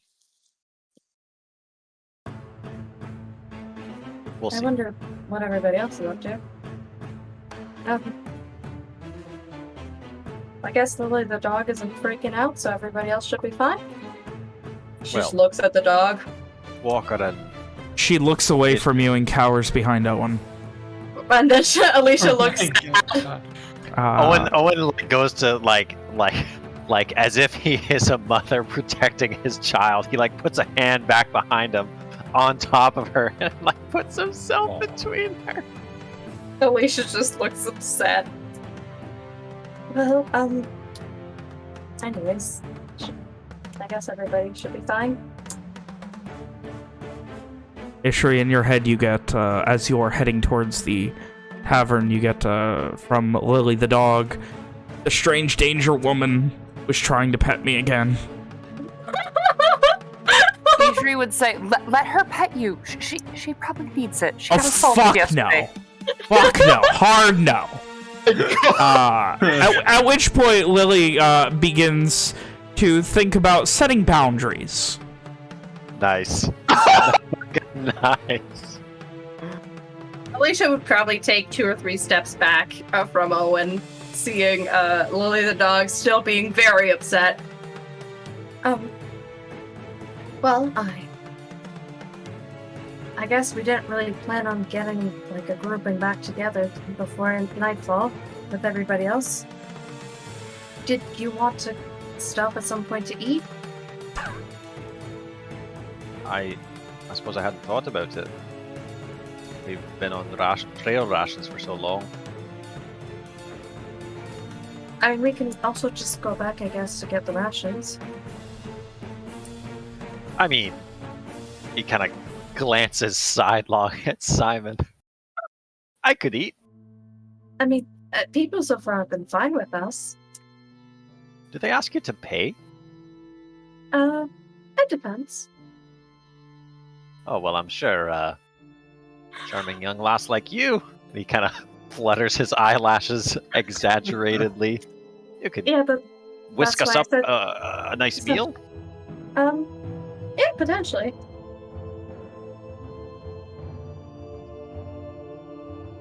Oh. The gate's this way. And he points off in a direction. Evian and Rom, you would arrive first pretty early. It's shortly afternoon, maybe 2 o'clock-ish when you arrive. You mean sausage o'clock? Well, not anymore. At the Rebels' cause. It is a large tavern. It has this big double-door 2-story entryway that is seemingly permanently propped open. A smaller little foyer with a set of normal doors. Room to wipe your feet. Room to stay clean. Like, they've got some complimentary towels and things to dry off in the rain. Things like that. They are all very dirty. As if someone had an idea to put these here and then never really followed through beyond that with the upkeep required. And it's a little rowdy inside. Like, immediately there's just, like, you can hear the clinking of glasses, the very... It's a fucking tavern. Thing for this. Bring this back. Yeah, it makes sense. It is a tavern. There are probably in total a couple, maybe 2.5, 3 dozen people in here, not counting staff. Immediately, you just see this woman who just, have a seat wherever. We'll get to you when you can. And, like, looking at you, not nervously, but very subserviently. Indian will nod at her and gesture for Rom to pick somewhere to sit. Rom will pick somewhere that they are likely to see anybody else if they come in. From the group, I mean. Okay.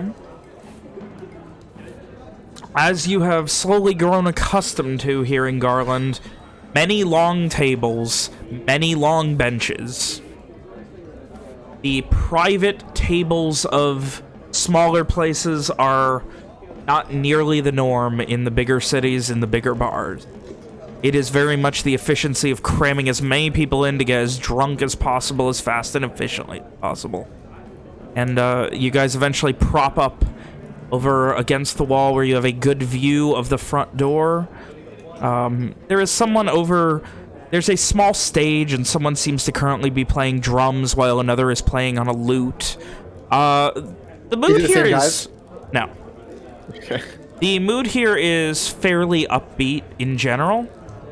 And after about 5 minutes, you are brought over a couple of tankards of ale, and a woman different than the one you saw before just kind of gives you a deep bow. What can I get for you this afternoon? Could I do about 6 of those sausages? Of course. And she gives a very deep bow. Whatever she wants. Of course, whatever either of you want.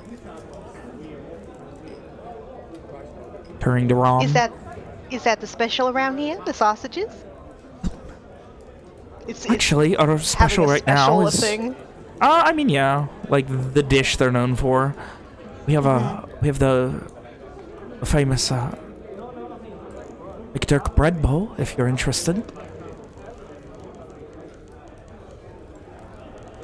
We have the and Well, at this point she kind of begins thinking.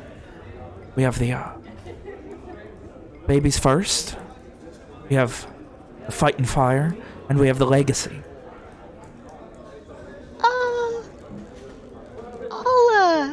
I'll go with baby first, please. She looks down at you with pity for just the briefest of seconds. Small. Unless that's like the kids' meal or something. I mean, it essentially is. Oh, in that case, if that was Would she know that? She wouldn't. Yeah, No. would I know that? Yeah, no. I think it's really funny that she offered it as an option and then still looked at her like that. It was a trap. She placed it. It was so well executed. What's the matter? Is that for like literal baby children? She just, I mean, children maybe, but you know, she just kind of like at this point like puts her hands up and just. Don't worry about it. I know how you Lenorians are. You can't really handle your heat. It's all right. Rom, you're just gonna take that casually laying rolls down? her eyes. Well, I don't really like so it's fine. Spicy and me. She like makes a gesture like not good. She It's again fine. gives you that look of almost pity for a moment before heading off.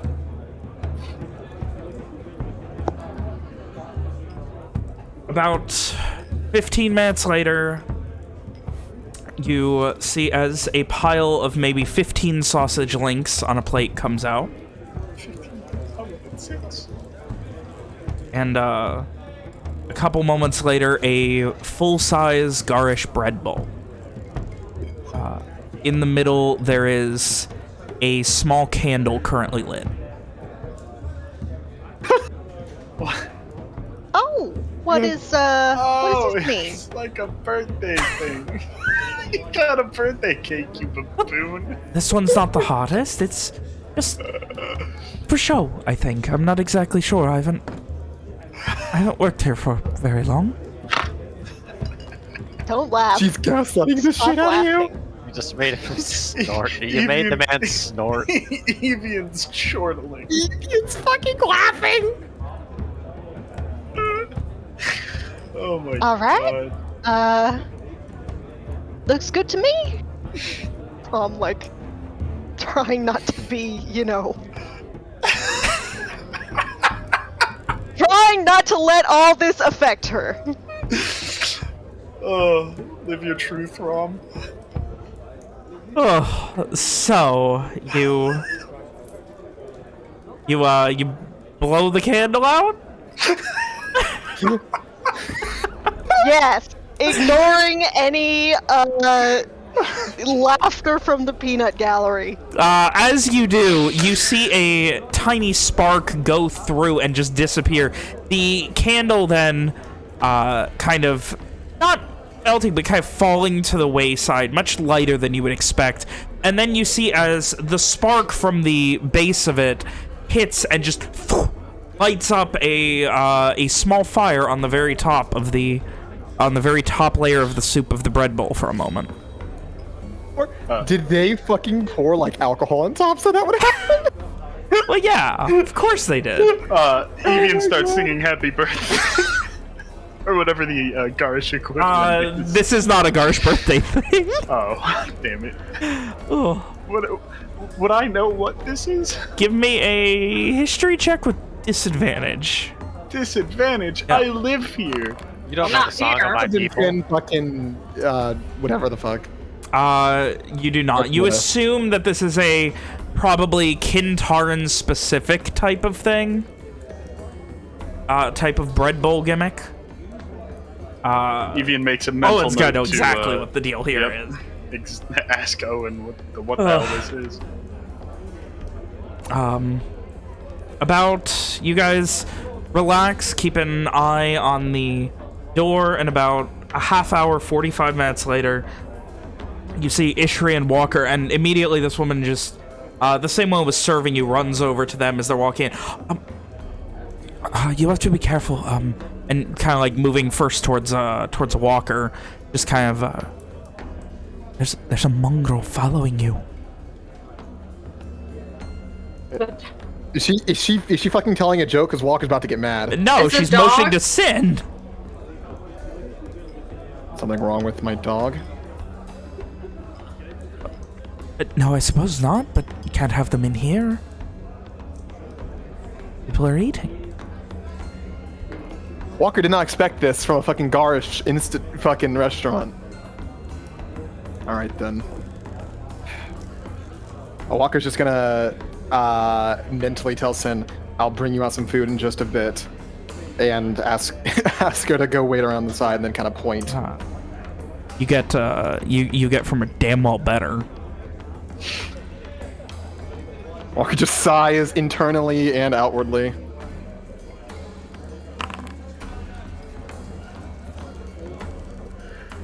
And as you guys scan around, you see very conspicuously these two large, tall individuals sitting, one with a bread bowl and the other with some sausages, over up against the wall on one of the things, watching. I'd imagine Evian has finished his sausages in order. All 16 of them. Yes. 15. He ordered more. Damn. On the second thing, the waitress will have been very appreciative, like, thank you for all that you've done. You've given me a new lease on life. Oh, of course, no worries. Absolutely. Yeah, you guys are insightful enough to know she's specifically referring to you guys in your red band context. Yep. Of course. Seeing them, Walker's gonna walk on over just for Ishri to follow. She does. Is there a spot next to them that we can just fucking Yeah, it's a steal? it's a big long bunch of tables slammed together. It's like cafeteria style. Yeah, you got room. Yeah, so Walker's gonna take us next to him and say, "You fucking people stand out like sore thumbs." Yep. Well, I mean, we can't help it. And then, like, lowering his voice, he'll say, like, look around and say, "This place is fucking creepy." A little bit. Do you want to know what this is? And Evian points at Rom's bread bowl. A bread bowl? Rom, you really fell for that again? No. It is a special bread bowl. They had it on I fire. ordered it on purpose. You know, it's special how they haze people in different places. Walker kind of rolls his eyes. Why was it on fire? A fire? Yes, it was. There was like It was like a little candle. Originally, I Like- thought like it a was little birthday but candle. but they decided against it when the rest of it lit up. When How would I know? Maybe it's like how things. Maybe just in case you want your food cooked more, you can continue to cook it yourself. It's not what it is, That Ishri. is no. It was not. It is a candle, man. Walker waits for Walker kind of like raises a hand to call the waitress over. He's not going to make Sin wait for very long. He comes over after about 10 seconds and just very quickly, I'm very sorry. I did not know you had more company. More sausage? A bread bowl Bread and for sausage. you? A bread bowl as well for you? Just bread and sausage. And turns to Ishri. Yes, bread and sauce. Can you give me the one with the fire, please? Which one did you want? The 3? I think she's referring to and he gestures at Rom. What she got. He, at this point, like, trying to, like, hide a snort. Walker kind of sure? narrows his eyes a Alright. bit. And, heads out. Everything, as soon as she leaves, Walker lowers I his voice don't- again. I Everything don't know I've what it seen means, but I'm entertained by it. Everything around here has been more or less exactly what we've heard before. They seem to think that Morales is going to win. I spoke to another member of the Red Band, or one of the members of the Red Band, thought he was invincible. He said some lines of, "We are the blood of his blood. He gives us his gifts, and that we're his family." That's very bad. Creepy. Very creepy. It also implies something about blood. Maybe more people. He's given his blood to more people than we thought originally. That makes sense. If I were Corvia, and my blood had that effect on people, I would waste no time making sure it got to as many as possible. Walker has a moment where he thinks he really should have made sure to see if that guy's foot was actually good or if he was just fucking tricked or an illusion of some kind. But he shakes his head. You can always go back and be like, hey man, is that how you Just find the guy walking down the street and hope to find him again. I don't know if it's true, it's just what they think. I don't know which one's worse. They're both pretty bad, either way. Did you guys find anything that was particularly disturbing? Not really, just more of what we've heard. We found a fat drunk man, who I did not like very much. But... What do you mean? That was, we didn't know how to get to the sausage place. Too friendly, if you know what I'm saying. What do you mean by that? Waves a hand like she's seen it a million times before. I'm gonna ask you to be more specific, Ron. Evian wiggles his eyebrows. Maybe that helps. I'm gonna ask you to be more specific. He wanted to show me a different kind of sausage, Moses. Was he unpleasant? Because we've been in the city all day. No one's been discourteous at all. He was certainly not pleasant. He was drunk and horny. Have you seen anyone else acting that way? Sausage. Yeah. Hold it. Have you seen anyone else acting that way? No. I suppose not. That didn't strike you as significant? No, I mean... Did we see anyone else that was drunk, at least? I mean, you've seen people drunk, but, like... being so openly, like, shitty and weird? No. Now that you mention it, I suppose not. We might need to find that man. It shouldn't be hard to Rob makes a face. Well, we can use the dogs for that. How are Garland's obesity rates? Pretty high, probably, right? I mean, I don't know. If we're talking about like above 70, they're pretty high, but below that, probably very low. Yeah, I'd imagine they're pretty active. Yeah, it's like high calorie, but also high active. Yeah. They need that high calorie diet. So finding very obese people shouldn't really be the hardest thing in the world. Hey, sorry to bother you. You guys know any fat guys? No, I mean, no, fuck you. Well, anyway, it's something to keep in mind, or something for later. Hey. But the sausages here are as good as they smelled. This Mark kind of waves a hand. Sure. Yes, I am sure. Maybe we should. It's not what I meant. Maybe we should bring some for the others. I'm sure they'll appreciate the real food. Probably I actually came here just to idea. get sausage because we smelled it last night, didn't Yeah. we? Walker kind of rolls his eyes. That is the only reason I came with you. Yeah, I figured. Either way. Walker waits for the food. A couple more minutes go by, and another plate of about 6 sausages, some fresh-ish bread, and a fairly sized bread bowl with a small candle in the middle come out. Walker sighs and watches to see what Ishri is going to do. Yeah, Ishri is gonna take the candle and try to cook her food a little bit more.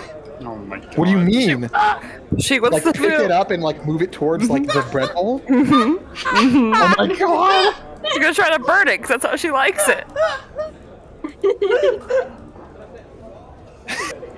What happened, Robert? Tell us. I don't fucking... You know what happens when you hold a candle? Nothing! If there was flammable alcohol on the top of the fucking soup, then if she brought the fucking flame near it, it would catch. I mean, she said she's putting it to the bottom, like, to cook the bread bowl more. Not the like soup, the lifting it with her bread bowl. So you hold it. It just sits there. And you're just watching as a small spot of the bread bowl begins to darken over time. Ishri, that's enough of that. You're drawing too much attention to yourself. Is this not what it's for? It's not. Are we supposed to eat the fire? Do you eat fire here? I don't know what the fire is for. Rom probably knows since she already got it. Anyway, I'm gonna be right back. Walker's gonna grab it. All I did was blow it out. That's it. I have no idea why you're supposed to do that. If you're supposed to. Walker grabs half the sausages and fucking leaves. My sausages! Well, they were Walkers, you bitch. Oh, Walker wait, wanted them. that's right. I forgot you got your food. Oh. I like Evian to was think about that, to commit a crime. I like Walker- to think that Walker Evian is gonna considers like- all sausages. Yeah. Walker's gonna like put like a cloth down so Sin isn't like eating it off the fucking ground. Oh, I'm sorry. As you were talking, like focusing now and being like, you like focus and you're like, Sin, I'm on my way. And Sin's like, don't worry, I'm already here. Don't wait. What? Is she below us? You then start to feel a thumping of a tail. She rolled a very good stealth check to sneak in here, let me tell you. Well, Walker will lower a small bindle of fucking Hey, sausage. look! I think I can make it show up. Well, guess not. Thought I could. What'd you roll? She rolled a 17. Damn, that bitch is good at stealth. Yeah, she snuck the fuck in here second somebody else walked in. That's pretty funny. Yeah, Walker will lower the bindle down so she can eat. Does so, and also mentions if Ishri can't figure out the food, she will. Walker won't say it out loud. Anyway, Walker begins eating the other sausages and bread. Ishri then puts the candle in the middle of the table, like tries to like prop it up, so it's like, you know, like a nice candle in the middle, and then begins to eat. So romantic. Does she get like some like hard alcohol immediately as soon as she takes a spoonful? Yeah. It's like it's not good. It's like just drinking like fucking for a second, like cleaner. It's just on that first sip. It's just powerful, bitter, like really disgusting, unflavored mouthwash. Just and that's your first sip of the Kintaran classic Verrat McDurk style garnish bread bowl. Wait, no, I thought this was baby's first. This is baby's first, which is still a McDurk style. Oh, but there's also the McDurk Classic or whatever it was called. And a legacy. Yeah, there are several. There are 3. That's several. Yes. Oh, so anyway. Does she react to the fucking cleaner she says? Yeah, she spits it out on the ground. Ishri? That is disgusting. Evian will take the candle and put it in the bowl. You put it and it just got, but it's like a half fire because it's like already been stirred up some and everything, so it just kind of awkwardly half takes. Fucking alcohol in it? That should God, that's a dumb tradition. make it a bit better, maybe? You might want to take the candle back out now.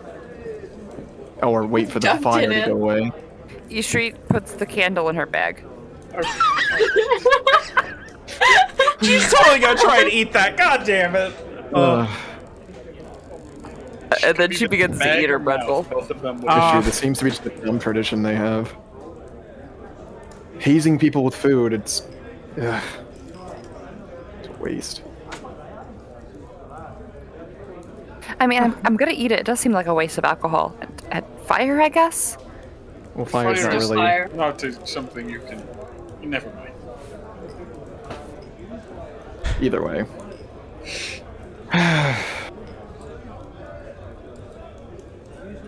Walker finishes eating his food.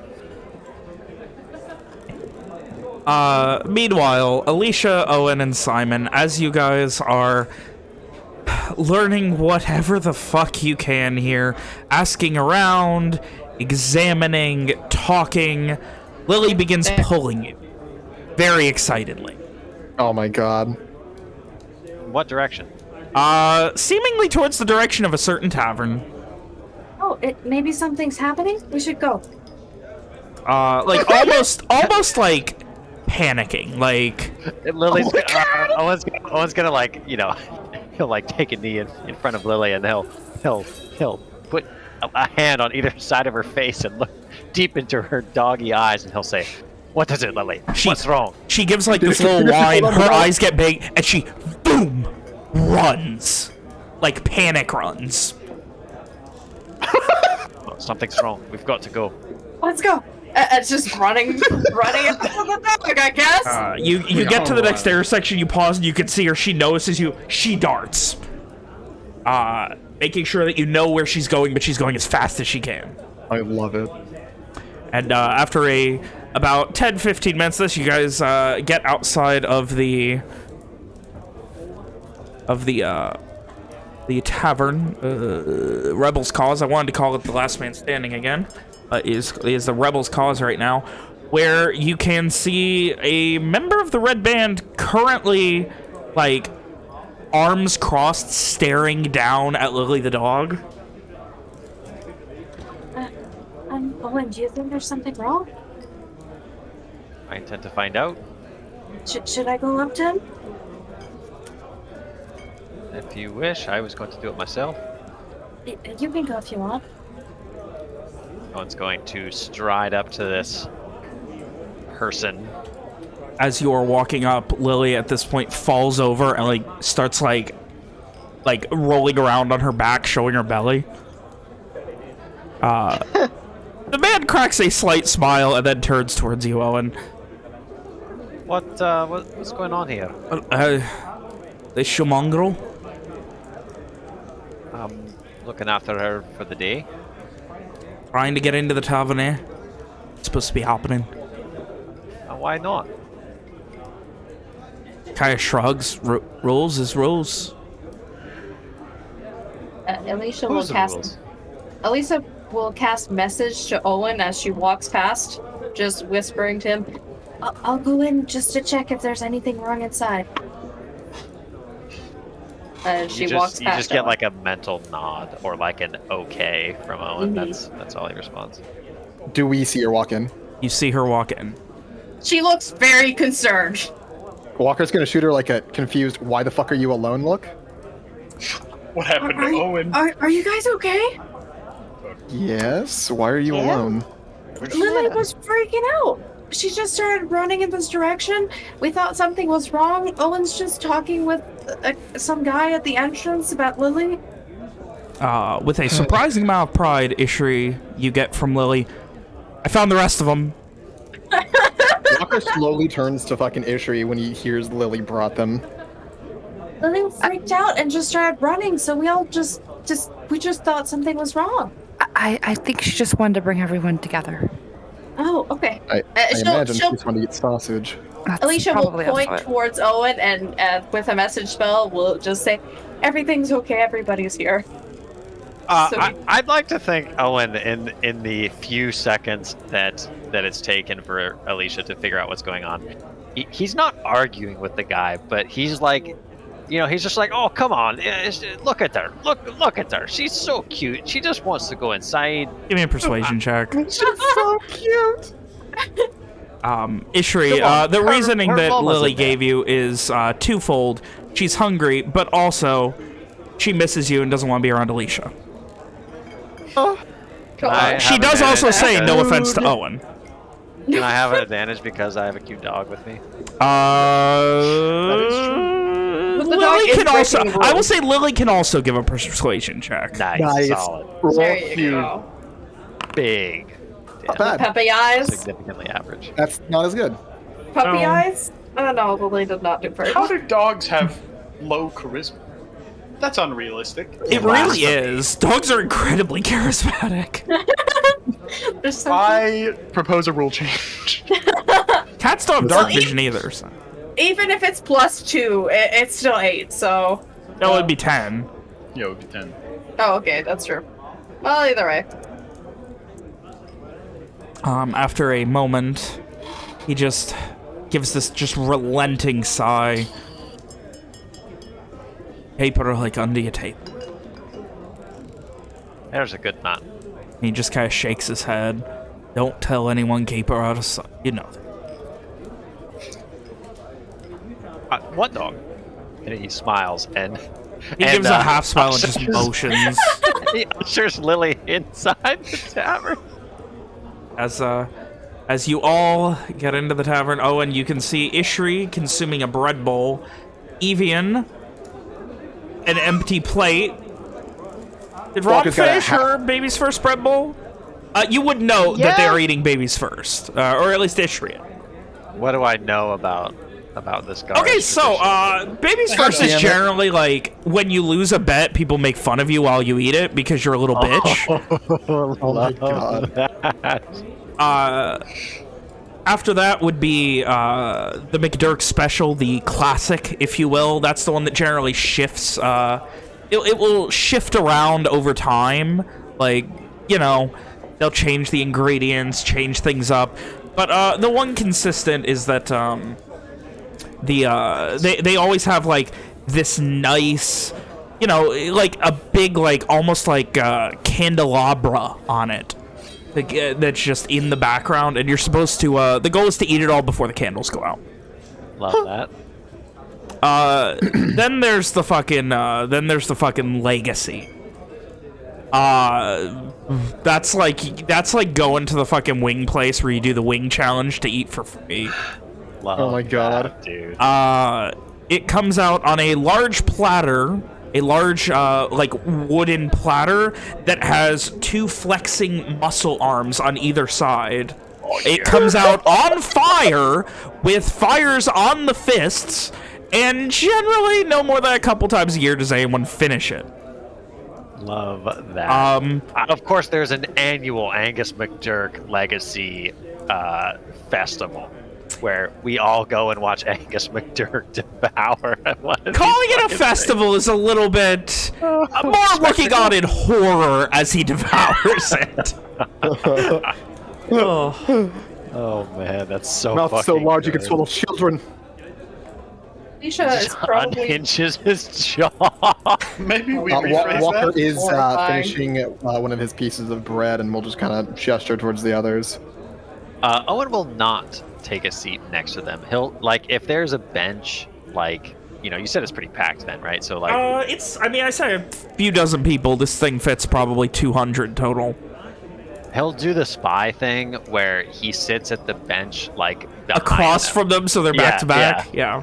By the way, Ishri, Lily climbs into your lap. adorable. That's and fine. he'll, if Simon is still keeping up, he'll motion to Simon to sit with him rather than the others. Alicia has walked up to the counter where like the people are working and is being friendly with the whoever is like, you know, serving foods and all that. Okay. Same woman seems to be mostly in charge right now of serving food. Most people are just drinking right now, not so much eating, so. Kind of goes up. Oh, hello there. Oh, you look great today. How's your day been? I had two people that are babies first today. I don't know what's going on about that. Been very strange. Yeah. I mean, I hope it's not too busy, though, for you. To say this afternoon, I was expecting it to be busier, really. But it's not. Well, Oh. Kind of shrugs. at least that helps a bit, you know, lighten up your workload. There's a Can't have little it be half busy all nod. the time. No, but it makes the day go by a little bit faster when it's going busy. Ah, that's true. Well, At this point, she gotta- kind of points over to that table. Two people making the babies first. A weird one, that group. I mean, they're all Ligorian, right? She looks at the red bands. Yeah, that's why it's weird. Most of them come in here trying to, you know, big dick and all that. Go to the legacy. She kind of shrugs. Maybe they just haven't really. Maybe they lost a bet. Who knows?